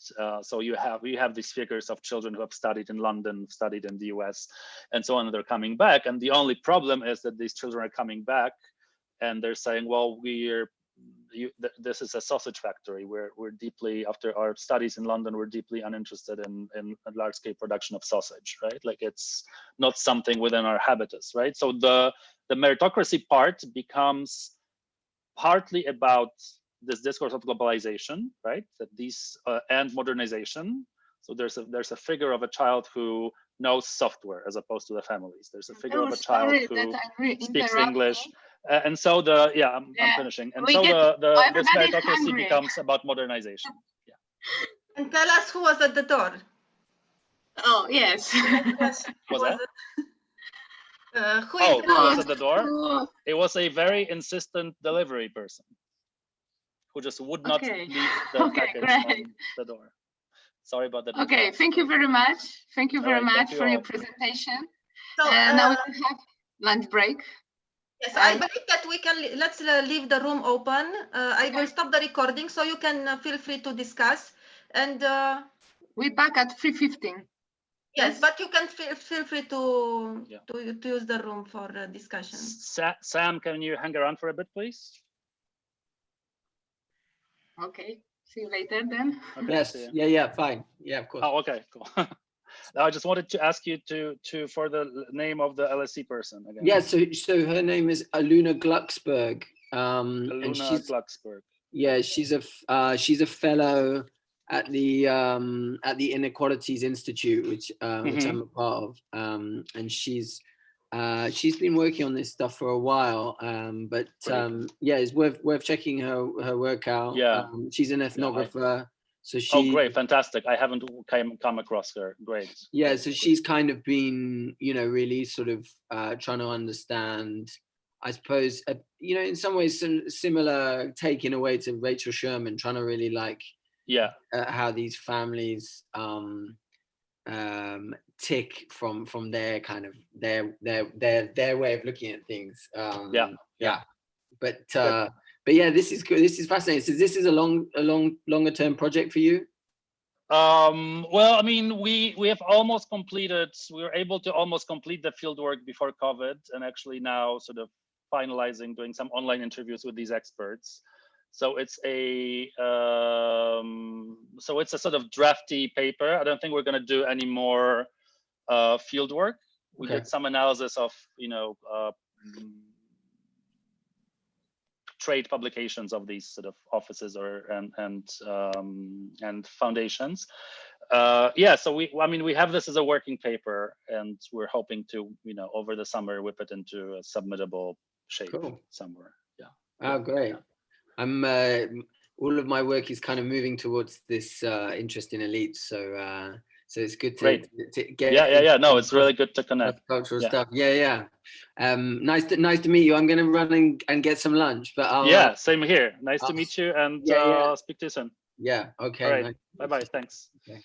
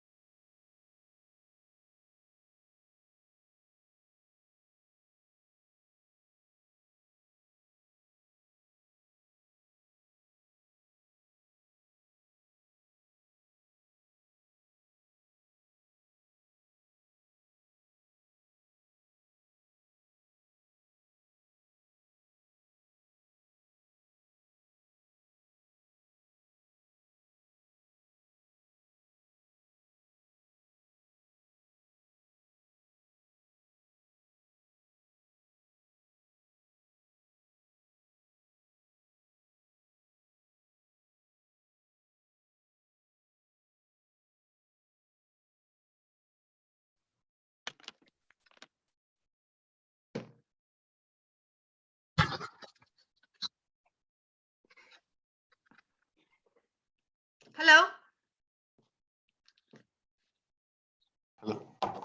So if somebody would like to see if their presentation is working, we still have 2 or 3 minutes when you can do this. Okay. So Kasia, it's you, yes? No. Yes, yes, it's me.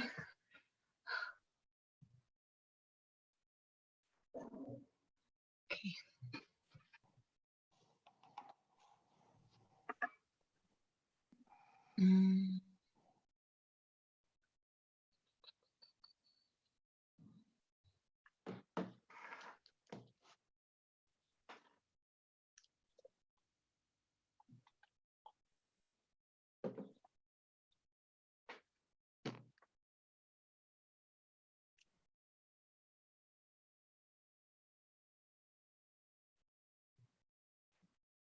Sam, would you like to check where the presentation is working?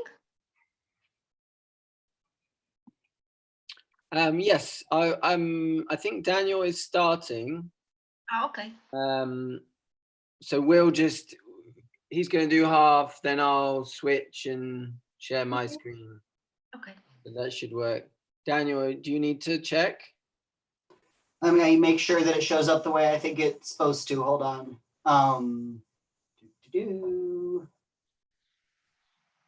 All right, oops. And then, let's see, share screen, screen 2, share. Perfect. Yeah. Should I just make sure mine works as well, Daniel? Sure. Okay. I'm sure it does.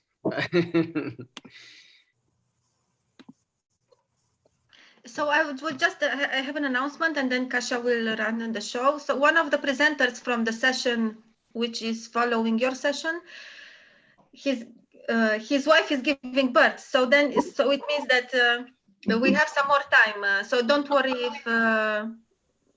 if the discussion is running a bit late. So we are. Okay, nice. Okay. It should be an interesting experience. I saw some pictures from a wedding with. Nice. Yeah, yeah. Well, always, the sociological imagination has to be on, especially in this kind of cases. So yeah. I'm not saying anything more. So this is it. So I have some more time because the sun is on the way. So Kasia. Yes. So I'm pleased to introduce to you today our 2 guest speakers, Sam Friedman and Daniel Larson. Sam Friedman is Associate Professor in Department of Sociology of London School of Economics, sociologist of class and inequality, whose research focus in particular on the cultural dimensions of contemporary class division. And Daniel Larson is Assistant Professor of Sociology at Swarthmore College. He's interested in politics, inequality, and the way social positions shapes how people understand and relate to social world. And today guest speech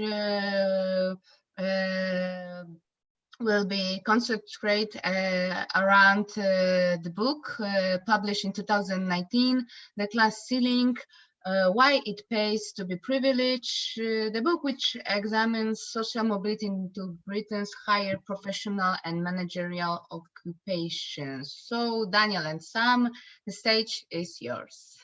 All right. Thank you for introducing us, and thank you for having us. Let me just get my slides. All right, is that working? Yes.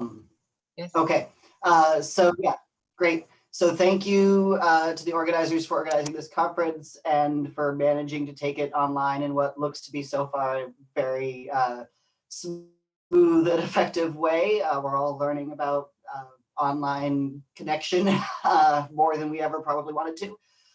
So this is a presentation we're going to give you about the sort of the main findings and arguments from the book, and the overall picture is is trying to understand not just about how class gets reproduced broadly, but what class origin means sort of throughout the life course, and especially at the top of the occupational structure. So that's the cover of our book. Let's see, oh, here's how I go to the next slide. There we go. And you know, in order to think about class origin and what class means, you have to have some way, first of all, to operationalize class, as I'm sure you all know. And I often, when I give this presentation, say that there's probably about as many ways to operationalize class or class origin as there are social scientists interested in the question. For us, for this project at least, we're using what's available in the data that we've got and what we think is a pretty good proxy for all of what we mean by class origin. So we're dividing people into 3 big class origin categories that are here. You can remember those colors because they'll feature throughout the presentation. We've got people from professional or managerial origins, people from intermediate origins, and then people from what we call working class origins. And that's all based on what the main income earning parent did when they were 14. So that's our sort of class scheme that we use. And the first thing to show you is just what the overall picture of class reproduction and class mobility looks like in the UK. So here you can see the left side of this figure is class origins, the right side is class destinations, and you can see things like the big, let's see, can you see my cursor if I put it over here? You could see the, great. So you can see that 15% of people in the UK come from working class origins and land in working class destinations. You can see that the steep upward trajectory is only about 3% of the population. It's quite unusual. And you can see that in elite destinations, the majority of people are from professional or managerial origins. So that shouldn't be shocking to anybody who pays attention to questions of class origin, class reproduction, class mobility, although I think it's a very nice way to show it. But that's the overall picture that we're working in. And one of the things I get to do today is we're working on a similar analysis of the US, both for the overall picture and for the specific class ceiling analyses. So I can show you what class origin and destination looks like with a fairly similar class scheme in the US. And you can see that the higher professional and managerial destinations are not quite as overwhelmingly or disproportionately people from professional and managerial origins themselves. But you can see that the steep upward trajectory is even less common. It's only about 2% of the population. But probably the main thing to see is that the overall picture is fairly similar, right? There's some mobility from each class origin, but there's also a lot of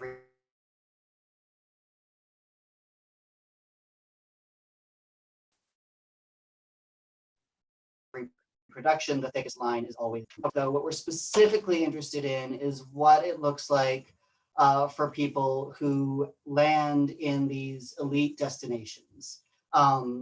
So let me tell you a little bit more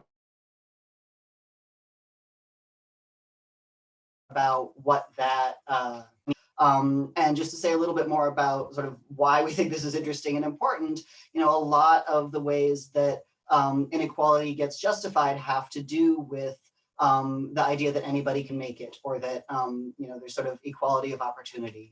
And so you know, one thing that we're really interested in is this question of how true is that, and even among the people who are sort of held up as having made it, these poor working class origin people who are in top destinations, do they really have the same outcomes or the same chances as everybody else? So those elite destinations are 2 groups from the UK occupational structure. The first is just straightforwardly higher managerial occupations, which includes things like all of us academics, stockbrokers, doctors, etc. It also includes creative and cultural workers, so people like people who work in film and TV production, actors, journalists, and so And we're looking at three main questions with, to do with this top occupational destination. The first is, what is the relative social exclusivity of different high status professions in Britain? Do the upwardly mobile face a class pay gap? The answer is yes, or we wouldn't have had a book project from this. But the probably more interesting question, and what a lot of the book gets into, and Sam will talk about more, is if so, why is there that class origin pay gap? In order to answer those questions, we have data from the labor force survey in the UK.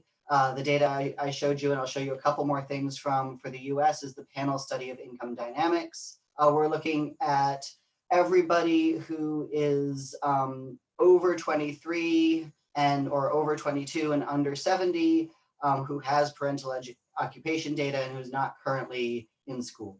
That gives us about 18,000 people in the main analyses in these top occupations. All right, so the first thing to break down a little bit more of this question of access is how class and race, or race ethnicity, intersect in terms of who has access to these top jobs. So what this is showing you is that for each class, for each racial ethnic group, there's a class origin gradient in the percentage of people who get into elite occupations, right? That set of occupations that I just showed you. So you can see, for example, the percentage of white British people who are from privileged origins, from professional or managerial origins, who are in top jobs is about 28%, whereas the percentage of privileged origin people who are Black African, Caribbean, or Black British is closer to 20%, right? But within that group, the privileged origin people are more likely to get to top jobs than the working class origin people. Yeah? It's weird presenting without people live to give you feedback. But that's the sort of one way to break down that access to elite occupations. Another way, which we think is important, is that group of top occupations, even though we've selected it out fairly specifically to begin with, is made up of really different specific occupations. So another thing we think is important is to look at the distribution by class origin within each of these really different jobs. So on this slide, we've sorted the specific occupations within that top group into the most exclusive, which is medicine on the left, and the least exclusive, which is fire and police chiefs, people who are at the top of a sort of civil service safety related organization. All of them are more privileged origin than the population as a whole, than the whole workforce. But there's really stark differences. So doctors in the UK, only about 4% of them come from the working class, whereas fire and police chiefs, over 20% come from the working class. So there's a real difference there. And it groups somewhat so that the traditional professions are generally more to the left, and the kinds of things are more exclusive, and the kinds of things that you can either get to because you've worked your way up an organizational hierarchy, or that rely more on technical skills like engineering and IT, tend to be the more open. Right. Part of the story there, but not all of it, is about microclass reproduction. These are odds ratios. The basic takeaway, again, is that the children of doctors, and to a somewhat lesser extent lawyers, are extremely likely relative to everybody else to become doctors and lawyers themselves. So a substantial part of the picture we see here, not all of it by any means, but some of it, is children of doctors becoming doctors, children of lawyers becoming lawyers, and so on. One other way to think about access with more detail, and then we'll get into this question of progression, is in terms of race ethnicity. So what you can see here is that, generally speaking, in many of these fields, especially Black, Pakistani, and Bangladeshi people are deeply underrepresented in these top occupations, but the race ethnicity exclusivity does not line up necessarily with the class origin exclusivity. So medicine actually has one of the highest percentages of people who are minority ethnic, excuse me, whether that's Black, Pakistani, or Bangladeshi, Chinese, Indian, or other racial ethnic groups, even though it has the lowest percentage of people from working class backgrounds. So class and race and ethnicity don't work in the same ways in the same professions necessarily. So that's sort of the access part. What do we know about who gets into these top jobs and how that varies across the different occupations. The next question is another way to put the access question is getting in, who gets in. The next question is who gets on or who gets ahead, and what does that look like? So we looked at earnings in these top occupations by class origin. And what you can see for the UK data here is that there's about a 7,000 pound or 6,400 pound difference in average earnings between people who are from working class origins and people who are from professional or managerial origins. That works out to working class origin people earning about works out to professional and managerial origin people earning about 16% more than people from working class origins. That's a pretty substantial gap. That's about $8,300 in the US last time I checked the conversion rates.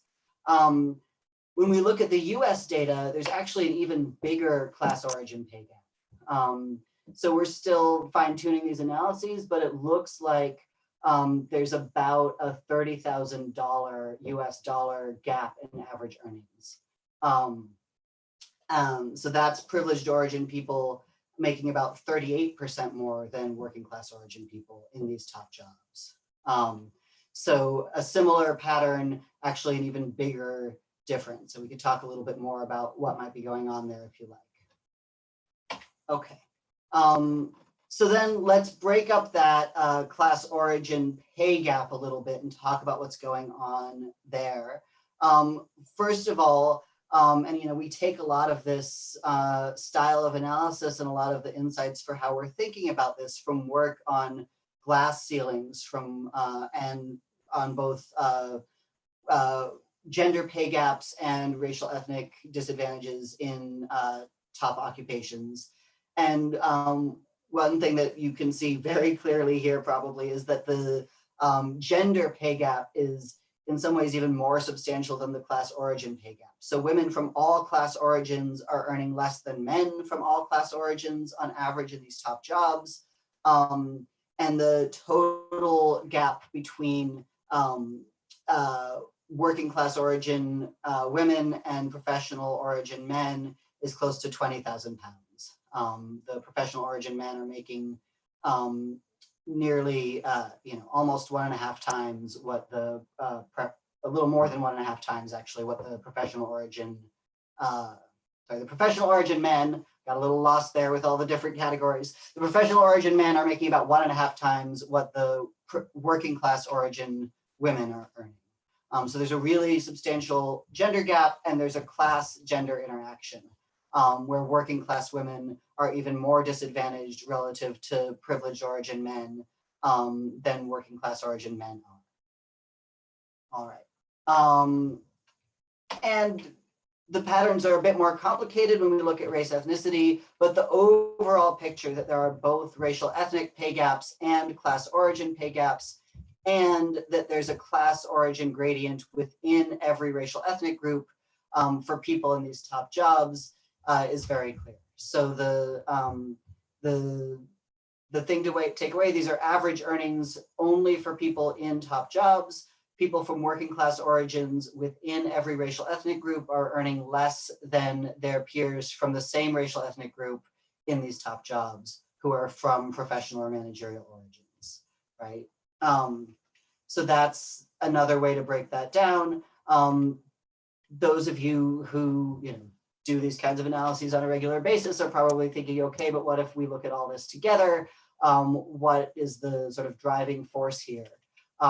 So the last set of things I want to show you here then is a set of results from regressions where we're controlling for all the things that we have in the data that you might think matter for predicting earnings. And again, this is the UK labor force survey, so it has a lot of measures of things that social scientists generally think might matter for predicting earnings.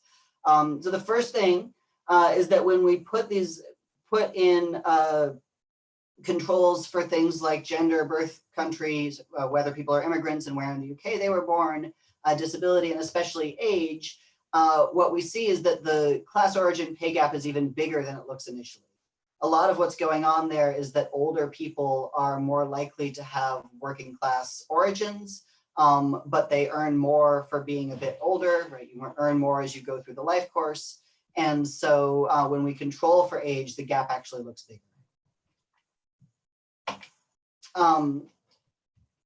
Education, of course, explains a lot of important life outcomes and a big part of earnings. When we control for education, and we have not just what degree do people have, but the prestige of the university they went to and the degree class. That's sort of in the US, we'd say the GPA, sort of how well they did in school. When we control for all of those measures, working class origin people are still earning about £5,000 a year less than otherwise similar privileged origin people. And when we look within university groups, we can see there's a class origin gradient within university groups as well. So even among working class people who went to Oxford or Cambridge, they're earning about 5,000 or so pounds a year less than privileged origin people who went to the very same most elite schools in the UK. Just to give you a sort of a picture of what that looks like. All right, this is in some ways my favorite slide because it pokes a little bit at the sort of human capital approaches to how does pay get explained. Everything we can find in the labor force survey that might measure in some ways what the merit or human capital beyond education doesn't make much difference at all in the predicted class earning pay gap. It doesn't predict hardly anything about earnings. So whether how long you've been in the workforce, whether you've had training, how many hours a week you work, all of that doesn't make much of a difference. Another thing that does matter some is where in the UK people are based.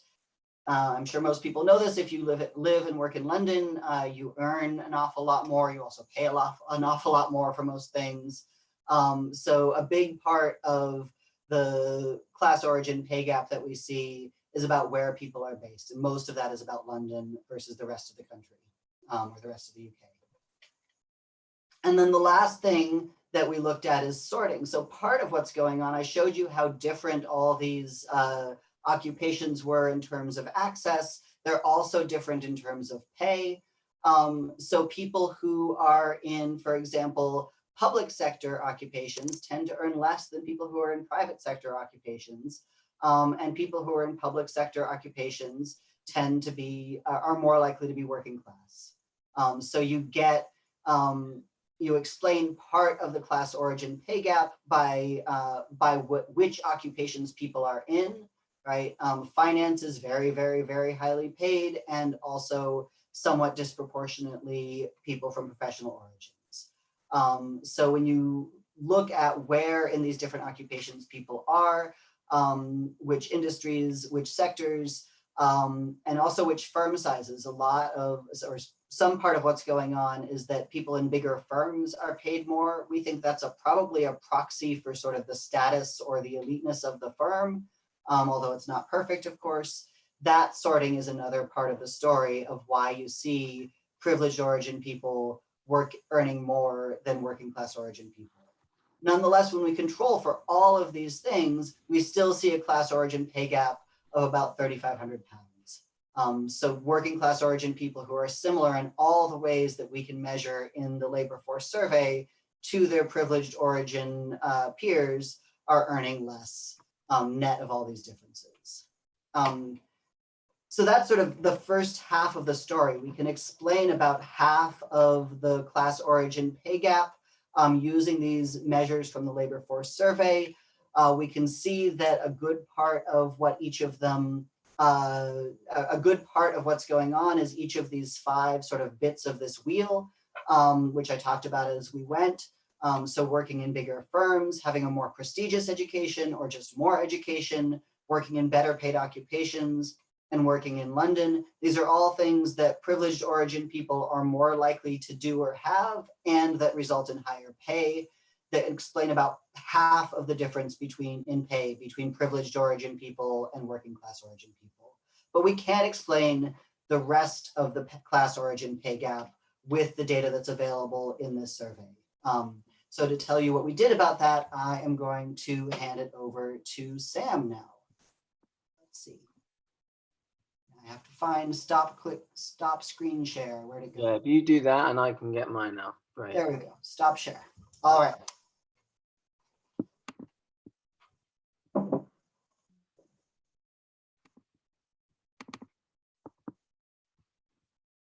Okay, thank you, Daniel. So I'm going to pick up this story really with this question of why. How do we explain this kind of unexplained difference, this unexplained portion of the class pay gap? And it's something we, I suppose, felt quite quickly was something that required going beyond this kind of large scale survey data. So we brokered access to a number of elite firms. We went behind the closed doors of a large multinational accountancy firm, a successful architecture practice, and one of Britain's biggest television channels. We also wanted to look at life outside of big firms or outside of firms at all. So we spoke to self-employed actors. Now, these case studies involved a lot of field work. We did some observation of interviews and promotion panels, but it mainly pivoted around 175 interviews that we did with employees from different backgrounds and at different grades within these environments. But actually in each case, what we did was actually kind of X-ray the firm itself. So we examined what does the kind of class composition of this exact organizational environment look like? And actually that was really revealing. What it showed us is that this idea of a kind of class pay gap at a national level is perhaps less an issue of equal pay for equal work, which we know, of course, is a big important factor in the gender pay gap. And it's perhaps more about what Daniel was talking about in terms of sorting. And what I mean by sorting here is both kind of horizontally within an organization into less prestigious departments, and of course also vertically in terms of this idea of a ceiling into lower positions. So I just want to give you one example of this, and this is actually our TV channel. In the book, they are anonymized, but actually they went public with the research we did there, which was pretty brave. And you perhaps will see why I say brave when you look at this graph. So this is channel 4, a kind of presents itself as a very kind of hip and kind of right on broadcaster. Interestingly, is an incredibly elite environment. Those from working class backgrounds you can see here are not only hugely underrepresented in the firm as a whole, but they also drop off sharply as you get towards the top echelons of this television channel. And one of the things driving this is this kind of interesting horizontal segregation. So interestingly, the most exclusive department within the channel is the commissioning department, which I hope I'll explain as we go on. I don't think is incidental. This is the creative hub. This is the most prestigious part of the organization, but also the area that has the most sort of career progression opportunities built into it. So how do we account really for these kind of these ceiling effects, which we saw interestingly, not just at the television channel, but also in the accountancy firm that we looked at. What I want to do is just kind of pull out 4 drivers that emerged from our qualitative fieldwork in trying to get at this kind of class ceiling effect. And what I'm going to do is just narrate these drivers through the lens of one interviewee in particular. This interviewee was Mark. Of course, it's not his real name. And he was a senior commissioner at Channel 4. He was from a very privileged background. His parents were successful professionals. He was educated at one of the country's top private schools. He then went on to Oxford. Mark had undoubtedly been very successful. But interestingly, when we met him, and this is at the top floor, this is Channel 4's futuristic and aluminium-clad headquarters, you can see here. When we met him on the top floor and invited him to narrate his career in his own words, a very different account emerged. He acknowledged, of course, that he had certain objective merits. He had, as I said, prestigious educational credentials. He talked of having a strong work ethic. But the most crucial thing he told us was that his talents were given a platform, a chance to develop, as he mentioned in the interview, or later, what he called an opportunity to shine. And the interesting thing in terms of supplying this platform, he told us were actually his parents, okay? And this is interesting, perhaps in the context of Matthias's talk earlier. He told us that, you know, for over 5 years at the start of his career, his parents had provided a financial safety net that had tided him over while he was jockeying around for his first permanent television contract as a producer. And this kind of early career investment from what we call in the book, the bank of mum and dad, was echoed actually across our interviews, particularly among those in the culture and creative industries that we were looking at. And of course, particularly among those from privileged backgrounds. And what we found was that this kind of financial cushion acts as a really pivotal layer of insulation from a lot of the uncertainty associated with forging a career, both in terms of negotiating the costs of living in London, which, as Daniel already mentioned, is incredibly high, but is also where most of the best opportunities in the UK are clustered, but also more psychologically in terms of engendering a sense that one can take more risks, spend more time on networking, take more uncertain or short-term roles at the early part of their career. All things which, certainly it seemed anyway, had this kind of long-term payoff for people's careers. In contrast, those who lacked family money often described the day-to-day reality, particularly at the starts of their careers, as a kind of economic chaos. This is one of our actors, Ray, aptly describing in this quote, his daily life as like skydiving without a parachute. But it wasn't just about money. More significant, to take you back to Mark for a second, in his accelerated trajectory were actually a handful of senior colleagues who had, and this is, I suppose, the important thing, taken him under their wing and often operating beneath the formal processes of their organization, had acted to fast track his career. They had facilitated jobs on his behalf. They had advocated for him in key settings. And of course, this was particularly powerful in the accountancy firm that we were looking at. Most partners in this accountancy firm talked openly about this idea of bringing through the next generation of partners.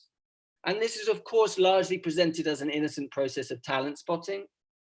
And of course, we wouldn't claim to have the tools to fully adjudicate between that. But what was interesting was that when you looked at the kind of genesis of these sponsor relationships, they were very rarely forged, in the first instance at least, on the basis of work performance. Instead, they were almost always started on a sense of kind of cultural affinity. That was the kind of ingredient that had often transformed them from everyday working relationships into bonds worthy of sponsorship.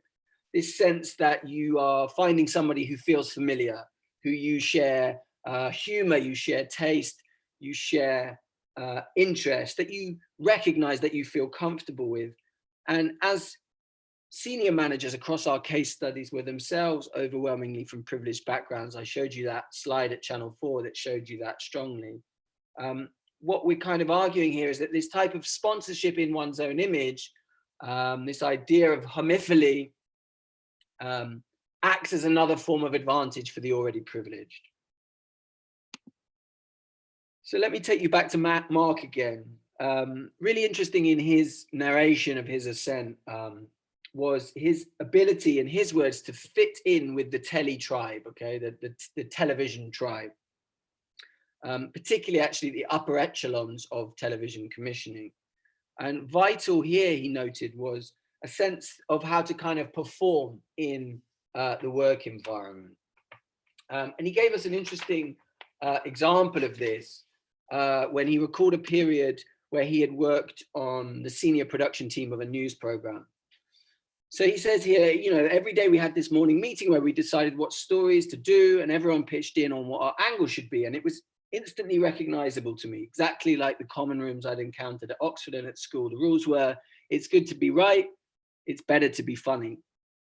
And these curious, seemingly superficial, certainly very opaque behavioral codes were reiterated across our interviews at Channel 4. They constituted a sense of what we talk about in the book as studied informality. And there were two really key dimensions to this behavioral code. First, a particular package of self-presentation. So a particular accent, what we call in the UK received pronunciation, kind of like my accent, which most people in the UK kind of would associate with privilege. A kind of casual but hip dress. There was a lot of discussion at Channel 4, a bewildering amount of discussion about the right kind of sneakers to wear in the workplace. Very strange to me, but lots of people were very animated about this discussion topic. There was also a kind of knowing, often ironic humor. Who knows when to swear in meetings? Who knows where to put their feet up? Who knows when to mock their managers? As well as a level of interpersonal familiarity. So very much hugs and kisses rather than handshakes that we wouldn't normally associate with the professional workplace. That was the code in this television station. There was also, interestingly, a particular way of talking about television, a particular intellectual or highbrow way of talking about television, particularly in this exclusive commissioning environment. The ability to kind of drop cultural references, often from other high art forms, or speak in a kind of arcane or lyrical tone about television, even when, and this is the really telling part, most people in an anonymous interview were telling us that actually these kinds of references were largely irrelevant to the kinds of mainstream programs being made on this television station. Why are we talking, this interviewee Deb here says, why are we talking about the great American novel when we're making a television show about lie detectors? It's not relevant, but it's absolutely what the gatekeepers at the top value. Unsurprisingly, it was those from working class backgrounds who tend to find these codes particularly alienating, intimidating, who kind of struggled to master this studied informality, who, in the words of Claire here, constantly feel like they are imposters, like everybody else knows each other, even though they know, or they know often that that's not the case.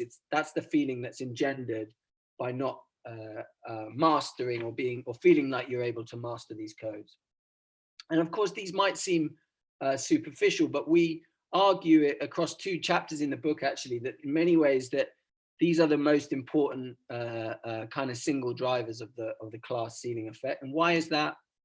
Well, I suppose what we found in interviews is that people often talked about merit as having a kind of fixed nature. Most indicators are objectively measurable. They're equally recognized by all. That's what most of our interviewees were telling us about the lived reality. But a key theme, I suppose, running through our book is that actually supposedly objective measures of merit, and I'm sure this isn't a surprise to most of the people here, are actually assessed very differently according to how they're performed. So some performances fit, in other words, and others do not. And in many professions, this is often about the historical legacy of an overwhelmingly privileged, also white, also male majority, who have been able to kind of embed, even institutionalize their own ideas about the right way to be in the workplace, the right sort of their own behavioral codes, if you will, that in turn continue to shape perceptions of who it is that's appropriate to promote, who it is that's appropriate to progress. And this is largely expressed, we found in interviews, as a kind of gut feeling, an intuitive sense. One of the partners at the accountancy firm put it like this, saying that, you know, some people simply feel like a partner.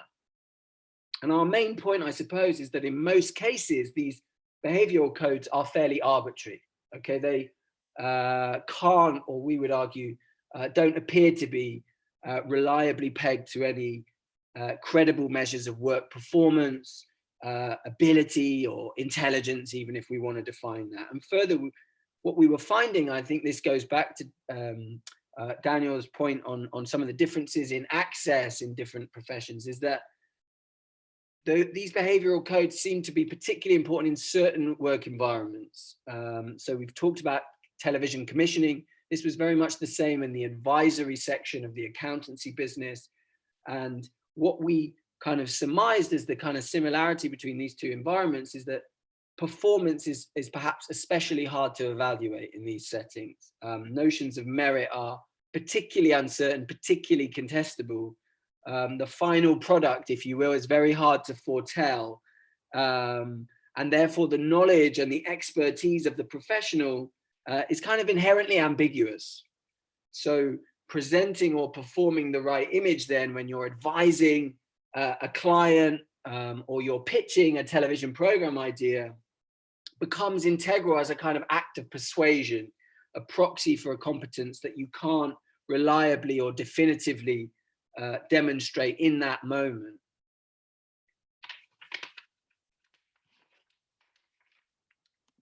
And just to sort of kind of give you a counterpoint here very quickly, you might have noticed we haven't really spoken about the architecture practice,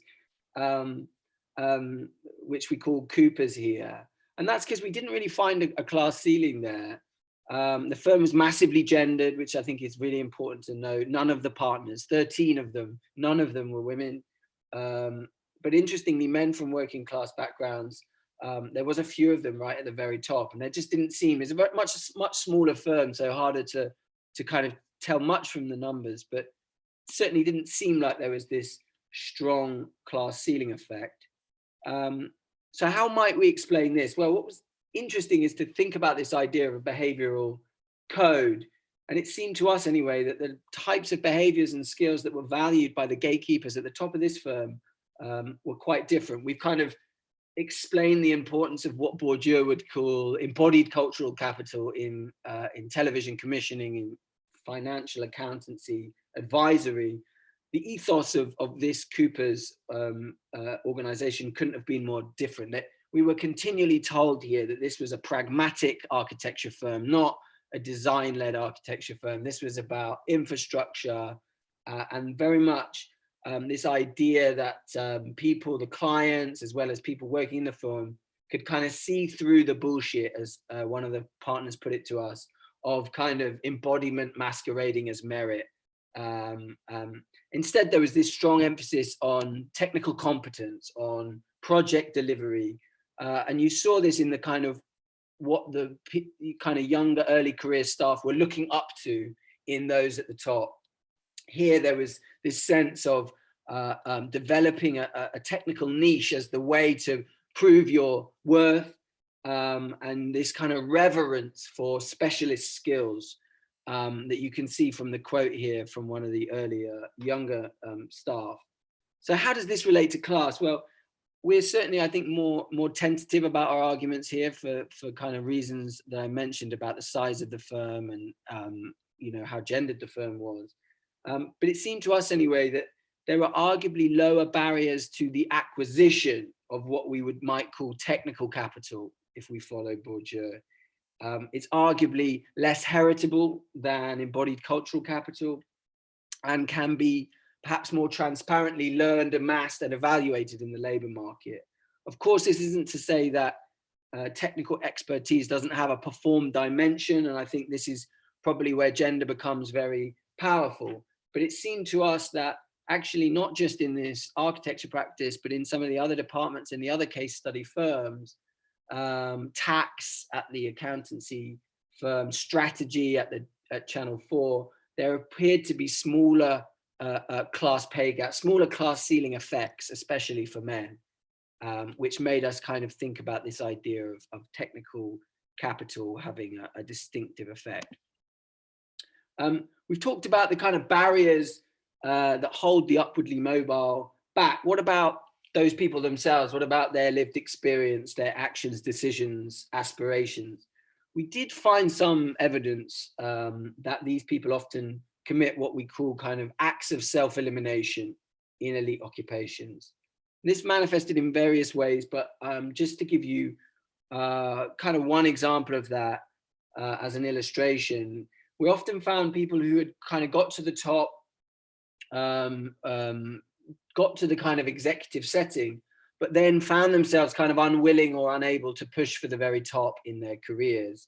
And just to give you one example that I think is telling here, this was Bill. Bill was a commissioner at Channel 4. And what he explained to us is that as his career developed, particularly in the pursuit of becoming a commissioner, he had engaged in a fairly intricate process of cultural mimicry. So he had changed his accent. He had decided never to talk about his background in the workplace. He generally imitated that highbrow culture that I mentioned before. But as he explains in this really lucid quote here, do read it if you can, is that actually reaching the very top in television is often contingent on assimilation, not just in your professional life, but also in your personal life. A sense of kind of fully embracing the clubbable aspects of the profession. But for Bill, extending this performance into his personal life is really a step too far. It's one that he's saying here almost requires an existential betrayal of everything that he really sees as real and important in his life. And I think what we saw in our interview data was that many, like Bill, kind of felt there was this kind of limit to class cultural assimilation that they were willing to undertake, and the sort of identity mutation, the habitus clave, as Matthias mentioned earlier, that this could initiate, which they rode back from. Just to finish with by finishing again. Well, just before I conclude, we can perhaps talk a bit more about this in questions if you have them. But this was a big and long project, and although we've probably presented a very streamlined version of it here, you know, as with all big and unwieldy research projects, there's lots of limitations to the work we're doing here. In particular, perhaps, as you would have seen, you know, there isn't this seamless transition between the kind of large-scale quantitative regression analysis on nationally representative data and then, you know, the sorts of drivers that we were finding in specific organizational environments. So there's a bumpiness there, as long with other limitations, which we're very much aware of. But I just wanted to make that clear. But just to sort of finish and then say a little bit about why we think this perhaps is interesting from a sociological point of view. This was a quote from Mark, where he sort of mentions here that you know, it's not like I think I'm rubbish. I've seen lots of people with greater networks, greater privilege screw up because they weren't good enough. But at the same time, it's mad to pretend there's not been a strong following wind throughout my career. And it's this idea of a following wind, a gust of privilege that gets to the heart of what our book's about, really. It neatly captures, we think, the subtle propulsive power provided by an advantaged background, how it shapes career trajectories, delineating what courses of action are available to you, what kind of support is possible, and how your merits are perceived by others and gatekeepers. So just to kind of very finally perhaps say a little bit about why this kind of matters from a sociological point of view. I think, you know, what Daniel was talking about at the start is really that dominant approaches to social mobility tend to have kind of fixated, particularly at a quantitative level, on this idea of occupational access.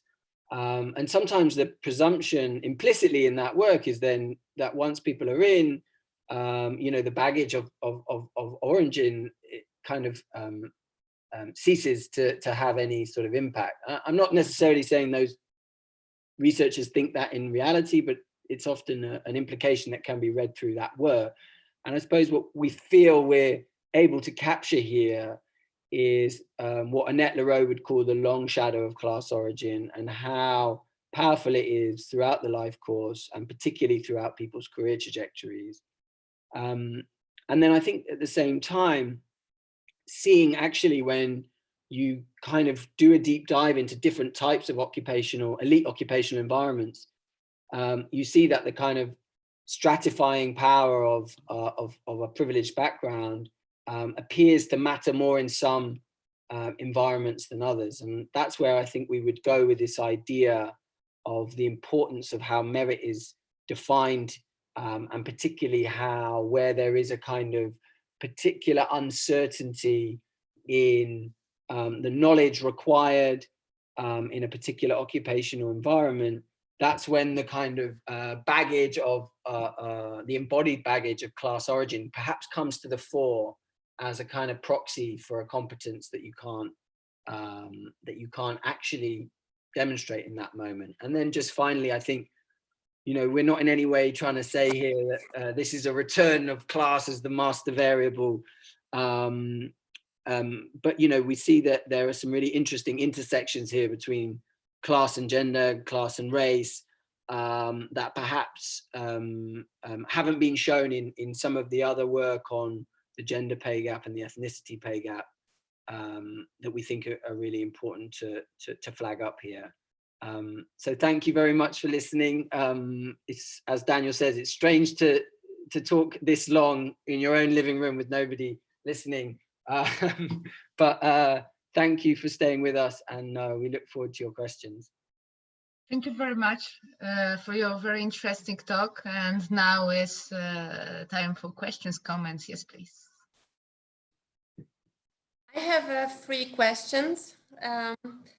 First questions would be, how does the profile of the clients and the market reputation influence these aspects of organizational or latent culture? Second question is, can you really compensate with the right sneakers for the lack of right accent? And I found, I must say, I found that aspect of that self-elimination most interesting in your talk, and I think there is lots into it, and lots of novelty, and in a way there is a deep psychology behind it. Kind of, if you want to join the club, you need to deny part of yourself, which might be important for you. And finally, I was wondering, because you said that women are doing worse in every of those situations, but did you see any doing gender activities during that boys club and or during those meetings? And yeah, that's my 3 questions. Okay. Do you want to answer immediately or just to collect all the questions? I mean, it may make sense to answer that one just because there was lots of elements to that. Okay. Yes, fine.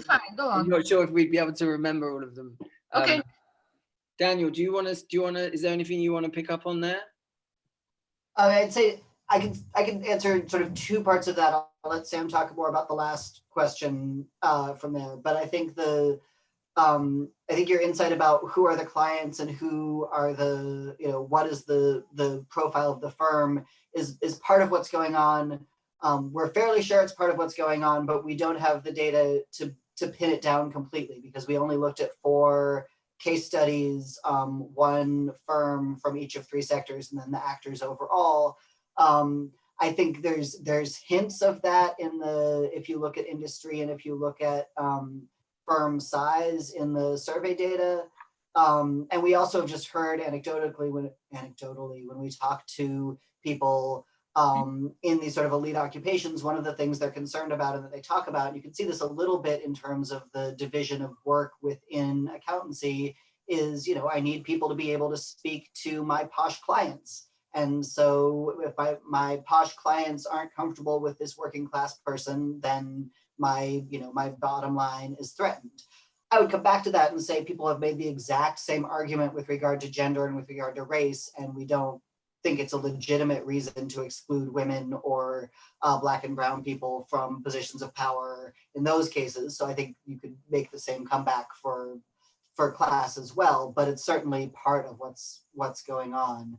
And then in terms of the question, can sneakers compensate for accent? I think it's more that sneakers are a further signal on top of accent, or even if you've managed to work on your accent. So I at least don't think of this as sort of, really even in the quantitative data, but it's not so much that, you know, if you could just fix the sneakers, people would have a different experience in the workplace. In fact, it's more, sneakers are one way in which there's sort of this unspoken code that working class and poor people, and also in the US, we'd say people of color from all class backgrounds are less likely to have access to, right? You're less likely to have access to the cultural codes of elite white workplaces, the unspoken norms, if you're not from that social location yourself. And so that said, I mean, Sam, you could probably speak to this more, having spent more time in those places, but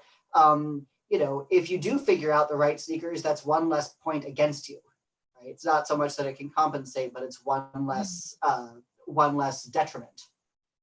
Yeah, I mean, I think the key point in a way, Dan was kind of alluding to there, is that it's a package. And so, you know, that's how people were describing it to us. And of course, what they would often do is then, you know, when we said, well, what does that package look like? What do you mean when you say someone fits? They would then, you know, talk about, you know, these sort of individual components. But I think in reality, the assessment of that notion, that gut feeling that somebody does or doesn't fit, is based on a performance of all of these things together, which either does or doesn't kind of signal what that gatekeeper thinks they're looking for.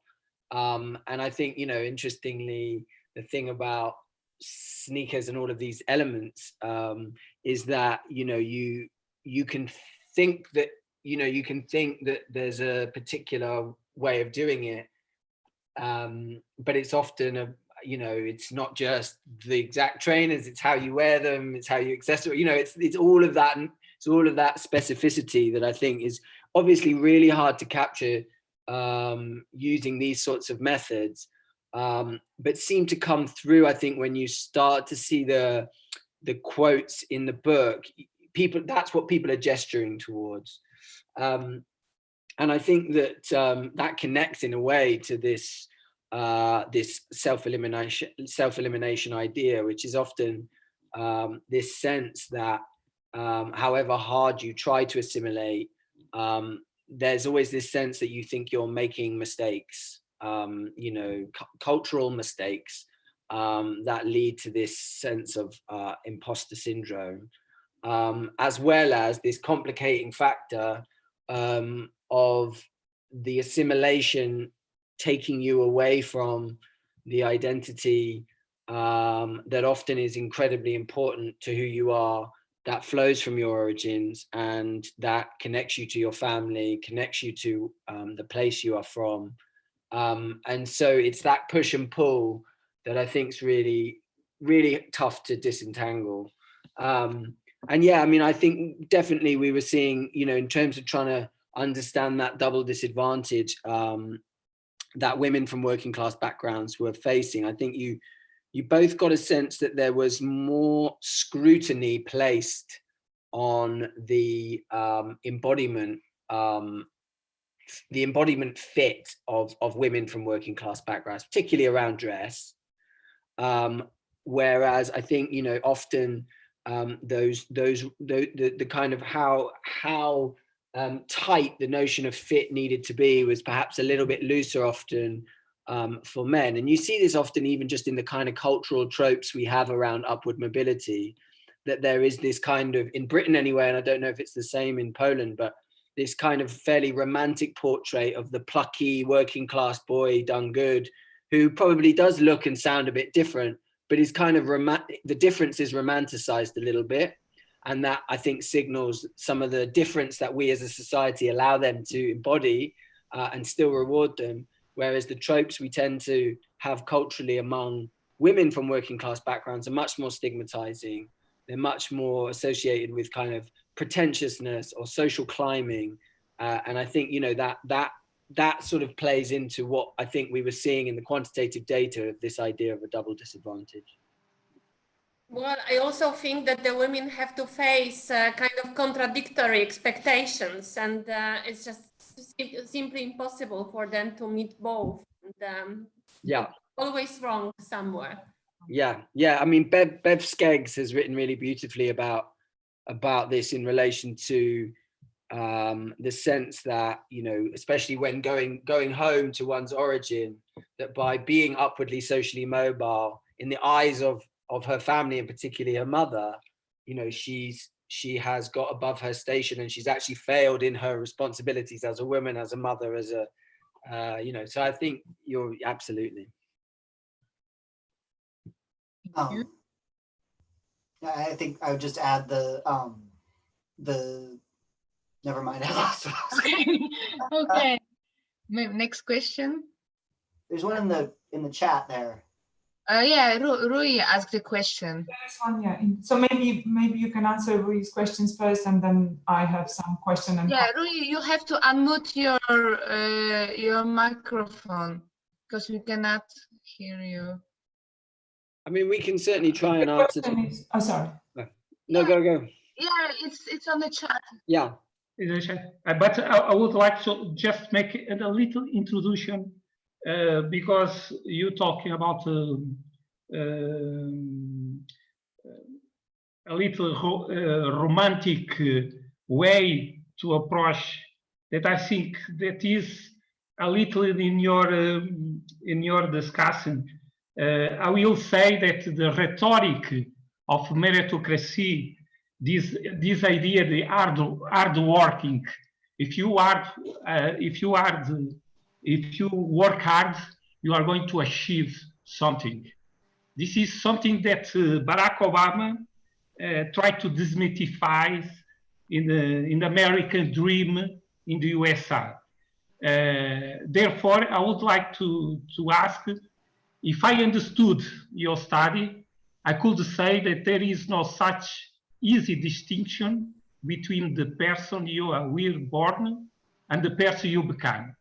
Could you comment on that? Yeah, I mean, I think that's a really, nice way of putting it, actually. And I think it's, you know, in everyday life, and certainly in political discourse, this emphasis on the sort of agency, particularly in kind of social mobility discourse in the UK and I think in the US, you even see that phrase in politicians' speeches that, you know, it shouldn't be, it should be about the person you become, not the person you were born. And that's, you know, and it's a very powerful trope. And of course, it implies this agentic sense of destiny. And I think, you know, what we were seeing here is that, you know, and certainly with that last comment about self-elimination, is that even if you want to, there is probably aspects that you can't escape from that are to do with dispositions in a Bourdieusian sense that have been inculcated in your early life that you can't shed, or that even if you feel you have shed, there are going to be markers that others will read onto you, as well as this idea that actually in these long range upward trajectories that we're talking about in this study, there's a lot of loss involved in that upward trajectory that is also kind of hidden in this kind of celebratory political discourse. I'd add, I think a lot of those narratives of upward mobility imply that the nicest, the elite occupations, the fancy workplaces are sort of neutral zones, right? And then everybody who is sufficiently talented, motivated, smart, hardworking, etc., can, sort of is on an equal playing field to get there in the first place and when they get there. And one of the things that I think we're trying to highlight with this work is that, yes, that your class origin is sticky just all of these axes of difference work differently, but in ways that are not so different from how your race and ethnic background is sticky, right? It's on you your whole life. It's part of you your whole life. Your gender, right? All of these aspects of who we are, we carry with us all the time, right? And many workplaces, unless they make a really conscious effort to do something different, and probably even then to some extent, have classed, cultural, raced, gendered norms and expectations and ways of being and ways of thinking that just by their nature to some extent work to advantage some people and disadvantage others, right? And so it's not about, I think a lot of narratives, I mean, all of that sort of Obama stuff, and I love Obama relative to all other US presidents, but all of that Obama stuff is sort of about like you, the individual, you work hard, you figure out what you need to do to get to this place. And if you do that, you will be rewarded. And one of the things we're saying is even if you do all the right things, even if you have all the right credentials, the fact that workplaces, that school, I mean, I think about it a lot in terms of teaching at a very selective small college in the US, right? The fact that these places have cultures that are not neutral is a big part of what makes things challenging for poor and working class people, for people who are, Black or brown or Asian or et cetera, all of that. And I think that piece is the really important piece rather than the sort of individual effort piece that gets ignored in a lot of these narratives. Okay. Yeah, thank you. Thank you very much. I think Ivana was next with a question. Michał and anybody else? Okay, Ivana. Okay, so thank you very much for this very interesting presentation, very interesting findings. And I wanted to ask, the first thing I wanted to ask is related to the beginning of your presentation when you showed this graph presenting the origins and the destination. And quite a few people representative of this managerial origins and middle class, you call it intermediate, arrive at the working class destination. I know your book is about glass ceiling, so you looked at the managerial positions, yes, but maybe you can comment on that, maybe because it's quite interesting, what happens behind this, how people from these middle ranks end up in the working class. If you have any knowledge about this, that's first thing I wanted to ask. And the other thing is that I wanted to ask you if you can if you can tell us what's behind the success of those from working class origins, because in Mark's case from Channel 4, like his life path was so predictable. He's got rich family, he's educated in Oxford or Cambridge, I can't really remember. He's got great social network, etc. That all helps him to be what he is. But when it comes to the representative of the working class, I guess it's education, because you also showed that some of them went to Oxford. I guess it might be education, but they definitely don't have this, what you called bank of mom and dad, yeah. And so would it be something which is called the social capital they create while they study? What can you give us a little bit more information on what are the drivers behind working class representative to arrive at this managerial position? Thank you. Sure. Let's see. I'm going to see if I can show you this this slide here with the education trajectories. Did that work? Can you see that? So this is just showing the, this is divided up by whether people got a university degree, or whether they didn't, right? So absolutely, the working class origin people who get a university degree, right? It's only about a little less than a fifth of them, or a sixth of them rather, who get a university degree.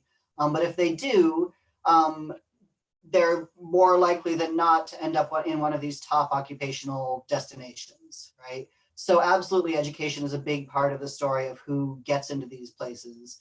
Part of it, this flow here, I think, is also people who work in, and this is one of the weird things about EGP classes, is part of what's going on is that part of the people who are in these top occupations are there because they're at the end of a long career in a corporation or in a police department or whatever it is, and they get to the top through just career progression, right? So that's part. So how do working class origin people get into these places? Some of it is that. I think some of it is all the things we think matter: working hard, being talented, being smart, all of that. But I'll stop the screen share now. When and Sam, you might be able to talk about sort of in the interviews anything that the working class people brought out more, but I think it's all the things that we think it should be. It's just that there are more barriers at every stage of the process, right? So it's less likely. In terms of the downwardly mobile, there's actually a great book that I think just got, is it released yet? Yeah, that just got released by Jesse Stribe called Privilege Lost. That's about who leaves the upper middle class and how they fall is the subtitle. And she looks at this great pool of interview data that was collected for a different topic, actually, and talks to and looks through for the people who are interviewed who are from privileged backgrounds who end up in sort of working class destinations. And one of the things she talks about is that they're sort of socialized into some of them are sort of socialized into an idea of what a meaningful life is, right? That you have work that matters to you, that you are true to yourself, like these sorts of things that are not actually compatible with being a management consultant. And so some portion of them deliberately choose jobs that are not, career paths that don't put them in that top class. We've looked and we can see it a little bit, but we haven't, I haven't taken it to the full, I can't say very conclusively, at whether there's sort of a class floor, right? Whether people from privileged origins who are downwardly mobile by occupation are earning more. It doesn't look like that's the case in the sort of overall working class destinations. But I still sort of suspect that if you look at least in some kinds of destinations, you would see some difference. But I don't have the numbers to back that up, so I could be wrong. Yeah, just to follow up what Daniel's saying there, I work in the UK as a commissioner for the Government Social Mobility Commission, and we have some research coming out on downward mobility really soon that confirms what Daniel's saying about there not being a sort of pay advantage for the downwardly mobile. And I think there's an interesting point there about behavioral codes, which is, I think there are lots of working class occupations where the sort of embodied cultural capital that I talked about in the presentation isn't going to work, isn't going to necessarily land you with advantages in the same way, and have a very different history and a very different notion of what's valued culturally. There's also a dimension which perhaps Daniel might say a little bit about in the US data, but certainly showed up in the UK, which is that part of that, downward mobility is about disproportionately Black and minority ethnic people from privileged backgrounds being downwardly mobile, which, this research anyway is saying, like many things, probably has a strong dimension of discrimination at various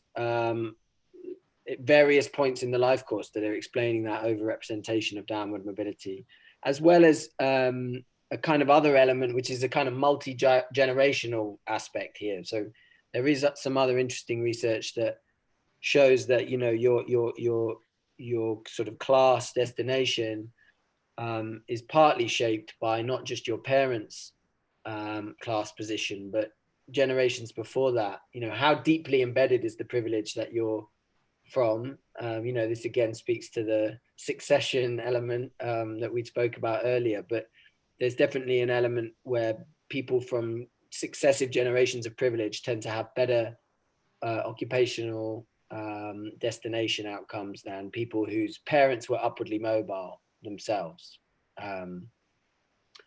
So yeah, I think that covers. Daniel, did you want to show anything? Yeah, did I just share my screen successfully? So here's, this is something I just submitted as a visualization. Can you all see that? So this is the class flows for white Americans. And you can see the professional origin folks, the modality end up in professional or managerial destinations. I made a bigger second class here. You can see the class distribution for Black Americans is really different in the first place.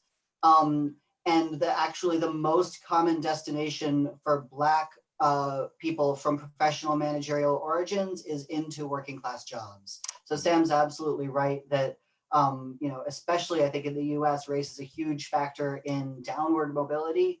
And also there's some new great research by, I can't remember his name, but I can look it up and put it in the chat on this sort of three, and you all might know it too, but on the 3 generations issue, which is probably part of what's going on in here as well, when we look at just Black versus white Americans. Okay, thank you. Michał, please. Thank you. Thank you very much for sharing with us your interesting and huge work, really good work, and especially that you combine the quantitative and qualitative methods.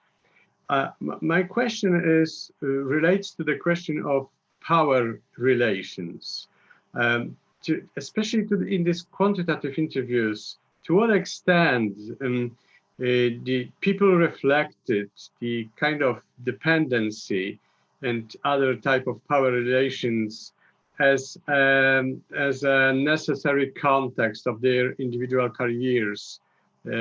Especially, I appreciate your assessment of merit and of this ambiguity of the assessment and arbitrarity of this assessment.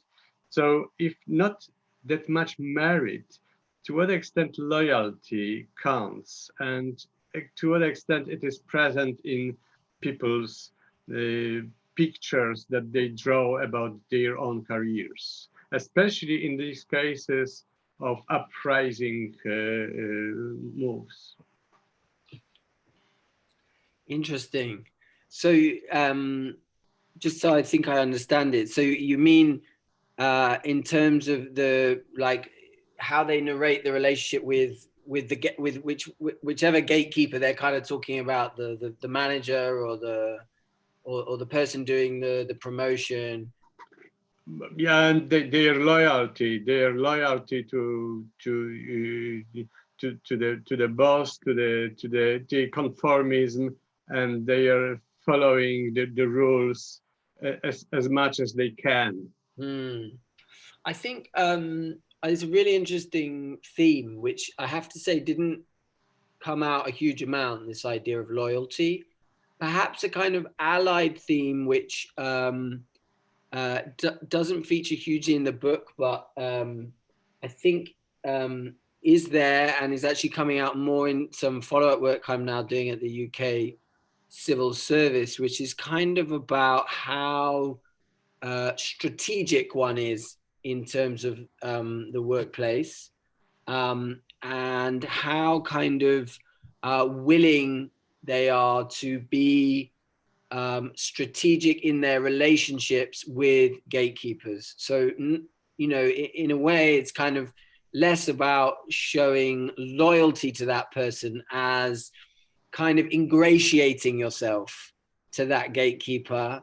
And there seemed to be this kind of slight class origin effect in the interviews I'm doing with the civil service of people from working class backgrounds having a kind of moral disdain for a particular type of strategic progression orientated behavior, you know, in terms of sort of sidling up to the gatekeeper or trying to impress them, whereas people from more privileged backgrounds just narrating it as a very normal and ordinary part of how you do your work, and not problematizing it. And so, but in terms of this idea of loyalty, I think that the only thing that perhaps speaks to that is this idea of sponsorship. And you know, what was key to those bonds of sponsorship was often a very close personal relationship that had been built up over a long period of time. And probably within that, therefore, probably whether I saw it or not in the narratives, loyalty was important, but loyalty wasn't the way that they presented those relationships. They were presented as about talent spotting, about competence. Yeah. And what we did sociologically was to try and look at the genesis of those relationships. And that's where we saw a class sort of cultural matching. But it's probably an interesting element to think of to what extent loyalty is built into those bonds of sponsorship. I'll just add real quickly, I think, in fact, some of how people are advancing in some of these fields, at least, is by the opposite of loyalty, is by hopping from one firm to another and getting a pay raise at each new move, or threatening to leave and getting a pay raise by staying. And actually, I don't know if this is going to hold up to closer scrutiny, but in the US data, there's actually a negative effect for the length of time somebody's been at their job on their pay, compared to their once you control for everything else, which I think speaks again to the sort of in many of these elite fields, you advance by the opposite of loyalty, by being willing to move to someplace that's going to pay you more. Can I ask, Michał, do you? This might be an interesting place to hear, from our point of view, how you would imagine these results might look in your own national context. I mean, do you say that because you would assume that might be one of the mechanisms through which this effect might operate in here in Poland, or? Yeah, well, I don't have any ready answer, but you know, in the past, in the communist past, typically loyalty was the major dimension that decided about individual careers exactly, and this merit assessment was somewhat in a hidden dimension of loyalty. And of course, it was past 25 years and more. So, and it definitely changed.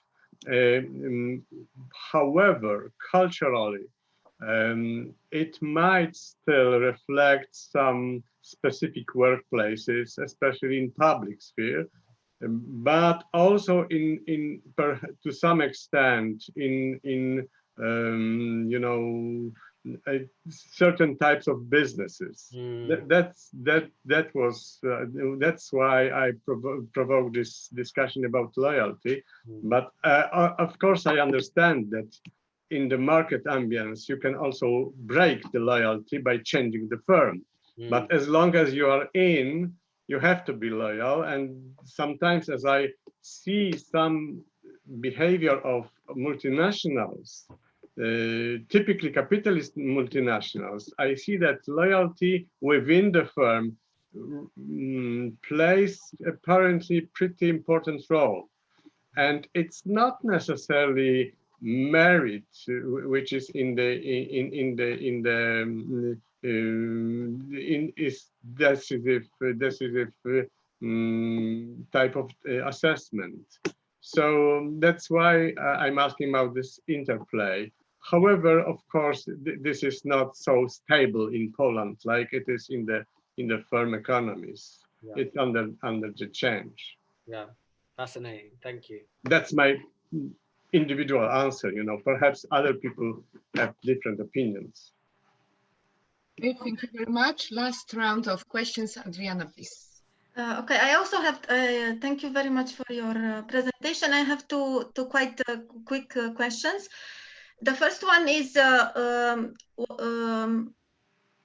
what about these strategies to deal with this class ceiling? I was thinking that maybe marriage might be for women an option to change one class ceiling with another.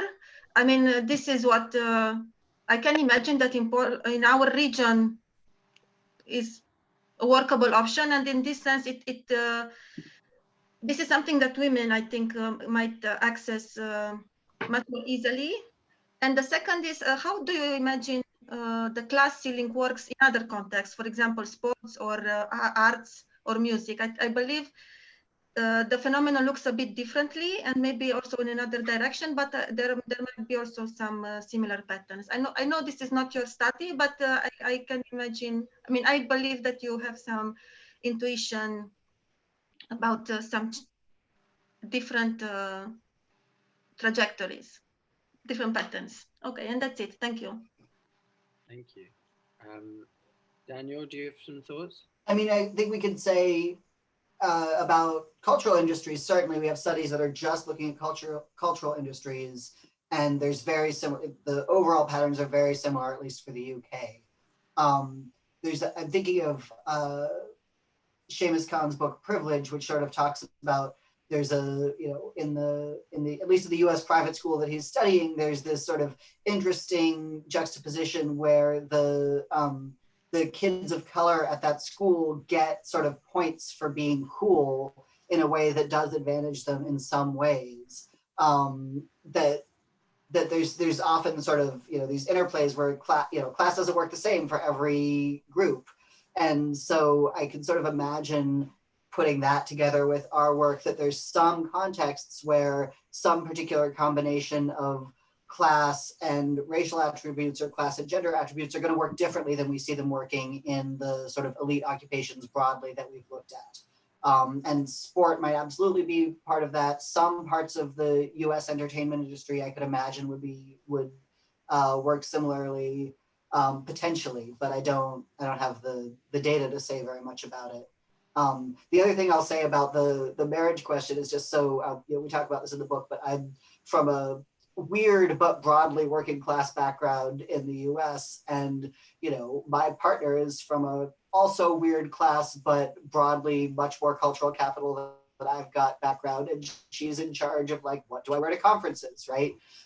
So that, you know, that sort of gender aspect, and that actually might be part of why men do better in these occupations than women also, is because women are often the people who are in charge of sort of the cultural knowledge in the household to some extent. And if you've got a partner who's from a privileged background, you're more likely to be able to navigate that more generally. So I think that's the obverse or something of the scenario you were proposing. But I think that's that question of sort of the role of partners is probably part of the story that we don't see in our data, but that does matter a lot in many possible directions.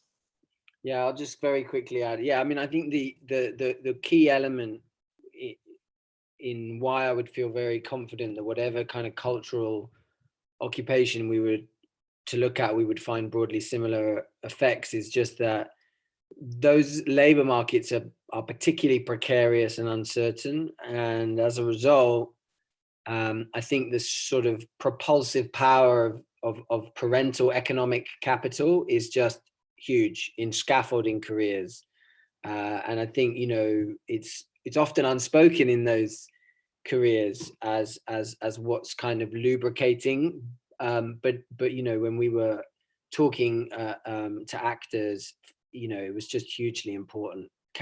How can you survive the kind of uncertainty and the way that your employment is often incredibly kind of in fits and spurts, hugely dependent on having that insulation.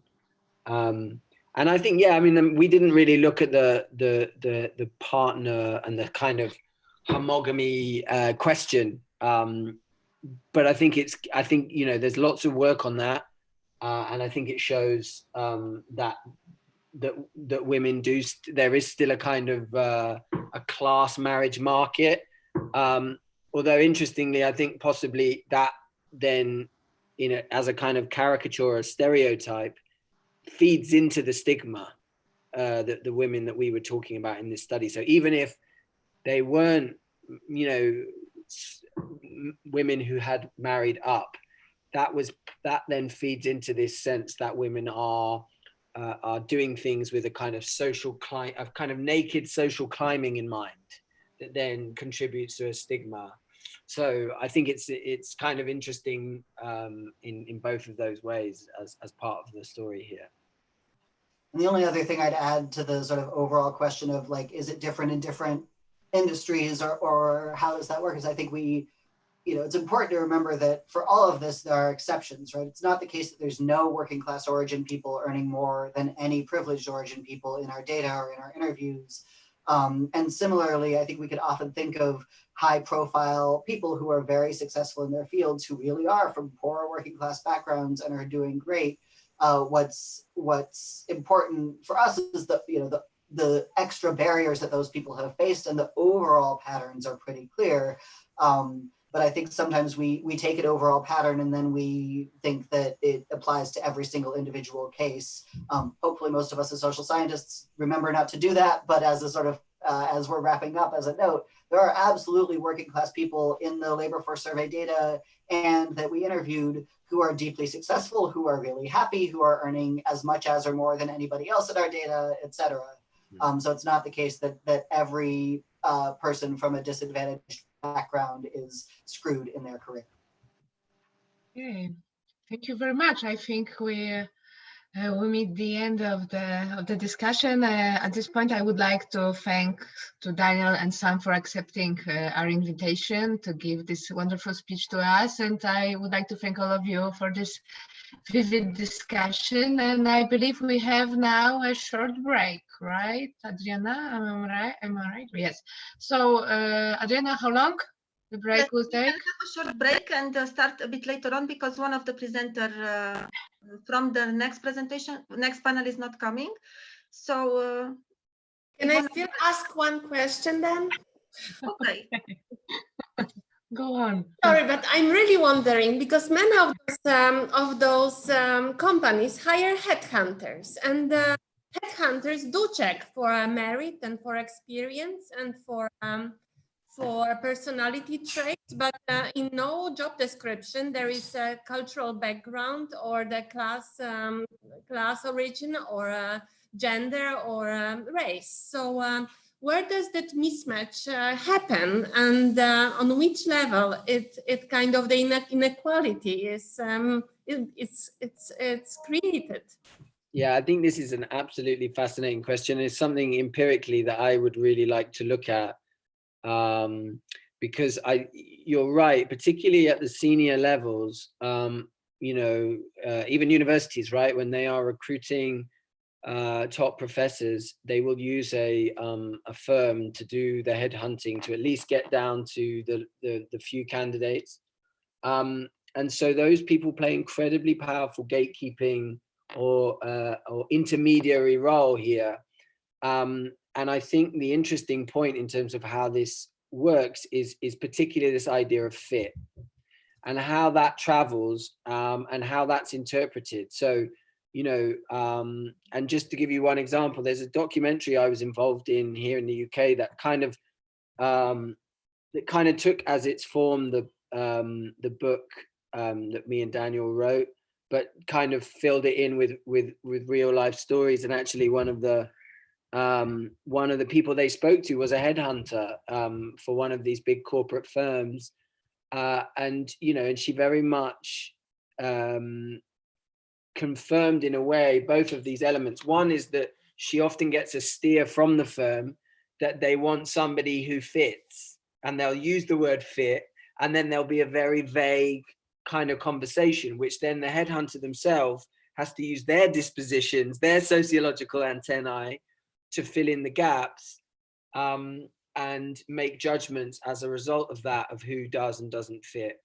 And so I think that translation is really powerful here. But I suppose the first thing I would want to do is look at the class backgrounds of those headhunters and what dispositions they bring to the job. But I would imagine that those individuals are a further kind of compounding force here for those reasons. But it's an empirical question, and I'd love someone else to do it if somebody wants to, because I think it would be fascinating work.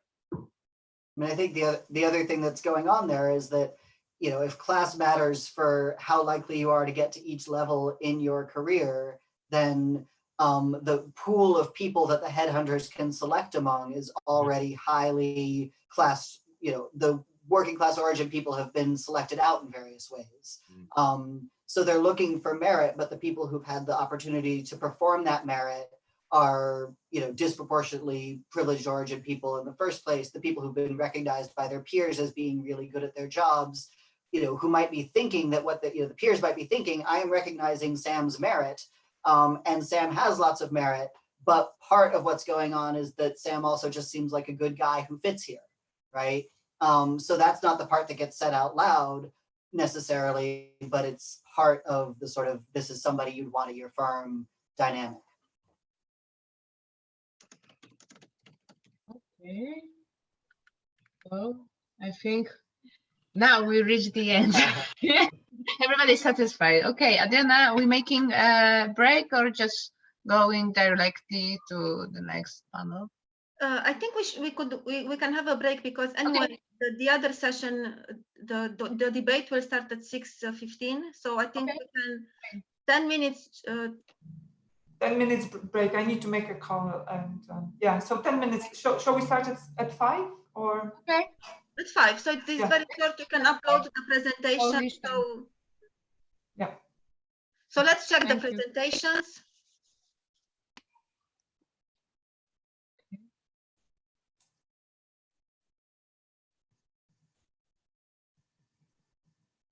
So if Michael, would you like to check if the presentation is working? Michael and Sure. Hi. Hi. Let me get my video going again. Presentation should work. Let's see how it goes. Let me click on share.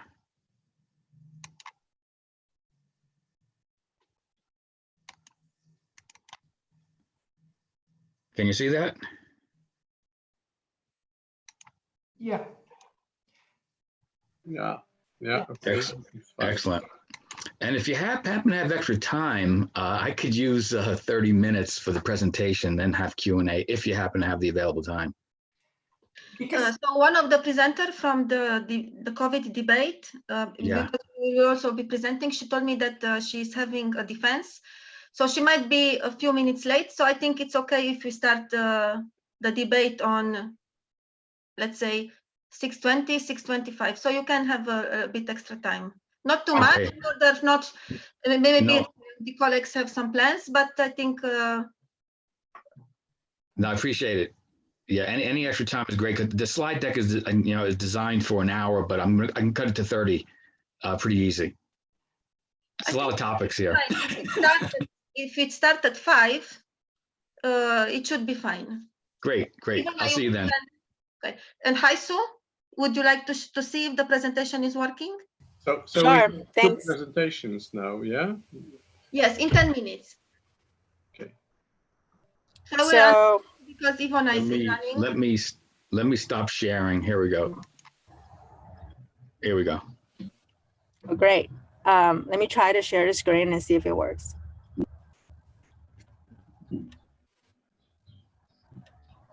Can you all see my screen?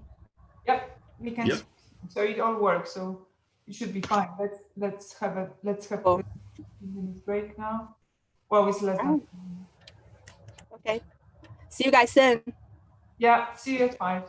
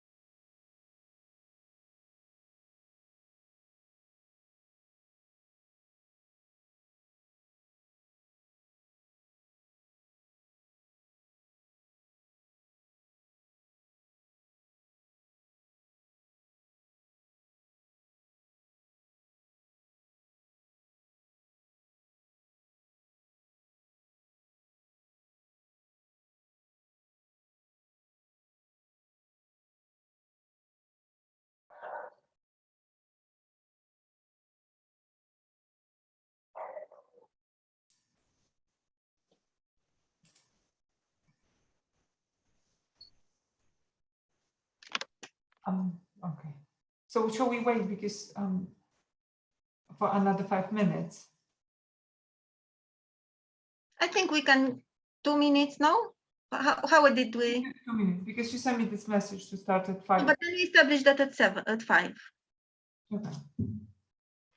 Okay, so in this case, I guess because Rafa is not gonna join us for this presentation, right? We. So we wait because for another 5 minutes. Okay. I think we can 2 minutes now.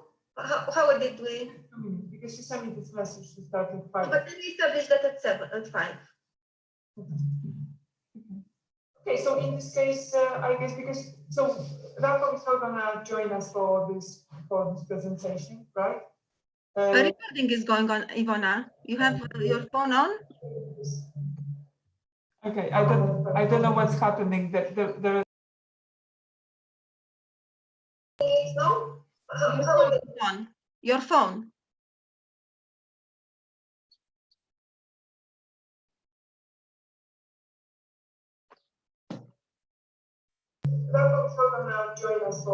Ivona, it's on. You can hear it when I put you. So it's your. You have your phone.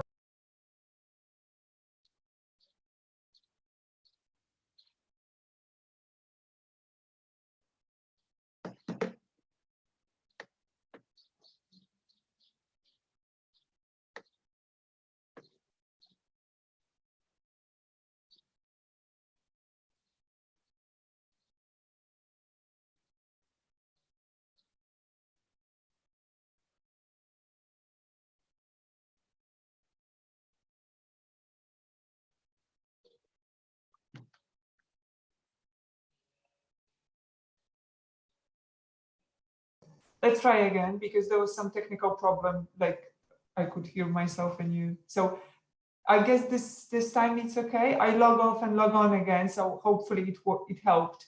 All right. Okay. Sorry about these disturbances, unintended consequences. Okay. So we have 2 presentations now, and Michael will be talking about destructive institution, and Haisu will talk. We'll try again because there was some technical problems. Like I could hear myself and you. So I guess this time it's okay. I log off and log on again. So it's happening once again. I'm sorry. There was some problem. I don't know what's happening. You might have YouTube going. Do you have YouTube on too? That's YouTube lagging. Thank you. Well, okay. I was just redirecting my students towards the YouTube to watch our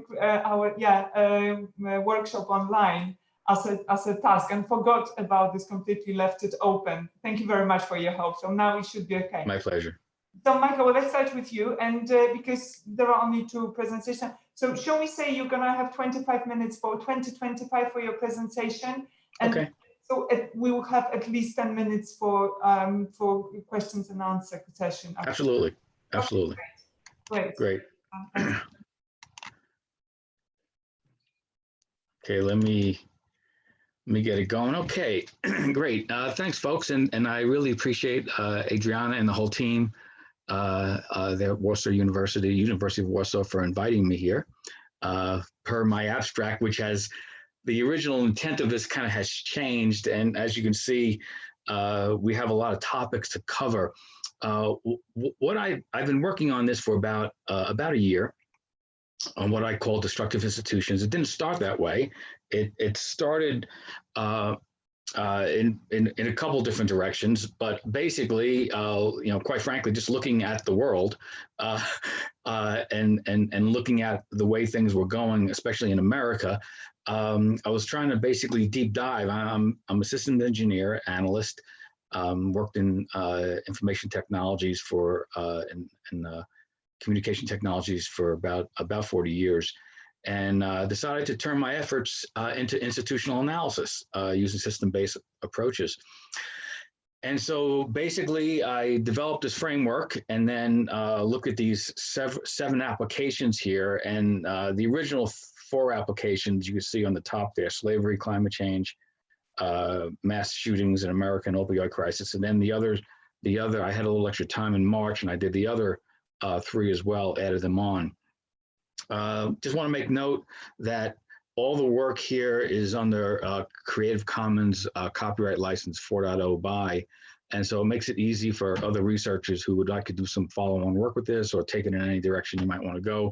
There are several papers that are up on the Internet Archive, archive.org. If you search my name, you can find that the body of work there, and we're going to cover that in a second.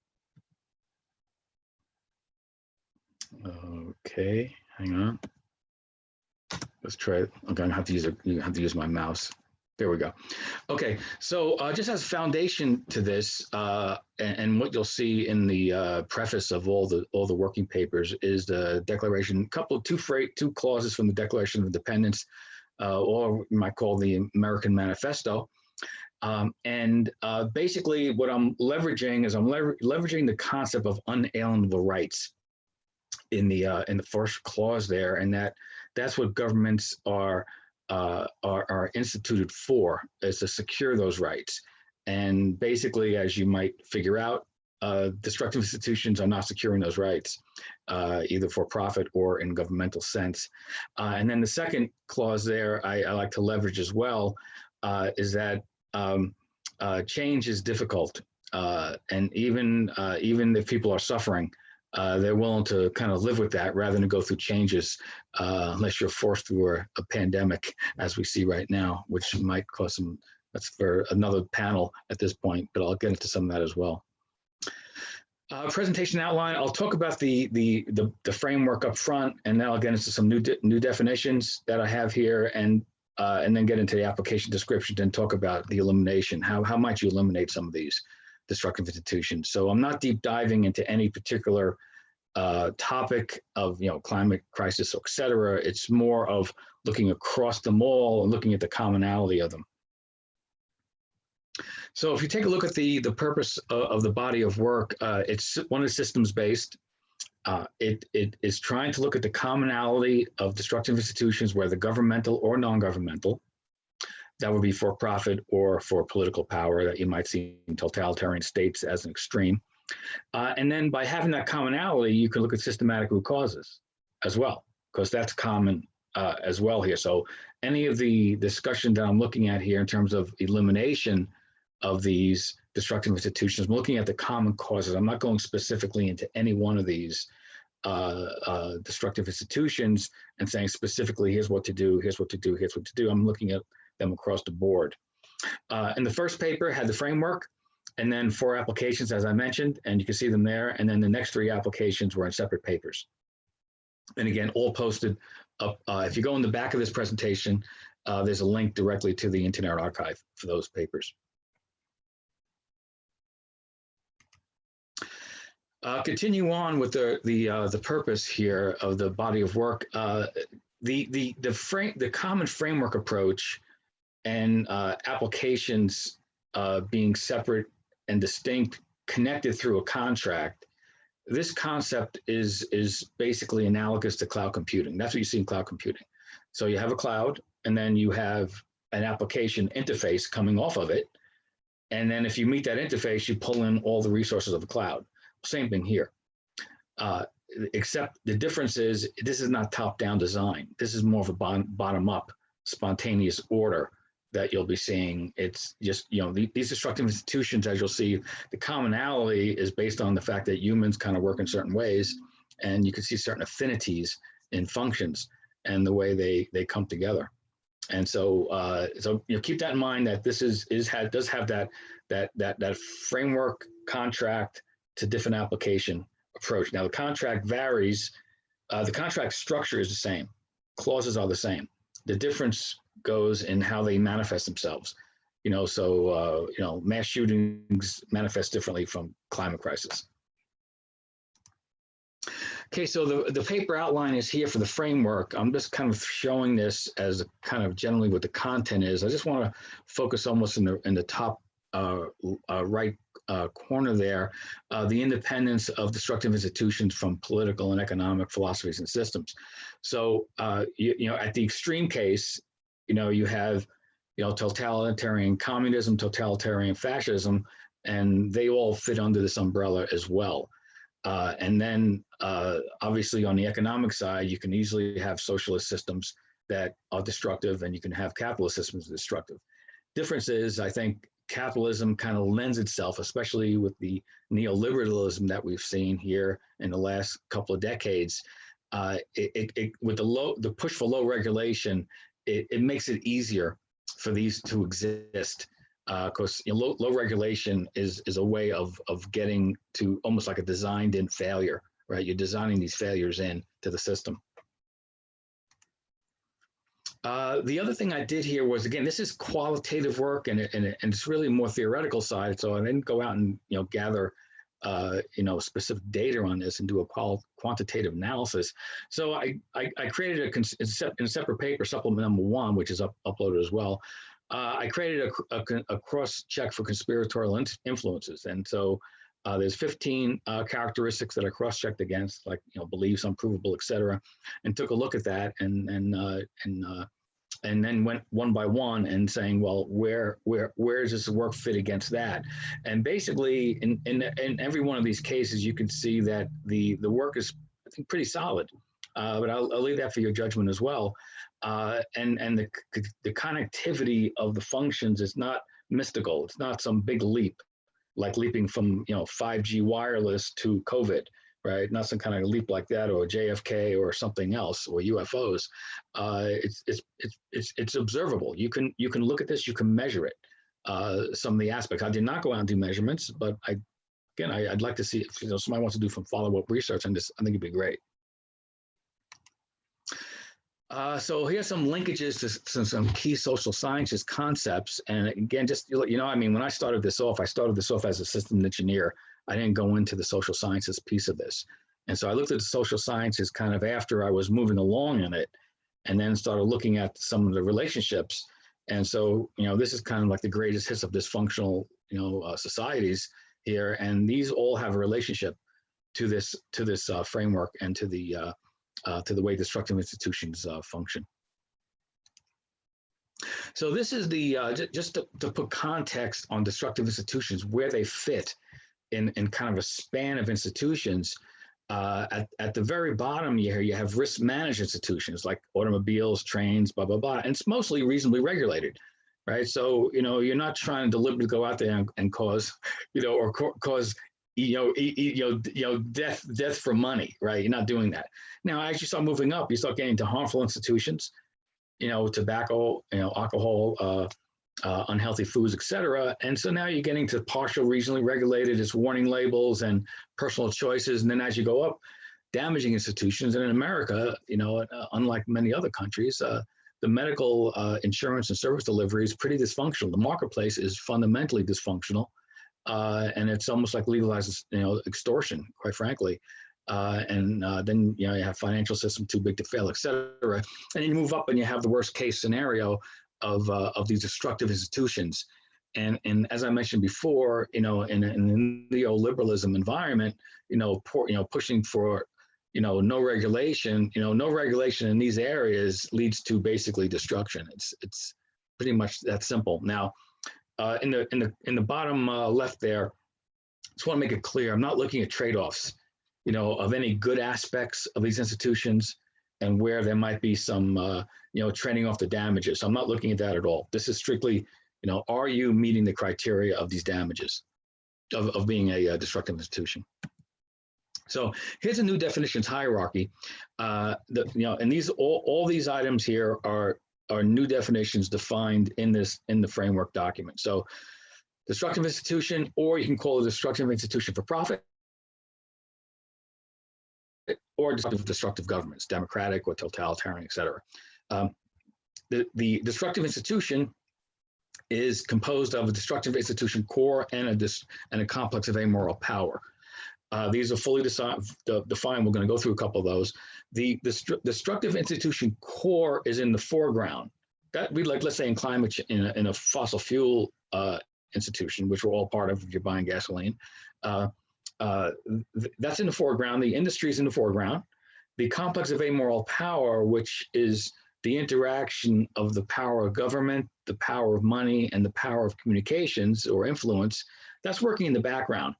So that's a kind of a background, invisible hand function here. And the institution core is where gains are being received. So that would be where money is being received. That's where political power is being received, et cetera, and it's visible to the naked eye in the public. The institution core is where the contract comes out of. So that's where the destructive institution contract would emanate from to expose all of us. We are part of some of these institutions, and that's where the exposure to this contract comes in. And we'll talk more about contract. The complex of amoral power is where what I call destructive institution brain hacking comes in, and a variety of manipulation propaganda techniques. And that comes out of the, you can call it corrupt communications or the communications or influence aspects of this. The other one, which I'll be mentioning often, is legalized corruption.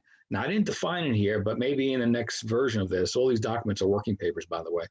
I may actually define legalized corruption, but basically it's in America, it's the legalization of what I call corruption, which is the ability to basically have virtually unlimited amount of money flow between politicians and wealthy participants who would like to do some lobbying or corporations, et cetera. So the Supreme Court doesn't call it that, but that's, they're looking at a hair split operation. But for the average citizen, I think you would call it legalized corruption, and many people do. Okay, so we covered destructive institution, again, composed of complex of amoral power in the background and the institution core in the foreground. Institution core, again, exposes the contract. Destructive institution contract. So it's a relationship between the institution core and other entities in society. And then the next clause in the bullet there, this is basically what's driving the core gains, and the core gains are correlated with powerful and large-scale destruction. So you look at those, climate change, et cetera, whether you like it or not. You could talk about this all they want. The bottom line is that the environment is being destroyed, right, and profits are being made. So that's the correlation of large-scale destruction, in this case with financial gain. The next two clauses, and the bottom bullet there, get into the feedback on the system side of this. And so this is the rewards and reinforcement of rewards, where you have a very significant control, positive feedback control. So, you're earning money, you're gaining political power, whatever you're gaining, you have a very, very strong positive feedback response there. The next one is the negative feedback loop, which is basically out of control and throttled down. So in this case, you have an out of control situation where there's no or lack of control response to negative feedback, with a malfunctioning or poor checks and balances to the destruction. And that's where brain hacking comes in, to get the propaganda, to get mass support for your destructive behaviors. And then the next one is the unalienable rights. And so unalienable rights such as life, liberty, pursuit of happiness are neglected, degraded, or destroyed.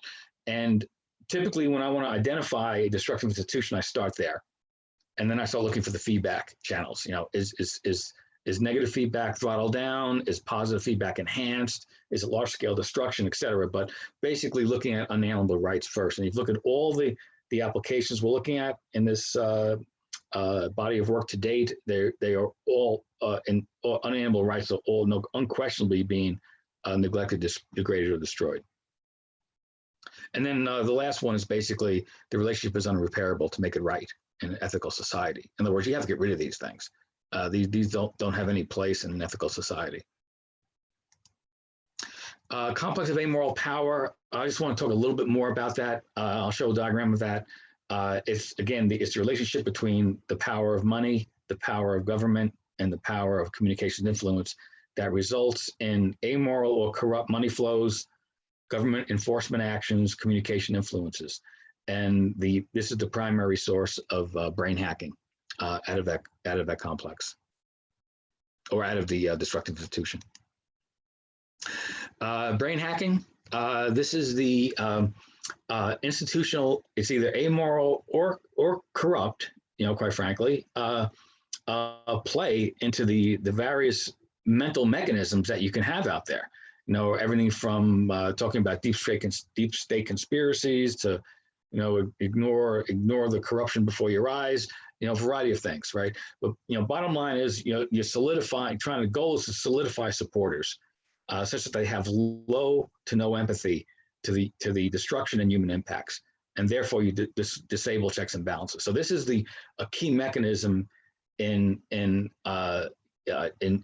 throttling down the negative feedback flow that you would expect society to say, hey, enough of this destruction.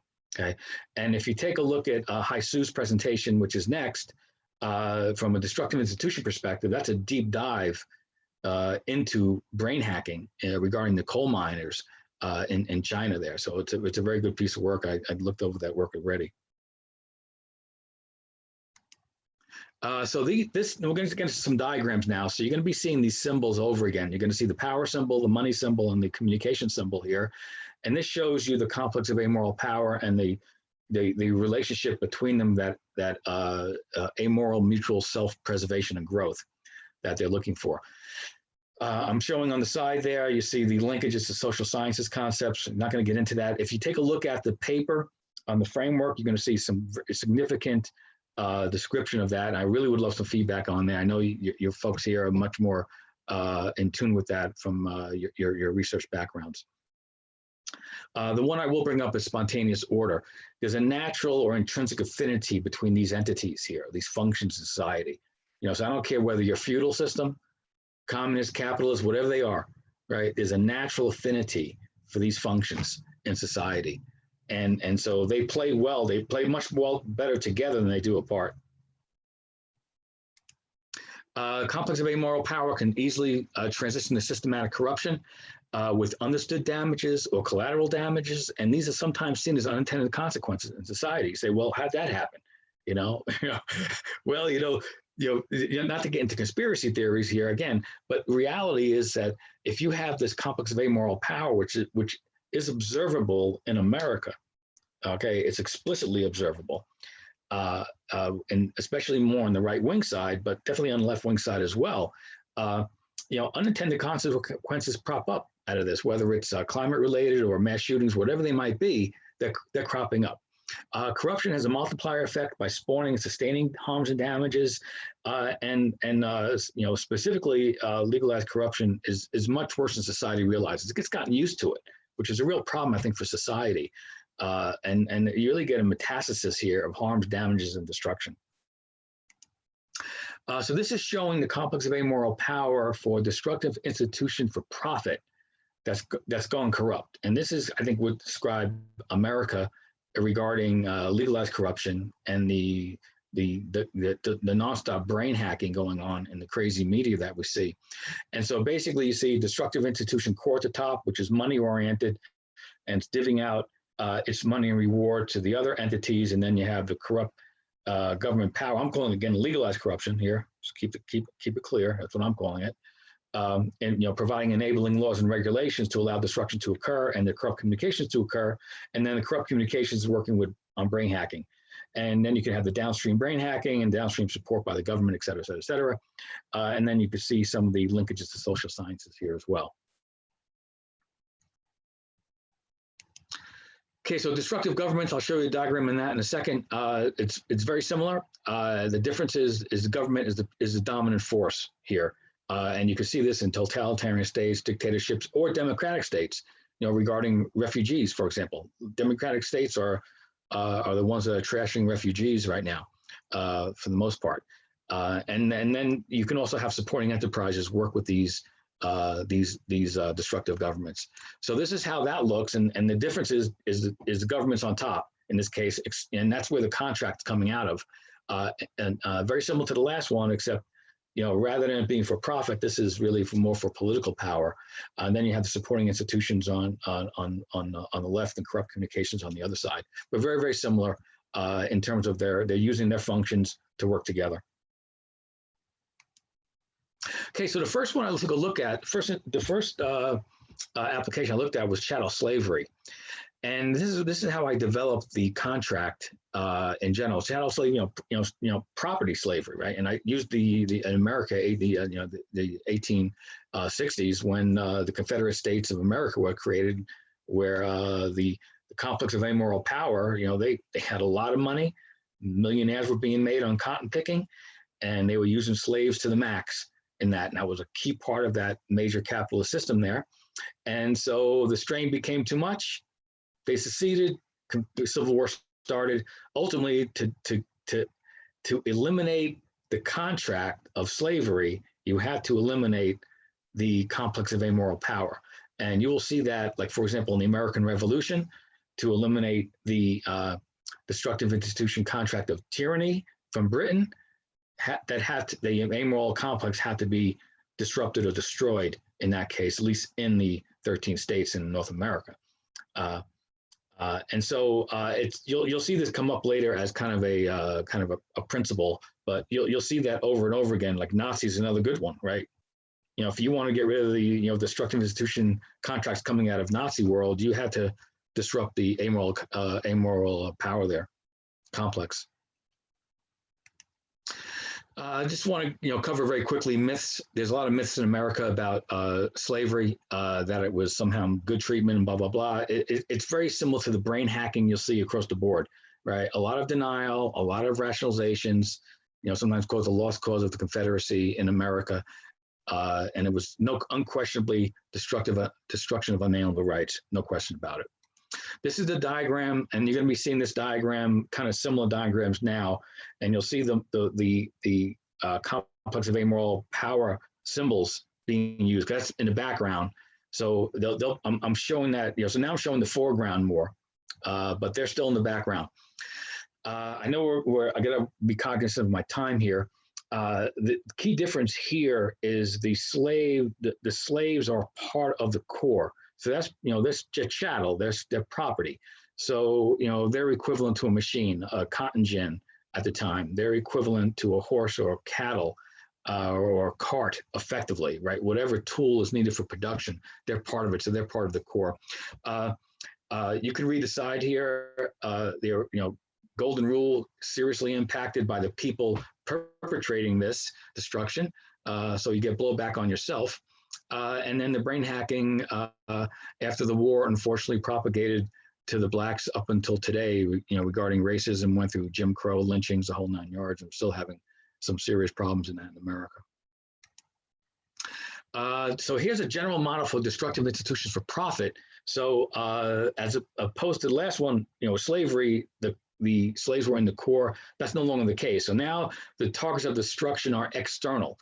So general populations mostly. So I'll be covering climate crisis, mass shooting crisis, and opioid next. And you can see the flows of the destructive institution contract. You have products and services coming out, money coming in, and then effectively the policy. And I'll show you how that manifests.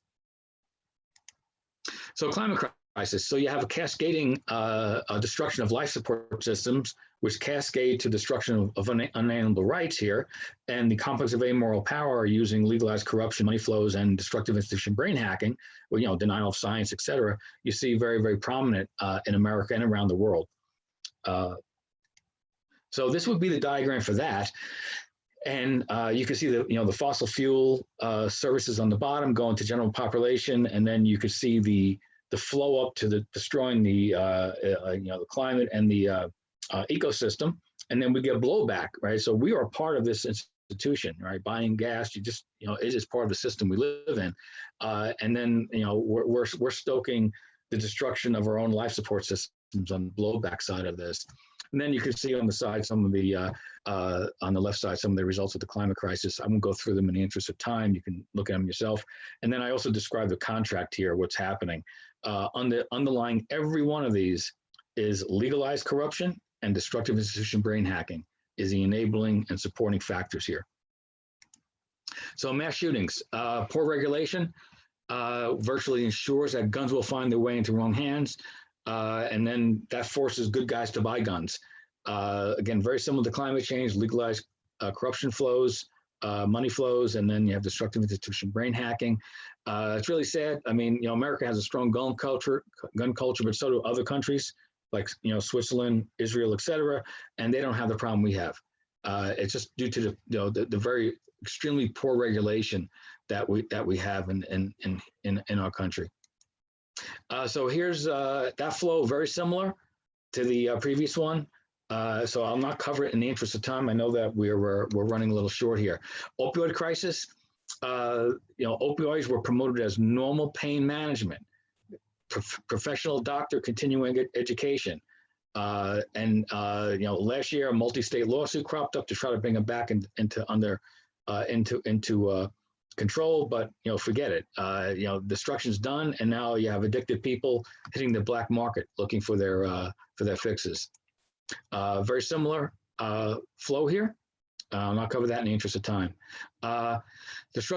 Democratic destructive government. So this is the overall structure for that, and you can see the power has moved into the core. So now you're looking at the destructive government core there, and the money bag has gone out into the as supporting enterprises, and very similar. So now you're seeing what's coming out as a way of contracts. You're having everything's related to governmental action, and I'll be covering very quickly. I'm just going to go through 3 of these, and I'll move through quick. So worldwide refugee crisis, I don't have to tell you folks, you guys are well steeped into that. I think you understand the background on it, et cetera, convenient scapegoats. This is how that would look in this diagram. You can see the enforcement actions coming out in the way of the contracts, and then you can see the cascading low empathy and xenophobia flowing out of the society into destruction of these asylum-seeking refugees. And again, a glaring destruction, degradation of golden rule by the people perpetrating it. So it's a self-destruction to the people perpetrating as well. Federal government, we'll talk more about this later, but I don't know if you've been following our U.S. federal government response, but it's completely perverse. Putting it mildly, it's been characterized, to my mind, as nonfeasance, misfeasance, and malfeasance, with failures across the board. So failure to prepare, failure to take proper action, cutting, agencies disbanding, pandemic response teams, mismanagement, dysfunction in execution, and driving shortages by not using proper tools to take care of shortages, causing bidding wars, et cetera, and then using disinformation, political fights as a distraction.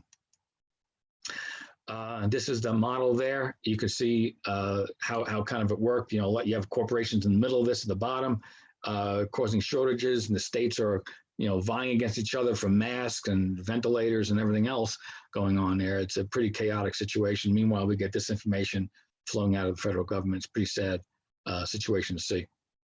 Michael, can you perhaps go conclude your presentation, because I really want to make sure that we've got some time for questions, and we've got separate also discussions on COVID and refugees crisis. I'm sure you have a chance to explain this a little bit more further. Absolutely, I will. Let me just go to the conclusion. So this is the perverse capitalism. I won't cover that. I'll cover this as well, that COVID is an enhancer for destructive institutions across the board, not just creating those two, but across the board. It's increased legalized corruption and increased brain hacking. So to get to the key principle here on how do you eliminate these things, right? So again, not going to any specific one. To eliminate any one of these, you have to eliminate the contracts. You have to get rid of these destructive institution contracts. And the only way to do that, as we saw in Civil War, or we saw the other ones, you have to severely disrupt the supporting amoral complex by legal complex of amoral power by legal means. Now, I'm not saying you need a war in every one of these cases. I think America has the right tools to do it, right? In the way of, at least in America, with voting, getting off the couch, go do something about this without having to have a riot. And I'm not proposing that at all.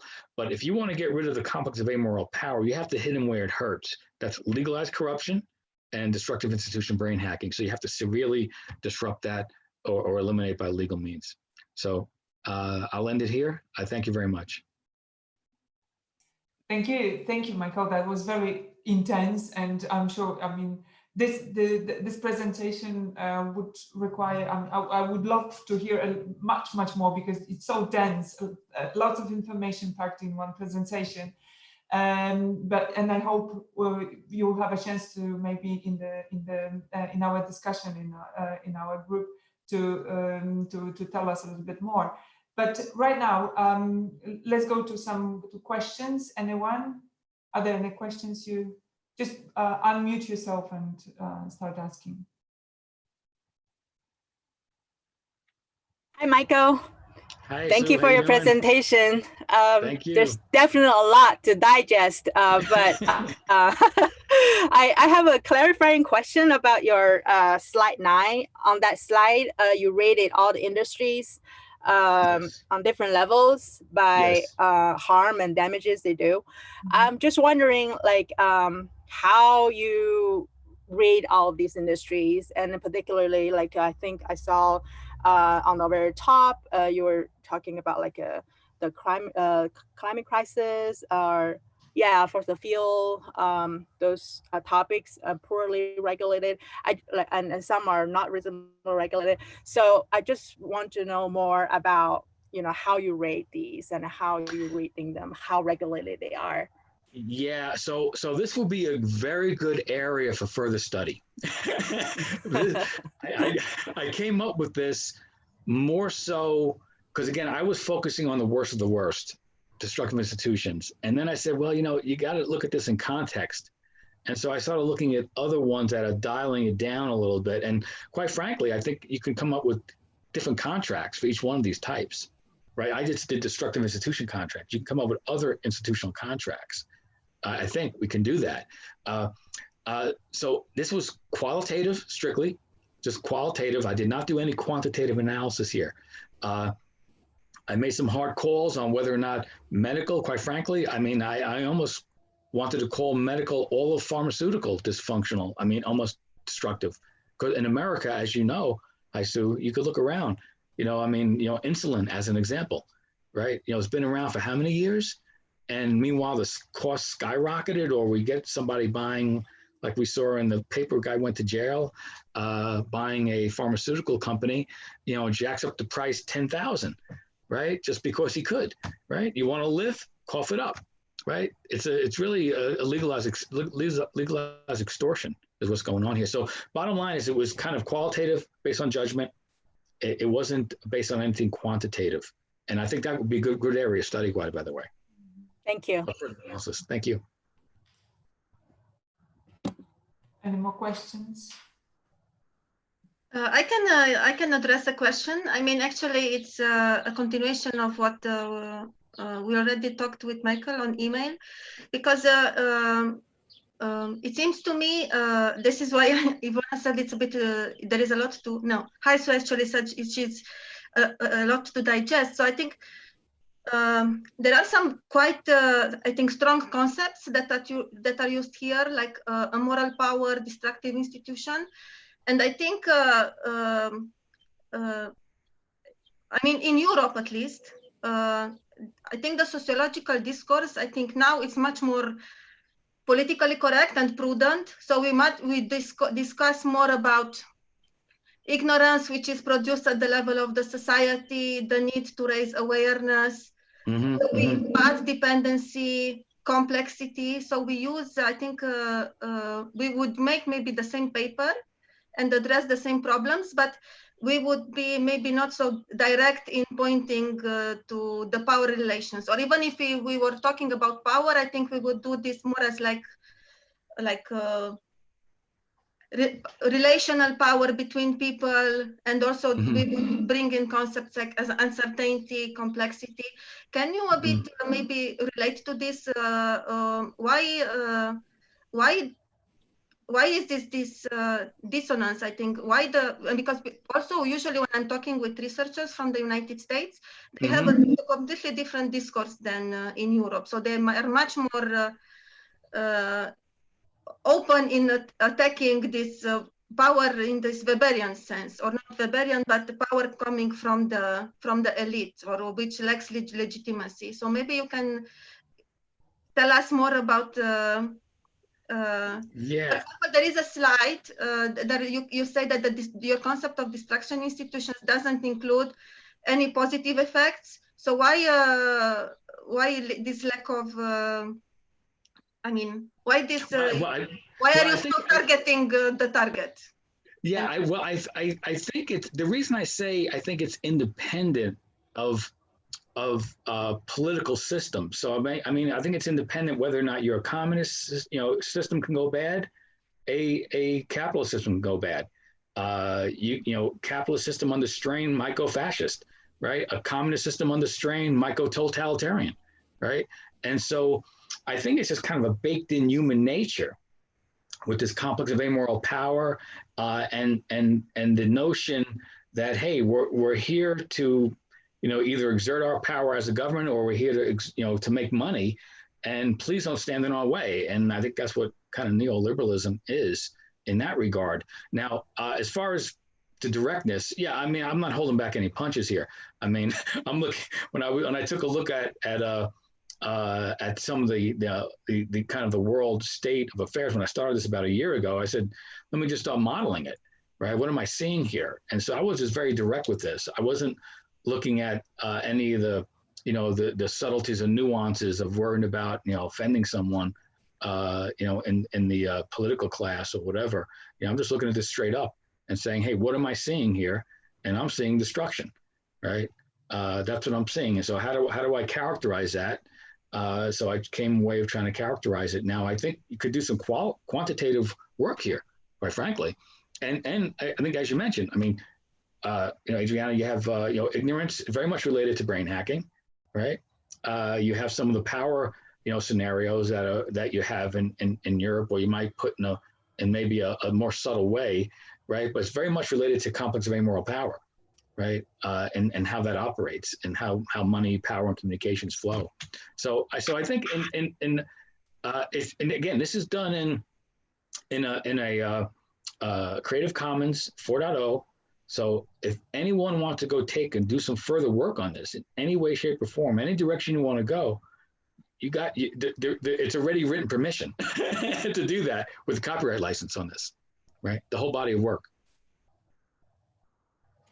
Okay. I think we have to stop here right now and move on to our next presentation, Haisu. And this is you are going to talk about pollution and miners, and I find that there are some parallels with Polish culture, because Poland rests on coal heavily. It's not, we don't use a lot of green energy yet, but then again, there are those, lots of miners who would get jobless if the government switched quickly into green energy. So there are multi-dimensional problems. I'm looking forward to your paper to see what are the similarities perhaps, and what are you what you have to say about your findings. Thank you. Okay. So I guess because we've got half an hour altogether, so do you think you can do your presentation within like 20 minutes and then 10 minutes for questions? Would that be okay? Yeah. Absolutely. My presentation will run about roughly 18 minutes. Okay, I'm going to go ahead and share my screen.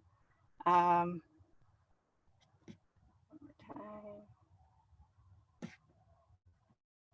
right. Okay, can you all see my screen? Okay. Okay, the project I'm presenting today concerns coal miners' perceptions about air pollution in China. When I designed this research, statistical data showed that, let's see. Okay, here we go. Statistical data showed that both coal production and coal consumption in China were declining. Workers' protests appeared on the news. Following the decline of the coal industry, I hope to hear miners' survival stories and their coping strategies countering air pollution created their own work. But by the time I set foot into the field, the situation seemed to have reversed. Statistics showed that coal in China had rebounded after nearly half of China's co-workers had been moved out of coal. The salaries of the remaining coal miners were increased. You can see on the chart to the right, China's CO2 emissions followed an upward trend similar to that shown on China's co-production chart to the left, both rising since 2016. What I did see was road constructions almost everywhere in the city of my research, Great Glory. Huge alien-looking wind turbines slowly turned their heads on mountaintops. Road repairs were also underway in neighborhoods. Despite these new happenings in the city, some things did not change. The deterioration of infrastructures, such as basketball court and movie theaters. I had difficulty finding a quiet public space to conduct my interviews, for no longer did such a place exist. It was as if people had already begun to practice social distancing, even though COVID-19 would not arrive for another 6 months. With the shift of manufacturing from the global north to global south, what had also been shifted is environmental pollution. The increase of energy consumption in developing countries resulted in poor air quality due to the burning of fossil fuel. Coal, as the most common fossil fuel, was one of the most visible culprits of air pollution. Coal workers face paradoxical challenges. They need to make a living by working in coal, but they also source the pollution that contributes to global warming. With these contexts in mind, I asked these research questions. How do workers in polluting industries make sense of environmental degradation caused by their own industries? In other words, how do workers contend with the negative impact their industry has on society? Since coal mining in the global south experiences worse labor conditions, fewer protections, and presumably more risks than those in the global north, how do these workers engage or not engage in climate change dialogues? And what we can learn from the workers that can advance public policies to protect both the workers and the living earth we all share.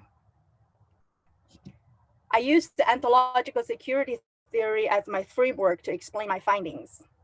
Ontological security refers to the confidence or trust that the natural and social worlds are as they appear to be, including the basic existential parameters of self and social identity. As is essential to ontological security, basic trust refers to a sense of confidence in the nature of the world and optimism that things generally work out in the end. Giddens argues that taken for granted social interactions foster ontological security with routine and communication norms, shielding the individual from the chaos of unpredictability. Based on the evolvement of trust, which chases away anxiety and despair, ontological security allows individuals to function socially, satisfied that their social and material worlds will remain stable. Maintaining one's ontological security is a process that creates social acquiescence related to environmental risks such as climate change. This is my research site, Great Glory. It is a coal mining oriented city located near the Russian border in northeast China. Great Glory's mining can be traced back to the Republican area around 1947. Since the Mao era, the government owns most of the coal mines. Only a very small number of mines are owned privately by individuals. Working in state-owned mines is considered to be a tenure-track career. Such a job is often coined as iron rice bowl, which means workers rely on the government to provide most necessities, such as housing, healthcare, and retirement. Work in private-owned mines is more contract-based, without benefits like those in state-owned mines. I remember Michał asked earlier about loyalty to employers or to institutions. I think what I see, there's a spectrum of loyalty from the workers to the institutions, from state-owned mine till the private sectors. So we can talk about it later. During the 4 weeks of my field work, I interviewed 18 coworkers and spouses in Great Glory, 9 from the state-owned coal mine, which I call Mineville, and 9 from the private-owned mines in Farmville. 12 of my interviewees are active miners. To find research participants, I attended banquets where I was introduced to 3 gatekeepers. Following the local custom, I socialized with attendees at multiple banquets to build rapport and trust. I conducted most interviews in miners' homes with at least 2 interviewees at a time. Because coal mines run 24/7, in order to interview miners in their free time, I interview some of them at unconventional hours, such as midnight. I translated these interviews from Chinese to English by myself, using the English transcription for line-by-line coding. I coded each interview through initial coding and focus coding. During memo writing, I reviewed the transcripts multiple times to ensure the quality of my analysis. Miners reported 2 main sources of air pollution in Great Glory. One is straw burning, and the other is a local steel factory. However, despite their descriptions of the pollution, their one conclusion is that there is no air pollution in Great Glory. Straw burning is one source of air pollution. Yong is a railroad maintenance worker. His job is to ensure the quality of the railroad for the coal transportation from Mineville. He works most of the time outdoors along the railways. He said, quote, "Smoky, farmers burn things in fall. This year is better. This year policies are strict. Those who are caught burning crop debris could be detained.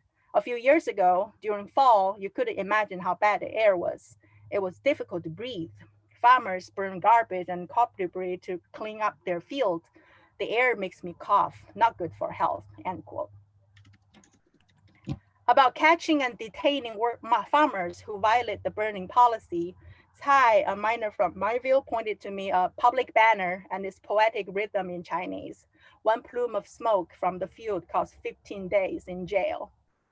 Even though the straw burning ban policy demonstrates that the government is proactively taking measures to clean air, this policy unquestionably worsens the social bias against the farming class of the Chinese population and diverts the public attention away from the most polluting source, coal. The other polluting source is a steel factory located not too far from the city center. On several occasions, formally and informally, my research participants referred me to this factory for research on air pollution. A factory that other cities did not want, Jung said. It pollutes badly. Then he describes the black cloud hovering above the factory seen from a few miles away. It's important to understand the social meaning of a factory in Mineville. To workers in Great Glory, a factory means 2 things. First, a factory signifies the power of the government because it has the sole authority to decide that it should run in the city. Second, factory jobs are given to those with proven connections, which automatically excludes the farming class from being recruited. Dong, the mining technician, told me the history of factories in Mineville. He said, quote, "To stabilize miners' turnover, the mining authority opened a hatchery.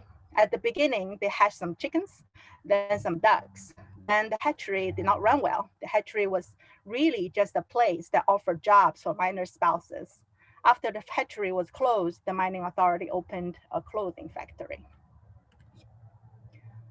Despite the sources of pollution identified by workers, these workers made statements such as there is no air pollution in Great Glory.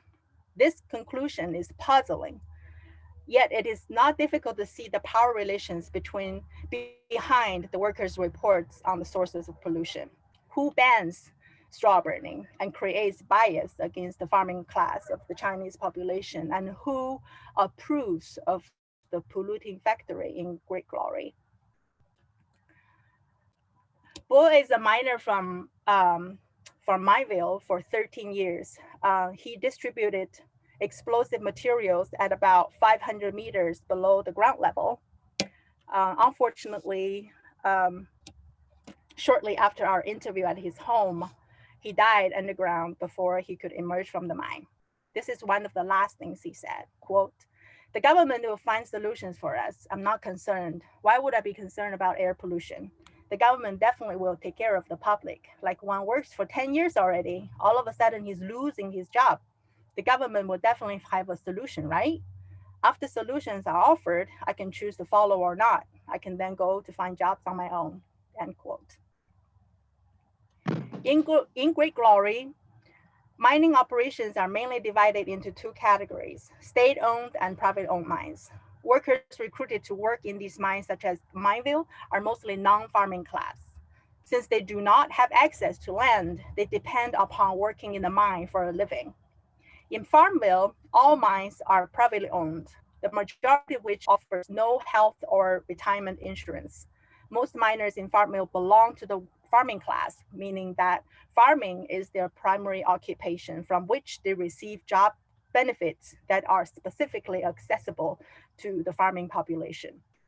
Despite the fact they both perform mining jobs, workers in both Mineville and Farmville live in two totally different worlds, with such differences in income and job benefits. On top of the class wall that has already been built between the two groups of miners, differing work rates could be another wall, severing the link between miners. This double wall barrier isolates the Great Glory miners into two smaller and closed worker groups. In the following section, I show how isolation continues to break solidarity among workers and to silence workers' voices in unfair labor conditions within the state-owned mine in Mineville and the private-owned mines in Farmville.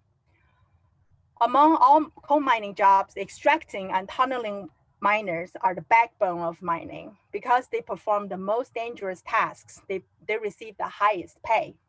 During one miner's protest against wage arrears in Mineville, the majority of those who went on strike were the higher paid extracting and tunneling workers. Even those support workers were also impacted by the wage arrears. Some of them chose to cross the picket line. Bo is one of the workers who crossed the picket line. Seeing that crossing the picket line was his responsibility under coercion by his supervisor, Bo explained his experience negotiating salary.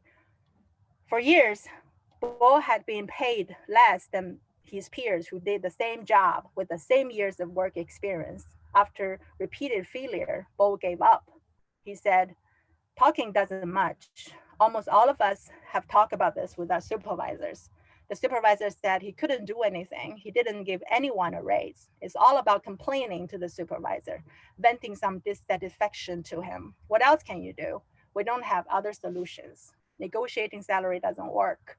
We only have a few people. Other than 6 of us in the warehouse, there are 2 other workers who transport explosives. Only a few of us. We go ask for a raise, you go, you won't win. You come back, then your supervisor will punish you, put small shoes on you, on your feet. That's a Chinese expression, which means retaliation," end quote. Injustice among the privately owned mines in Farmville, on the other hand, may take a slightly different form, but the power perceptions among miners nonetheless resemble their peers in Mineville. In Farmville, the workers separate themselves into 2 groups, workers with paycheck issues and those without. Their negotiations on paycheck issues also lacked leadership. When asked what it was like to negotiate salary with his supervisor, Wang said, quote, "Like you go there to ask for money. The mining authorities ask you, what you doing here? You say, they asked me to come here, so I'm here. Do we owe you more wages? No.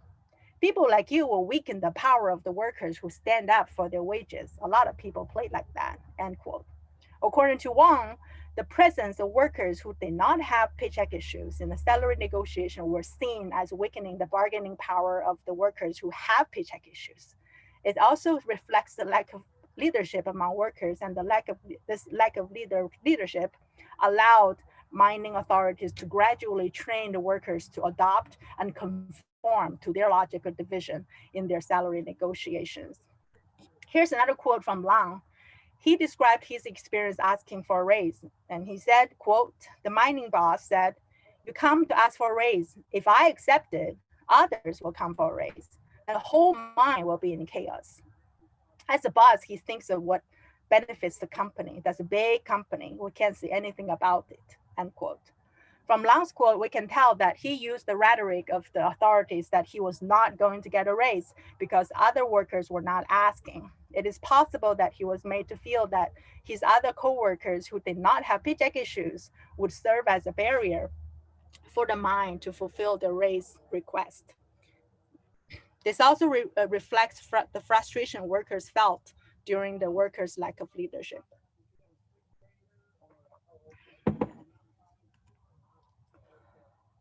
Through illustrating how workers perceive the mine's management regarding their paycheck requests, I show that the co-workers in Great Glory have little protection over their rights. Their knowledge of potential retaliation from their supervisors, especially including loss of jobs, contribute to their acquiescence. With this learned acquiescence from work, miners have little power to bring about change to their environment. Since they have little negotiating power at work, they perceive the same powerlessness in changing the air quality in Great Glory. Through allowing the exploitation of their economic benefits by mining authorities, workers choose to maintain the status quo in order to continue their meaning of work and life. The solidification of their ontological security made it possible for my research participants to deny air pollution in Great Glory, despite the fact that they have reported polluting sources. The project I present today is about two types of coal miners in one Chinese city. I argue that miners work to maintain a sense of continuity with regard to the ways they make a living, even though their perceptions are skewed. Their denials of air pollution, as I have shown in my findings, are rooted in the power struggles that coal miners experience at their mines, allowing coal-fired air pollution to become the proverbial elephant in the room that no one dare discuss. My project contributes to the understanding of how people make sense of environmental risks by extending the study of power to the workers' air pollution perceptions in a coal field in China. It sheds light on how people are coping with the problem of climate change in the global south, and they're doing so in a way that they will accelerate the problem. Lastly, my research contributes to the development of the solutions to climate crisis that can bring people along rather than leave people behind. That'll be the end of my presentation. Thank you very much. That was very interesting. And we've got 8 minutes for questions and discussion. If anyone wants to start, please do so. Hi, Sue. Mike here again. Hey, so on as I mentioned before, this is, from a destructive institution perspective, and we chatted via email as well. This is really like a deep dive into the brain hacking that you see in America regarding climate change. So, what would be some of the remedies that you would see to let's say on a mass scale to deal with the misinformation, disinformation, propaganda around science, et cetera, and ontological security? I'm sure it's related in there somehow as well in America. Thank you for your question, Michael. I think you, if I understood correctly, you're asking the remedies and solutions to the problem we're seeing. I think it's up to debate and all the discussions of all parties involved. I think what I'm presenting from this project is dive into deep to exactly the mechanism of the workers and how they're doing things and how they think and how they play in the field. But on a larger level, how all the big problems could be solved, like climate change crisis and stuff. I think it involves some fundamental political structural change. And it will take time, but it's meaningful for all of us to do this kind of research, to go deep into the field, to examine what exactly is going on. And there are differences in culture and nationwide and political system, etc. But what I saw from the field is people know the pollution is not good for their health. They know that, but they don't feel secure enough to acknowledge it. They don't feel secure or safe enough to active about it. So I think this helps us to understand broadly how people in other parts of the world might also experience denial based on what kind of power struggles they're dealing with on their day-to-day life. It may not be occupation, it might be other things. So yeah, thank you. Rui also wants to ask a question. Please unmute yourself, Rui, because you are muted. Can you please unmute yourself? You have to click the mic symbol in your left-hand side corner. Okay. Okay, thank you. My question is very simple, because I'm also involved here in my city, Reutlingen, with democratic issues, especially with the movement or social movement or the political. I don't know what the Friday for Future. I don't know if you are aware from Friday for Future. Friday for Future? Friday for Future. Oh, Friday for Future. No, I don't know. Please tell. Okay, this is a young movement began in the Sweden with Greta. I think that you know Greta, you know. I will check it out. Thank you. Okay, but my question is, what do you think the contribution from social movements pro climate change to change a little the government mentality in China? Do you think that is possible? So your question is about social movement and how effective it could contribute to the climate change discussions in China. Is that what you're saying? In China. That is a very, very big question. It's not simple at all, Ru. I know.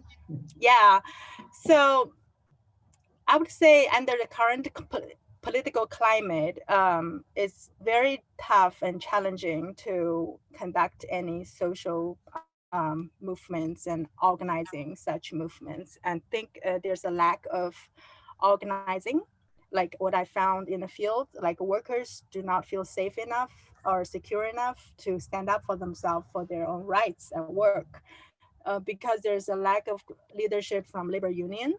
And then there's literally non-existence of nonprofit, non-government organizations that organize workers to get together. So these organizations right now is quite difficult for existence or survival, I think, under the current political climate.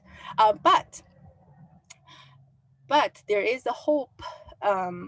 There's a hope that by how I observe things are operating in China, there's a hope that organization could work with the government, because the government has the intention to move the country forward. That is the basis assumption when we do research. So I would think there's a hope that organizations, either nonprofit or profit, work with the government together. And there has been some changes on the environmental field that, you know, the smaller organization, I think I've seen it in a documentary film. I can send it to you, the names. So they work with the government. They work with the local government on the local level. And then they do make some changes to benefit the people in the community. But yeah, so there's the challenges and also hope. So I'm just hoping there will be more and more collaborations happening in the country. Yeah. Okay, thank you. Thank you.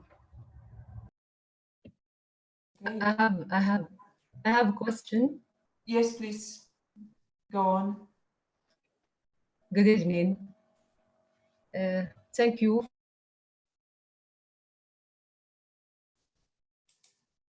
Question: what is the impact of the epidemic COVID-19 in changing the public policies about environment in China? Thank you. Fazia, thank you for your question about COVID-19's impact in China. I think I'm not expert enough in this field, but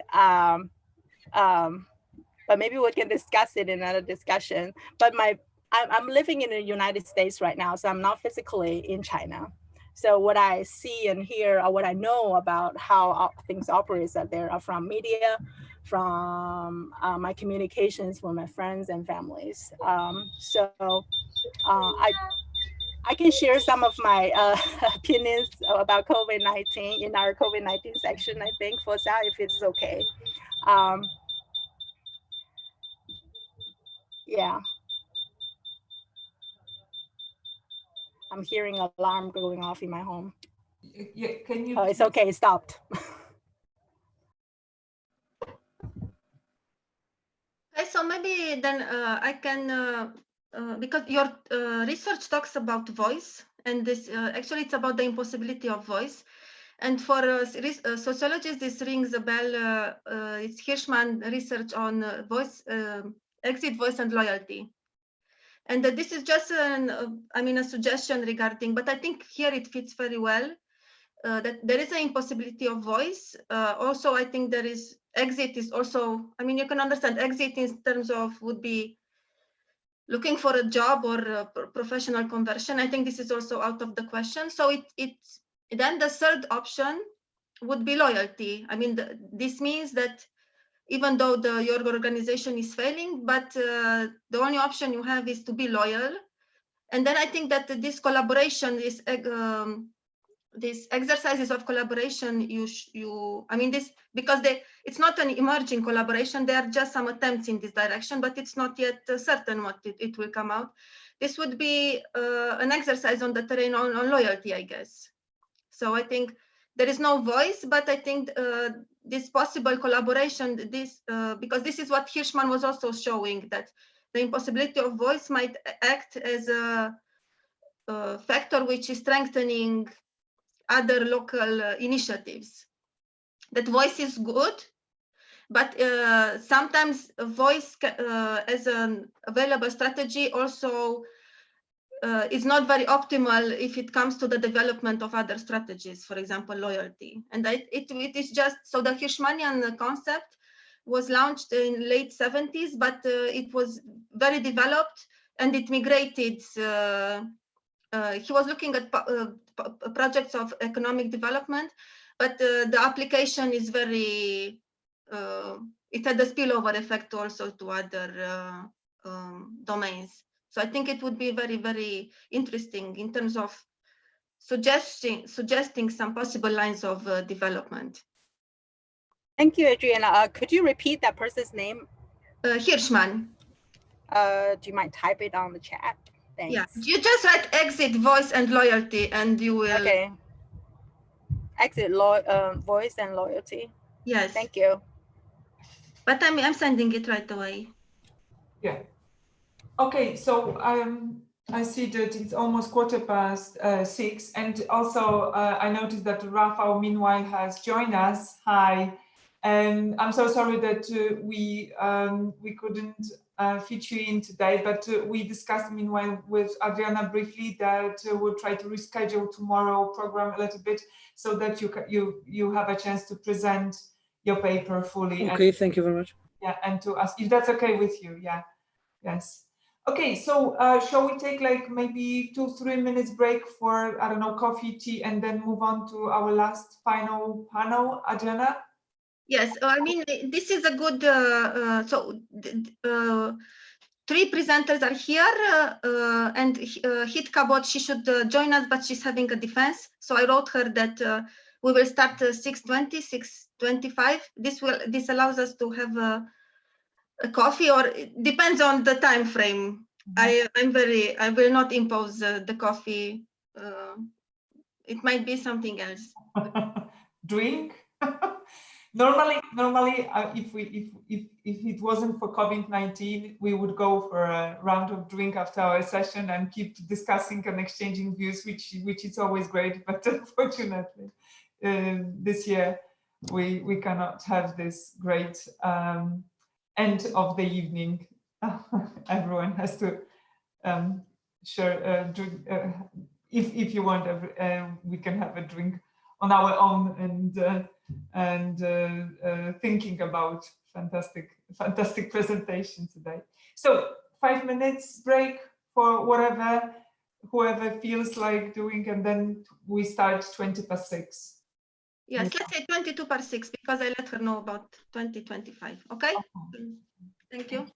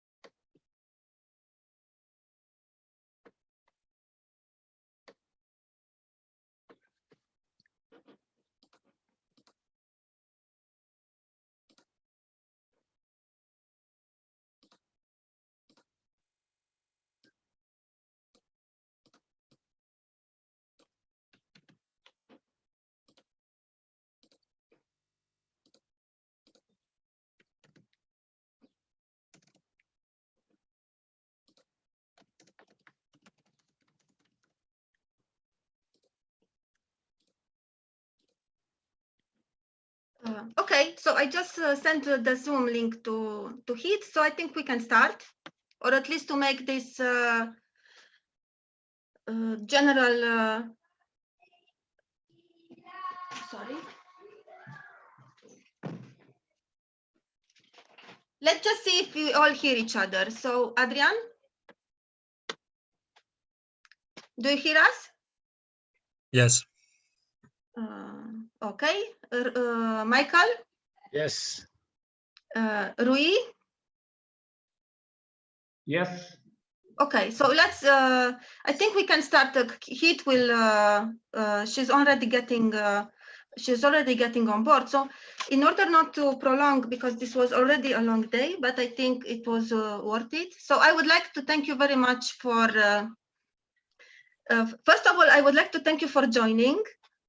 And also because it is very difficult today not to act as a small epidemiologist or an epidemiologist in the making. And I'm very happy that all the questions regarding COVID were somehow pushed to the end of the day. So this allowed us to have a conference on asymmetries and inequalities the way we wanted to, but also because COVID it's also about the virus, but in terms of social impact and economic impact, it's about the inequalities and asymmetries. So in this sense, I think we are quite fortunate that we were able to come up with such a topic for this year that somehow we had this analytical serendipity that we are in the middle of this madness and we can have this discussion on two topics which from theoretical point of view they find each other very well. So on the one hand we have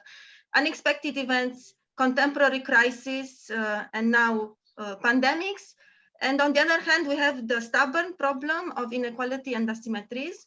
And of course what I would like here to discuss today, it's a thesis that I think it's coming out from the more or less scientific viewpoints on the crisis. The one that describes the impact of the crisis is that it will deepen the existing asymmetries and inequalities in the society. So on the one hand, we have a very strong message, and the problem of inequality and asymmetry is put on the table. So we see it regarding low-skilled labor, regarding this, for example, age discrimination. So I think it's a discussion of inequality on various levels. But at the end of the day, the general conclusions, it seems to be like a pessimistic tone that the crisis will deepen. If there is any effect on inequalities, that this will be deepened in the end. Now, what is puzzling for me, but it's not necessarily puzzling for you, and I don't want to impose this, is nevertheless, I would like a bit to discuss how the relation between COVID-19 and inequality or asymmetries is presented in the public sphere, in your national context, whether you see that there are some patterns regarding previous crises or something new came about, but I would like to have a discussion that will show some, in a critical way, some problematic issues, the way we regard inequality. And also the fact that we refuse to see the good changes that COVID might be bringing in terms of leveling existing inequalities. So the way we are going to proceed is that we are having four panelists. I'm going to address each of them. I mean, one question, there are 4 questions, and each of them are required to answer more or less directly the questions. So let me just present a bit the persons who joined us here today, and also what I think they can bring to the discussion. So the first, in the alphabetical order is Heath Cabot. Heath, can you hear us? Heath. I hear you fine, thank you. Yes. Good. So thank you for joining us. How was the defense? Thank you, sorry, very well, thank you. Good. So I got into contact with hit because I'm familiar with her research. So she's affiliated with the University of Pittsburgh, and very shortly.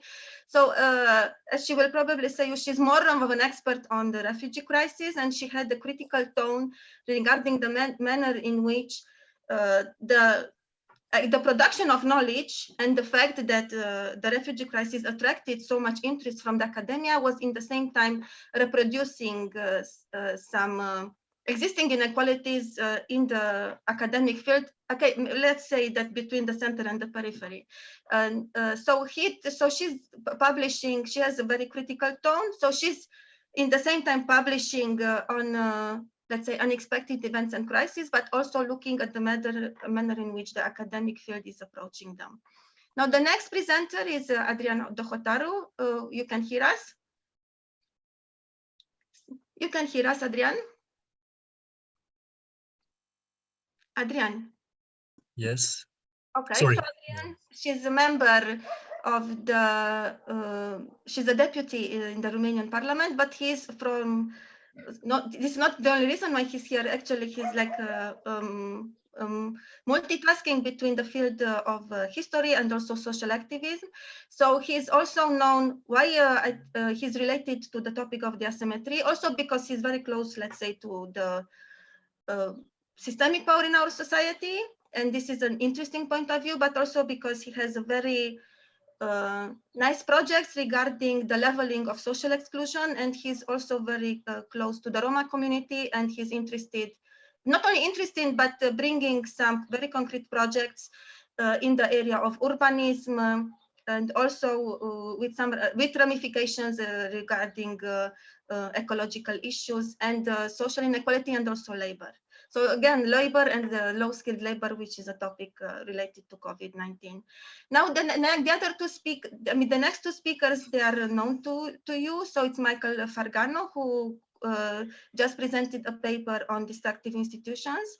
And he showed that this is a concept which you can work with it and explain several social phenomena like slavery, but also the global refugee crisis and also COVID-19. So this panel will give him the chance to present some of the empirical implications of his concept.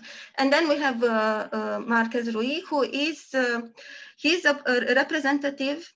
I have to open, I'm sorry.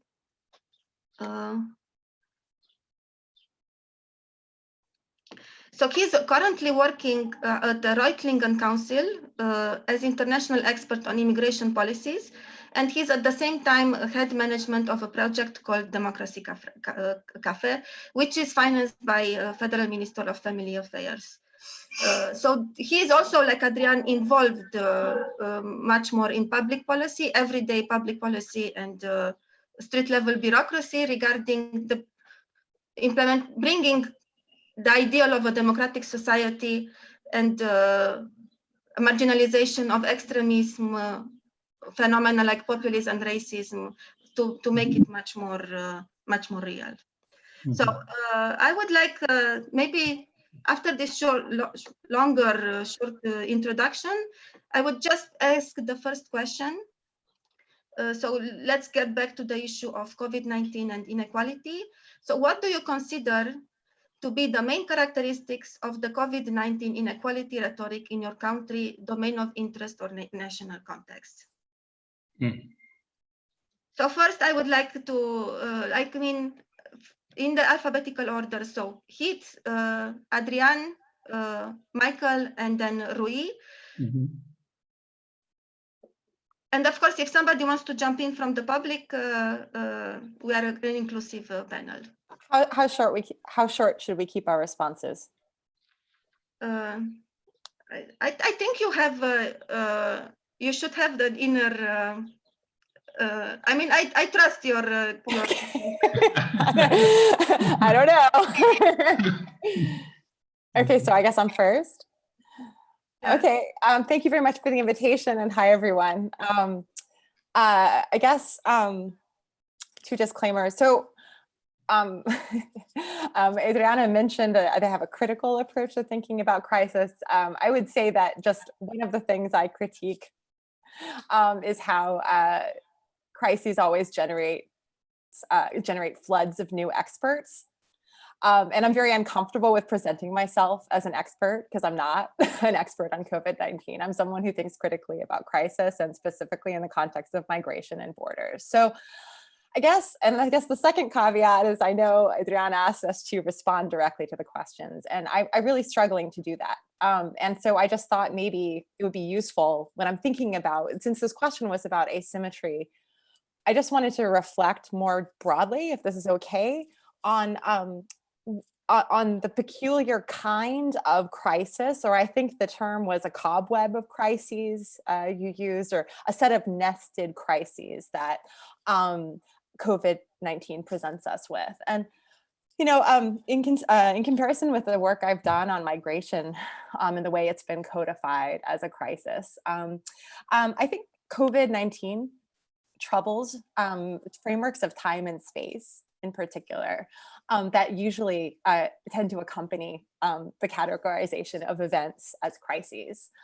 And in this, I'm referring to crisis as a temporal and spatial state of exception, which often serves as a ground for intervention, military, humanitarian, or otherwise. And secondly, of course, there's that idea of crisis in the Greek sense of judgment, right? A moment of critique, a moment of rethinking, collective reckoning, which I think this fits much more into. I guess one of the things that I've noticed about COVID is that it sort of troubles that acceleration of time that very often accompanies the designation of a crisis. So for instance, when I do research in Greece, when Lesbos all of a sudden became the sort of site of the refugee crisis, right, in Europe, there was just this torrent of people arriving, the sense that there needed to be a fast response.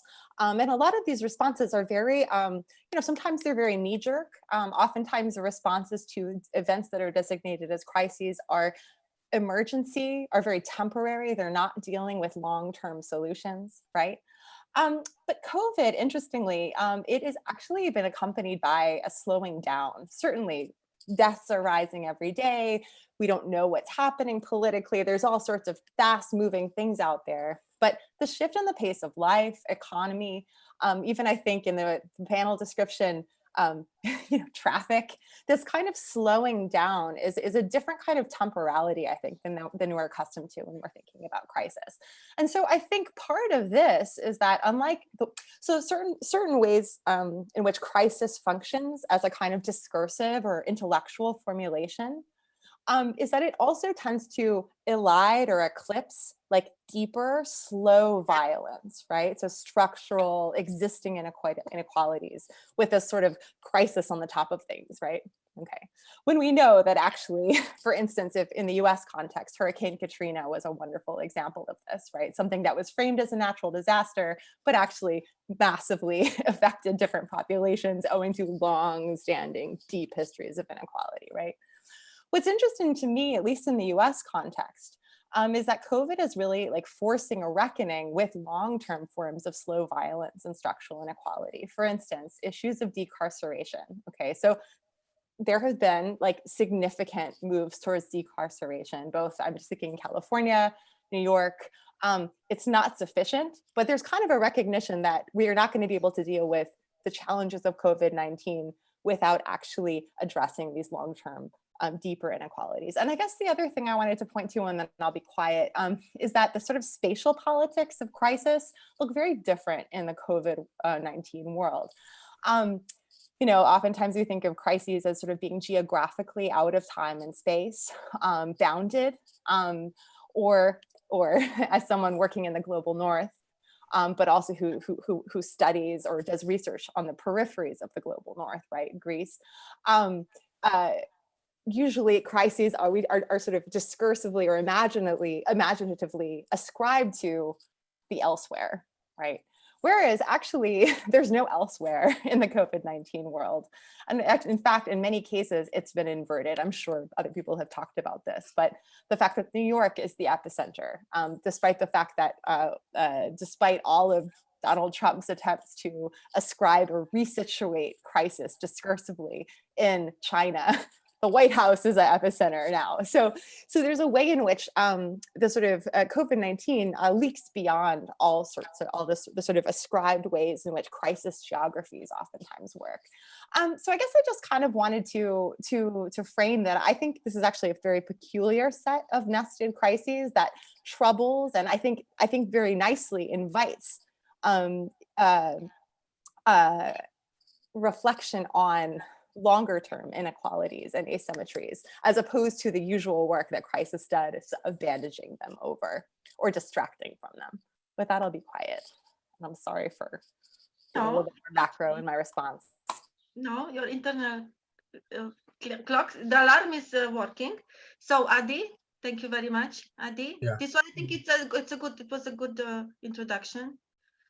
Okay, thank you. I'll speak more as a practitioner, not necessarily as an expert.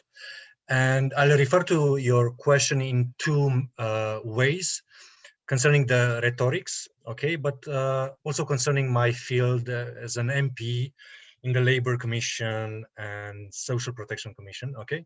So it was this kind of rhetoric, no, stay at home, okay. But I didn't stay at home. Of course, I respected the social distancing measures and so on, but I went on the street. Of course, it was difficult for me to work in my home because I have two small kids. One is 5, one is 1 year old. So it was difficult to work at home.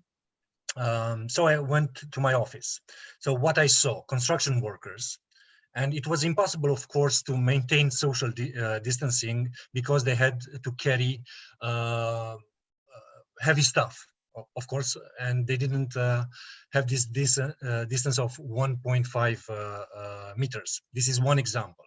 Another example is people in ghettos. I worked before in ghettos and also at this point. And of course, those people, we are here discussing about, I don't know, 10 people in a room, and they are saying, I don't know, 8 or 10 people in a room like ours, where we are only one person.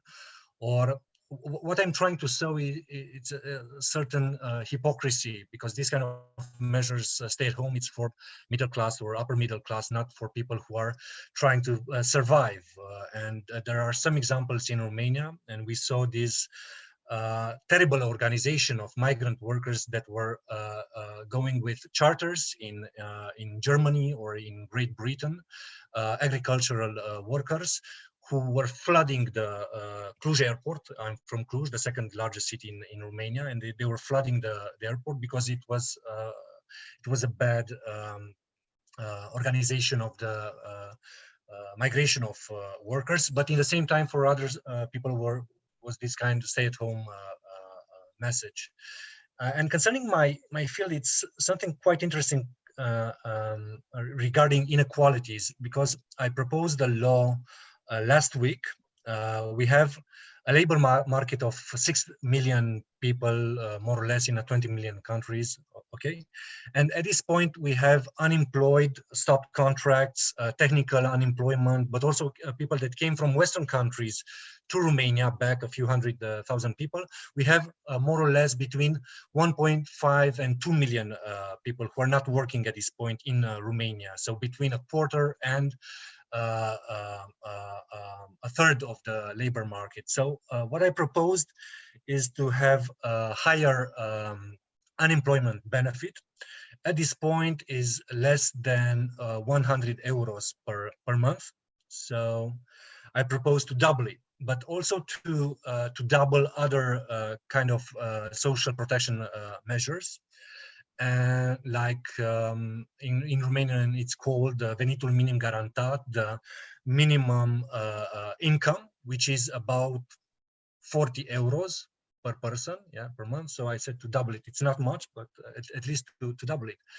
And I, of course, as a politician, I try to present the measure. And it was something quite interesting. And we see this kind of 30 years of austerity in Eastern Europe. All the comments were negative. Why? Because people were saying we shouldn't encourage laziness or lazy people. And why? Because the ex-president of Romania, Traian Băsescu, for years during the crisis, when there were cuts of public wages of 25% and also of pensions of 25%, came with this number of 10 million Romanians that are socially assisted out of a country of 20 million.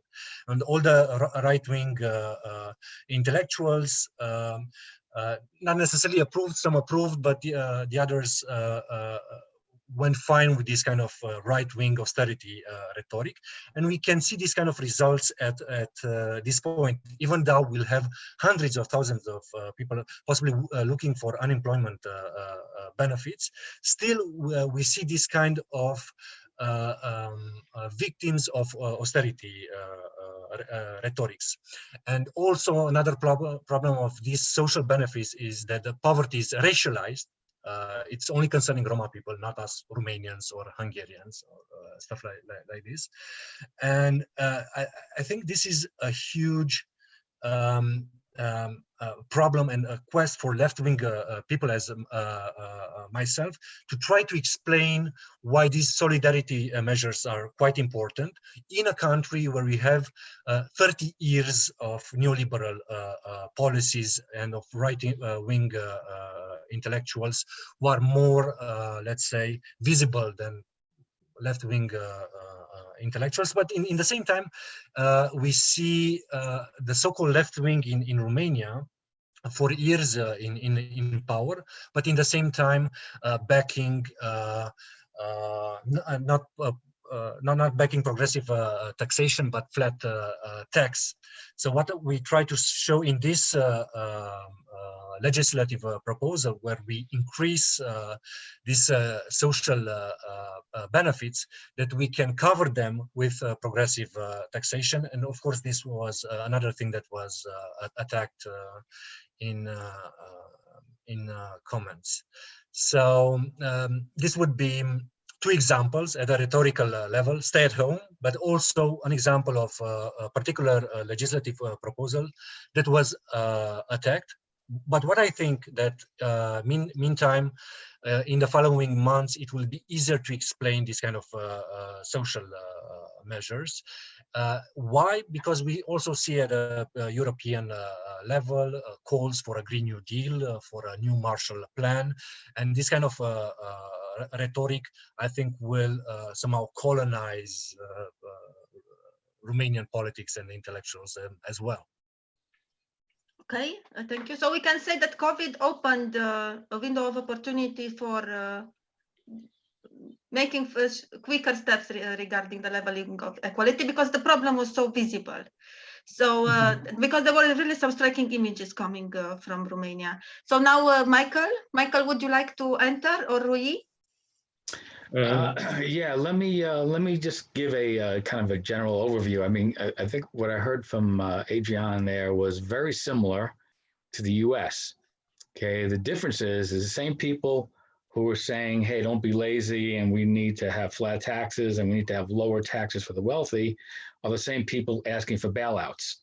Okay, so it is kind of ironic to see, kind of the brain hack here, if you will, right? Of, oh my goodness, we can't be giving out money to people, but meanwhile, the money flows for the corporations, large corporations. It's kind of really ironic, because you see that common across the board. I think for right wing everywhere is going to take that neoliberalism approach, and yet there's a cognitive dissonance there, and that's where kind of the brain hacking comes in. So if you take a look at America, the poor, working class, and middle class Black urbans people have a lot in common with the poor, middle class, and working class white rural Americans, right? The difference is that the Blacks know they're getting screwed in the urban areas, and the whites are brain hacked to think that all is well for them.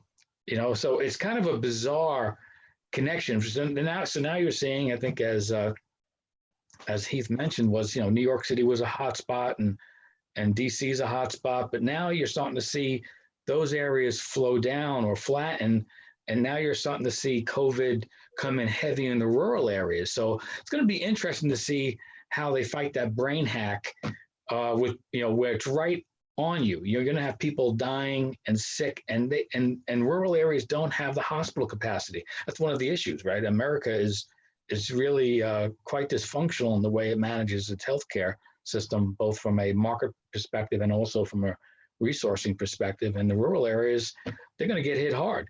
So you're seeing some states in America trying to throttle down on the information, even on what's available. So let me, and if I have another minute, I can go and just talk one slide I'd like to show, if you don't mind, from my presentation. So as you know, I did, let me share this, if you don't mind, real quick.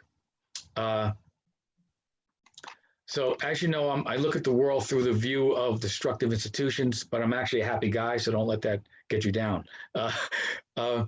If take a look at this. I'm not going to cover the whole thing in detail. The federal government had a perverse response across the board. I would say complete failure at the federal level. This is the model for that. I'm not going to get into details, but you can look at the escalated sickness, increase of lockdown, worsening of economic crash that led to perverse capitalism, and then perverse capitalism is right here. If you don't respond properly, in which they did not prepare, did not rapidly respond, could not appropriately test, contact trace, etc., shortages of equipment, shortage of hospital capacity, and then you have this dysfunctional medical system. Part of it, what does that do? That just, the social lockdown drives the shutdown, drives the economic crash, and then here come the bailouts, here come wholesale moral hazard, extraordinary measures, and you have this privatizing profits, socializing losses, and then you get what Adriana says is, the same people who are getting privatized profits and socializing losses are asking for, don't give any out to the basically to the poor. So let me just get to this is an interesting thing. So across the board for destructive institutions, whether it's climate change, mass shootings, doesn't matter. There's these complexes of amoral power. They are getting additional power here through legalized corruption. In America, it's observable. The intense lobbying for bailouts that occurred here was palpable. You could see it, daily reports.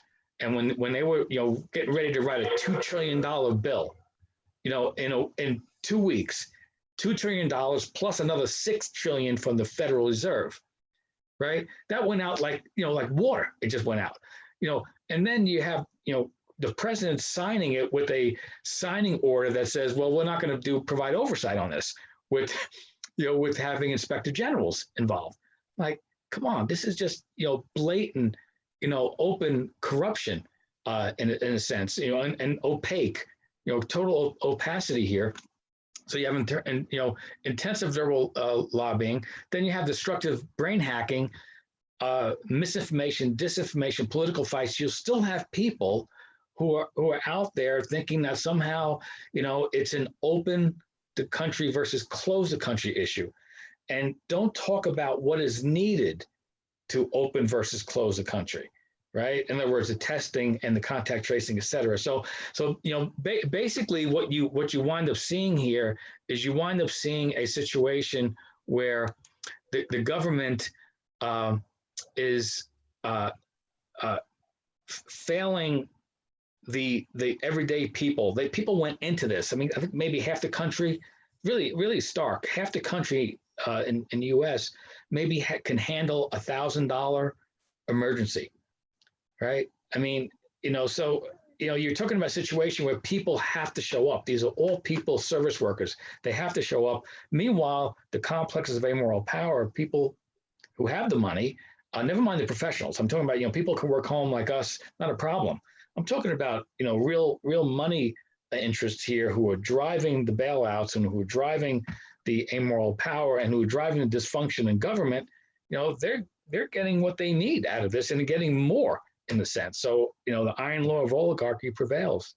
And I'm not trying to say I'm an anti-capitalist or anything like that, but I think we have to have a fair game here, right? That's what you need. If we don't have fairness, basically, in this country, and it comes out in a situation like this, and you can see how the poor in America, we have, you don't see it here, but go check out some of the food lines.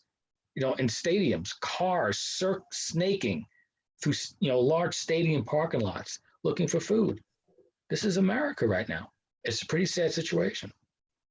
So thank you. Thank you very much. Maybe Rui, if you would like to. Okay. I would like to say that there is two narratives here in German. One from outside from German, another from inside from German. But I would like to mention a positive narrative that came right now from outside from German. German is handled this situation. This is a narrative that came also from the United States, that Germany is better than the European peers in the world to manage this COVID-19. And why? And this is very interesting, because if we make a connection with the financial crisis in 2008, Germany was also managing the crisis very well. And the point that I found when I was trying to make research looking for why Germany is, doesn't mean that there is not inequalities in this crisis here in Germany or in 2008. The inequalities, they are there, they are here. This crisis disclosure a kind of inequalities. But let me just say that the Bundesagentur für Arbeit, from work here in Germany, and 26 from April 2020 now, said that 10.1 million temporary work in January 2009 were 3.3 million in the same situation. Means that now increase the temporary work. Temporary work, this is one political measure, one policy from success here in Germany, because temporary work means instead the people, the worker, be dependent from social security, social welfare state, is better that they work. If they work 3-6 hours, doesn't matter. If this temporary work means also increase from precarious work and salaries, etc., doesn't matter. But from the policy here in Germany is better work if it's 3-4 hours than to be at home dependent from welfare state. When I make this comparison with countries from the south, if we make comparison with the welfare state ideology, for example, from Portugal that I came from, it's better the people stay at home and be dependent from welfare state than to work. This is an interesting strategy from the German government. Another point that I see that is a narrative also here, besides from the social distance, confinement, people stay at home, etc. This is a reverse in the political stage. Political as a management. We see Merkel and the minister from Wales also a management. They manage this crisis. At one point that I think that is, I don't know, amazing, is that we are in the democracy, not dependent from the political, but from epidemiology, from the health system. This is another verse. The other narrative that I could say, I think the Adrian also mentioned, this is a narrative between North and South again, and the special German, Italy, because of the Eurobonds. because Italy wants to be financial, to have financial from Eurobonds. And this is another issue that here in Germany they don't see with good eyes these Eurobonds that Italy wants. The other point that the last point that I would like to mention, this is the democracy deficit, or I mean, how some democracy here in Europe, they use the COVID-19 to exploit, means to become authoritarian countries. I mentioned one, Hungary, with Victor, Prime Minister. And well, this is the main rhetoric or narratives that I could mention. Okay, thank you very much. So I think the second question was, we had the second question on advancement of solutions regarding inequalities, but I think because we are, the time is moving faster than our answers, I think we can just go to the third question because it's much more, I think it's of a different genre. So what are the possible positive effects of the COVID-19 outbreak in terms of advancing institutional efforts for reducing inequality? In which domains do the asymmetries stand a chance of being reduced?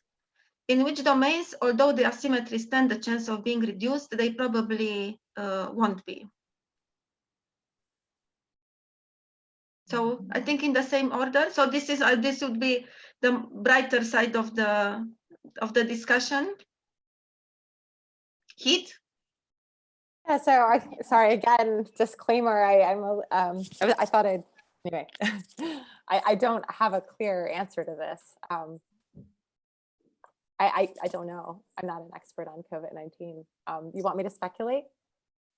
I mean, okay. So listen, I do research in Greece. I don't do research in the U.S. I can talk as an American. I don't know what's useful for the debate. Okay, so maybe we will come back with the fourth question, and then now let's move to Adriana. No. I just wanted a little direction. I didn't want to just talk for no reason. What kind of perspective am I supposed to offer to this question? That's what I don't understand. I'm sorry. I spent a lot of time trying to prepare, and I didn't feel like I could speak in a knowledgeable way about anything. Okay, so maybe I'll pass. Okay, Adrian.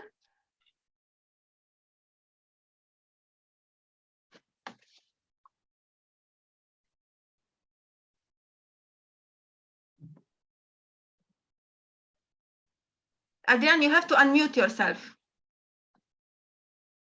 Sorry, yeah. So I'll also talk as a practitioner, and it was quite interesting, the metaphors that were used during this period, yeah, of militarization. We are at war, okay. And when I heard this metaphor, because I'm also obliged to vote in the Romanian parliament for the state of emergency, so I was the only MP that didn't vote it twice. So I didn't vote it. Why? Because, for example, in France, you have a state of emergency that it's sanitary. In Romania, it's a military state of emergency. We have more fines than actually testing, and the fines are among the highest in Europe compared to the medium income. Also in absolute numbers, the fines are quite big. So we had about 250,000 tests and more than 350,000 fines in Romania. So I said that I would like to play this role of conscious objector, as in wars, as you have in wars. And what I think it's the main peril here is to have a more militarized state of that doesn't back social measures and so on. So what I'm trying to do to counterpose this kind of infringements concerning our rights and so on, I'm trying to propose, perhaps marginally, perhaps I won't be backed by other politicians to come. Why? Because I think it's a good moment to speculate somehow. So, for example, this week I'll come with 2 new bills. One is concerning the possibility to vote in the board of administration for the workers, as you have in Germany. Another bill, because it's somehow related to the possibility to vote and have this kind of economic democracy, but also to share parts of the profits among the people that are employed in a business, and perhaps this way businesses will be more resilient. As I studied cooperatives, for example, during the financial crisis, and they were more resilient than, let's say, business as usual companies during the economic crisis of 2008 and 2012. So what I would like to see if it's possible, but I think this is, let's say, a minor niche that might develop. This is a less realistic scenario, is to have, because of this economic crisis that will be longer than the sanitary crisis, to have some political trends and some political measures that try to enhance a more equitable society. So this is one of my stakes. And what I'm trying, why am I talking about this, let's say, small niches? Why? Because as a practitioner, I'm trying to see what I can propose further in the Romanian Parliament. And what I see, and this is somehow interesting, because people do not communicate that often. They are behind screens and so on. So if I go, as I'm trying to do at this point, on a weekly basis in the Parliament, and because the Parliament is empty at this point, it's more the leaders that come into the Parliament. The rest work from their office or at home. It's possible to meet them and to talk to them, because they usually are assaulted by a lot of people. So it's quite easier to talk with a minister at this point, or with an ex-prime minister, or a leader of a party. So in this sense, we can speculate. But honestly, I'm quite skeptical. Why? Because as we saw, the discussions about a Green New Deal in Europe are quite at a superficial level. We see packages of saving the economy, as Michael said before, a bailout for capitalists, and not necessarily for people who are indebted at this point. So I think we have 2 or 3 scenarios. One would be a more militaristic society combined with a capitalistic hierarchical system. And we can see it already. What was the response? It was military response. And it was this kind of framework of a war. And who's the enemy? The virus is the enemy. So it's somehow quite crazy. So it's this scenario, which I think it's quite possible, of a surveillance society. Another scenario is business as usual, which I think it's, from my point of view, quite speculative. It's at the same leverage with this scenario of a more surveillance society, militaristic society, hierarchical capitalism, and so on. And a smaller, let's say, hopeful scenario would be a less egalitarian society. And we can see some messages concerning this. We see Denmark or in France who are saying, we want salvage companies who are offshoring their profits. And we know from Zuckman, 40% of profits in the contemporary capitalist system are in offshore paradises. we can do a lot of things with this money, public investments, and Green New Deal. Yeah, so this would be it.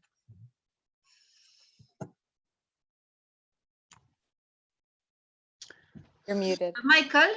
Yes. Keith, you would like to add something? No, I was just saying you're muted. Oh. Okay, so let me go on and to say that what Adrian said resonates very much here. I'm skeptical as well that we're going to make any progress, and the reason I'm skeptical is because of the slide I showed before. Underlying the headwinds to make any positive change is in America, legalized corruption and the brain hacking, which is rampant. And so, as Haisu described, right, what goes on in the coal mines goes on across America regarding almost all topics.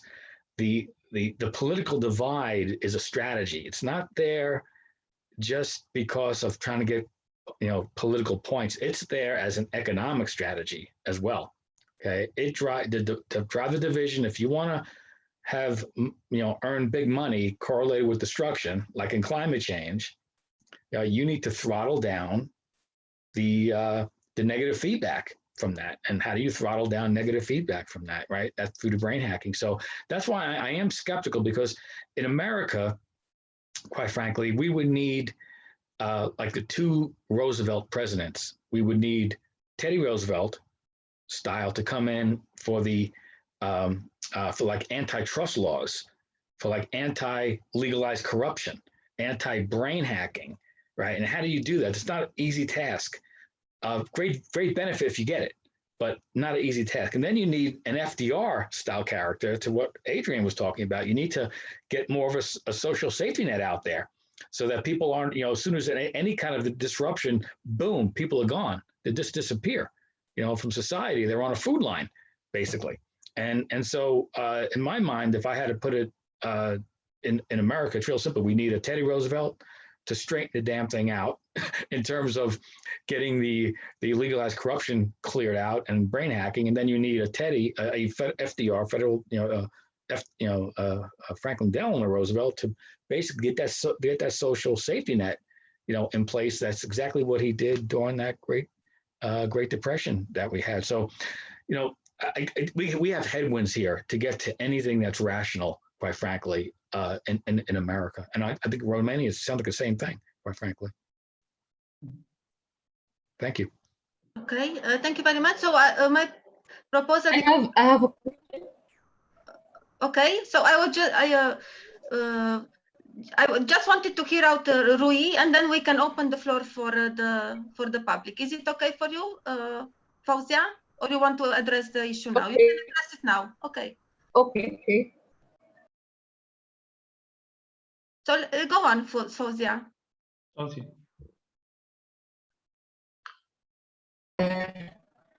What is Romania's efforts to implement distant learning during the state of emergency isolation, especially autistic children?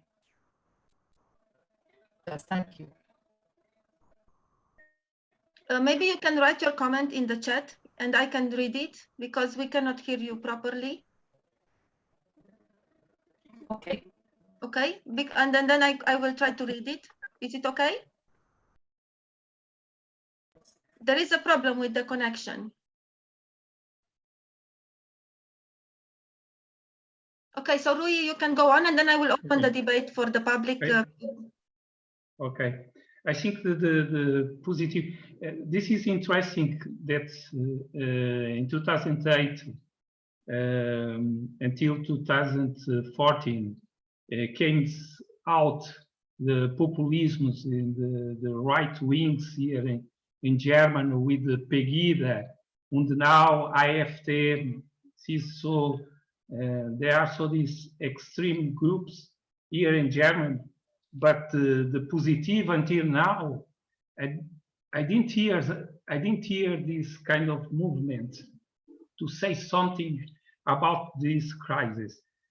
But the other side, what I'm watching the news is that in Berlin, Stuttgart, and some other areas here in Germany, there is a new social movement.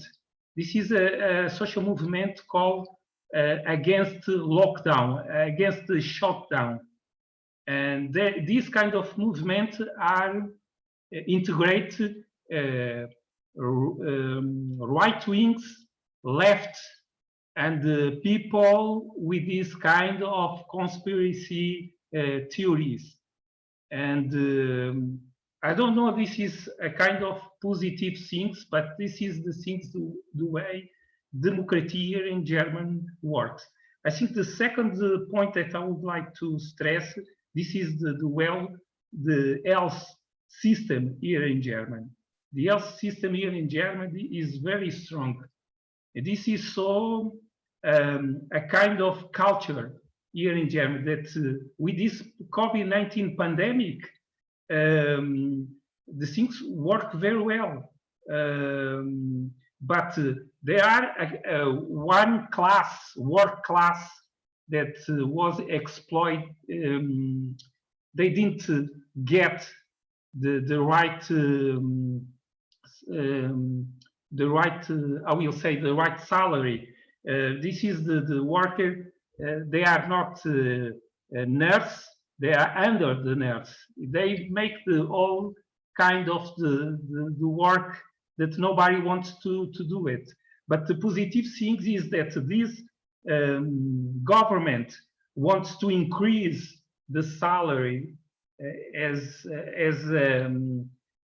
a thank you for the work they did during this pandemic. And then I see a positive development in the work class here in Germany in the future. Okay, thank you very much. We still have a few minutes left. I think now this is a good moment maybe to stop the flow of the questions and then to hear maybe from the public. If some of you has, just feel free to unmute. And would you like to contribute or to add additional dimensions to the discussion?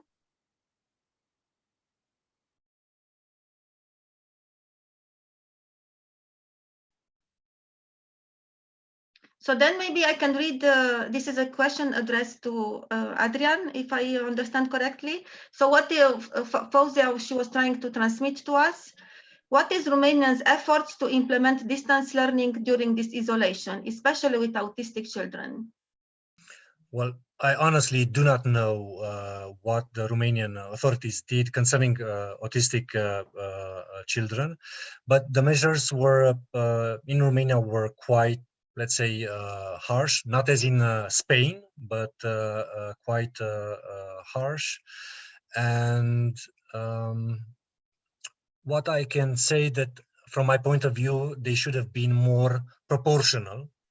And this is why I did not vote, being the single Romanian MP, I didn't vote twice the state of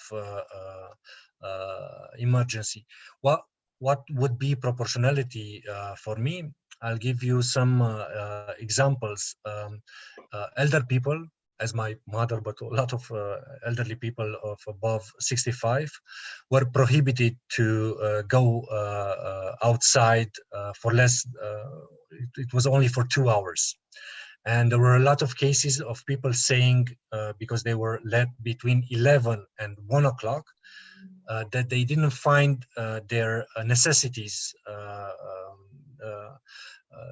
I don't know, milk or something like this in the market at 11 o'clock. So it would have been better, especially because they are more vulnerable, to go when the stores are open at 8 or 9 o'clock and to be let until 12. And there are a lot of examples like this. You were prohibited to exercise in parks and we were saying why, because in parks you can maintain social distancing. You are prohibited to go in the forests, so people were quite isolated in Romania for 2 months. Okay, if anybody... Can I just say something? Yes. As someone in a country where there have been no lockdown measures that look anything like anything that's happened anywhere in Europe except like Sweden, I wish we had done the same thing. I live in front of a park and you cannot maintain distance. People are like sweating and coughing and running and doing like, you've never seen so many people taking so many walks. And on the one hand, that's really great. On the other hand, yeah, anyway, just saying, the US, definitely, people in the US would not be able to tolerate, like you tell them, they spend the rest of their time like at home, right? Everyone wants to stay at home all the time. But then like you tell them they can't, and then everybody's gonna like go and make an attempted coup in Michigan. I don't know if people follow that. So it's just kind of, talk about asymmetry. It's just really interesting to think about the sort of range of ways in which, I mean, it's inconceivable to the typical American what people in, I'm also Italian, like what people in Italy have been dealing with, or any of you. So I just wanted to sort of flag that huge difference in what our daily lives look like and have looked like for the past couple of months. Just one comment on Rui, when he talked about the right wing and the left wing activists were able to unite around conspiracy theories. And it's amazing to see that. So, again, it's back to that brain hacking thing, where somehow, rational thought can't come through, whether it's in America and running, having the parks, turn into a gymnasium in front of your house, or whether it's, activists in America or in Germany, uniting around, 5G wireless is causing COVID, get rid of it, burn down the tower. Pretty crazy stuff out there, So I'm telling you, that's where the headwinds come on, Adrian. I mean, you were mentioning, skeptical. I'm telling you, look at the headwinds that we have here to make, change. It's not easy, Thanks. I think, okay, if somebody would like to add something to the discussion. Can I say something that this is something that for me is amazing here. We have the European community. This is, if Adrian can help me, we are 27 different countries, or 20, European Union. Okay, but with the different cultures, we see what Calvo said about Sweden, adopt a different kind of policy. This means the herd immunity, that people can be outside from without social distance. In the other side, we have here in Germany with a strict shutdown. And so this is how interesting is the European community. Okay, and then I have a question, which is, I think it's a closing question, and I would like each of you, who wants, of course, to answer it. I think it will allow to make like a conclusive argument. So what dimensions, aspects, and ideas are predominant in the current discussion regarding the pandemic and deepening of existing asymmetries, and which are left out? So basically, do you see any inequalities which are overrepresented and some inequalities which are continue to be underrepresented in the public discourse and public policy? And this can also be, it can be directly related to COVID, but also it can be a broader point. So feel free, just who is ready to answer. I can give it a try. Thank you. The clarification really helped. So I guess just speaking in the US right now as an observer, there's been a lot of discussion about we're all in the same boat, like this is leveling. And I think that that's a really interesting discourse in and of itself, because it sort of invites us to avoid looking at the different asymmetries that it's built on. I think one because we're not in the same boat at all. I think two discourses that I think are important. Well, another discourse that's been very powerful in the US, I think it's probably people are aware of this, is that we've got to get back to business. I mean, everything is, we've got to get back to business. My local community here, everyone has to get back to business. And I think that's going to reproduce the same. I mean, I think to go back to, I think what Michael was saying, it's part of why we're not going to be able to move out of this without a lot of changes. I think one of the asymmetries that's been really ignored is disability and existing forms of chronic illness. People who have been dealing with disability for a long time, all of a sudden everyone's at home, everyone's housebound, lack of being able to move. That's the normal for a lot of people a lot of the time. So I think and I think it's important to recognize that's an existing asymmetry. And then other people dealing with chronic illness right now who've not been able to get care. That's, as we know, the US system is completely a mess, the healthcare system. So in sort of being able to access treatment for ongoing forms of care, that's a particular issue. One thing that we've noticed in Pittsburgh is apparently they closed talk about unintended consequences, they closed all the liquor stores. And so you could order like wine or get beer or something, which is you could order wine. My husband orders wine, right? That's very sort of upper middle class. But someone going in and buying like a little bottle, right? Someone who's addicted to alcohol, all of a sudden the hospitals were full of people going through toxicity like alcohol withdrawal, which is surprising, right? So those kinds of sort of things that you don't really expect, I think those are things that are going to continue to sort of happen within the domain of healthcare, particularly around chronic conditions, addiction, and other kinds of those kinds of conditions. Thank you very much. So maybe, Michael, I see that you are ready. Michael?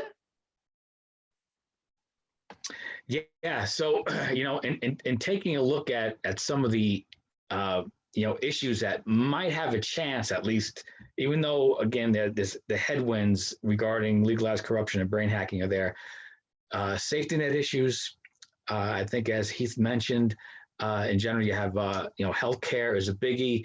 Income disparity is huge.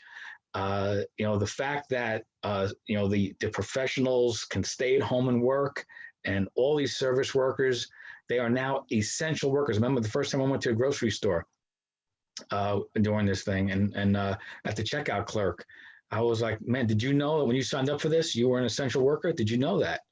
No, and here he is, whatever, getting whatever, low end wage.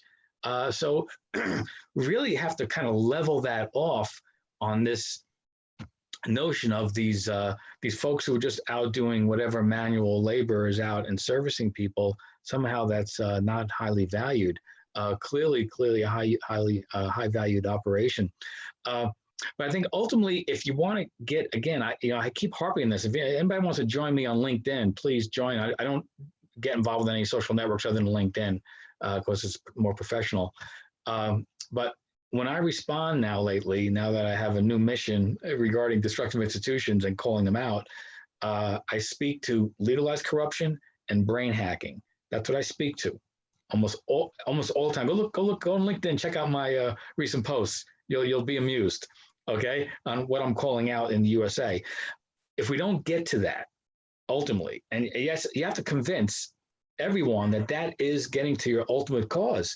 And if you can't get to that and deal with it, then it's going to be nothing but headwinds, nothing but resistance in making these changes, just like Adrian mentioned, right? You're going to have the brain hack comes in about, oh, well, we can't have, these people getting, free money out there when, the money's flying out the back door, in trillions to large corporations. So things need to be normalized for sure. And again, the only way to get to that is to deal with legalized corruption and brain hacking, which is not easy, but a high gain if we can get there. So thank you. Thank you very much, Adrian. What I see, it's a lot of short-term thinking, and it's somehow normal. And these are two kind of balances. One is this kind of somehow panic, you know. And also we should go back as to business as usual. So we're not talking, I don't know, about systemic change. So this is something that we do not see. We do not talk about the way we threaten the ecosystems, and I do not want to anthropomorphize nature too much, but we can see this kind of response, no? Because COVID-19 is coming, we know, from animals. Because what did we do in the last 50 years, especially of neoliberalism? We conquered their territory, and we see this kind of response. We do not talk enough about climate change. But what I'm optimistic is that the niche that I'm talking about is somehow expanding. But there were a lot of hopes during the last financial crisis that we'll see a change. No, we did not see this, and we won't see it at this crisis. And I think we'll have more crises in the coming future. Okay, thank you very much. And Rui, if you would like to have the closing. Yeah, thank you. I would like to say that there is one dimension that I think is very important. This is the data. Until now, what we see, for example, in Germany, this is the Johns Hopkins University, and there is another institution here in Germany. They collect the data. Sometimes the data, they don't combine about the numbers. It makes the people anxious and not so trustful with the political measures from the government. I think the data is very important now to how in this kind of crisis to organize better the data. The other point is the digitalization here in Germany. We see that Germany is confederalism country, and every land, they say, or Stadt, they say they have different kind of policy measures. And if Berlin, they want to implement digitalization, for example, here in the south, is not so very important. And this is since that with this pandemic, the government tried to combine German as as one with some kind of measures. And then the other thing, the third point that I will mention, this is the interdependency that we are now in this moment living. What happens in Italy with the Eurobonds affect 100% the German economy. And these things is, with this pandemic, we see how we are all together and all together with the resilience to try to find the best solution for all over the world, all of the globe in terms of the globe issues. Okay, thank you very much. Thank you all for joining the debate and for your answers. I think they came from different different angles, and it might have looked that we maybe lost track of the initial idea, but I think that we had this moment of contractions that we came together and we departed. So thank you very much. I would also thank. Sorry? You agree? We also thank you for the opportunity. Thank you very much. I mean, it was my pleasure, and it also not only mine, but also Kasia's and Ivona's and Rafał's. So I think the good thing is that we managed to stay at the same number of the public, so the people didn't disappear from the public, and I think this is a good thing. And we will meet tomorrow again at 9 o'clock. there is a small change in the program. We have to include the one presentation which today we missed it because this was the dynamics of the situation. It was also related to COVID, but this is maybe the presenter will tell us tomorrow why.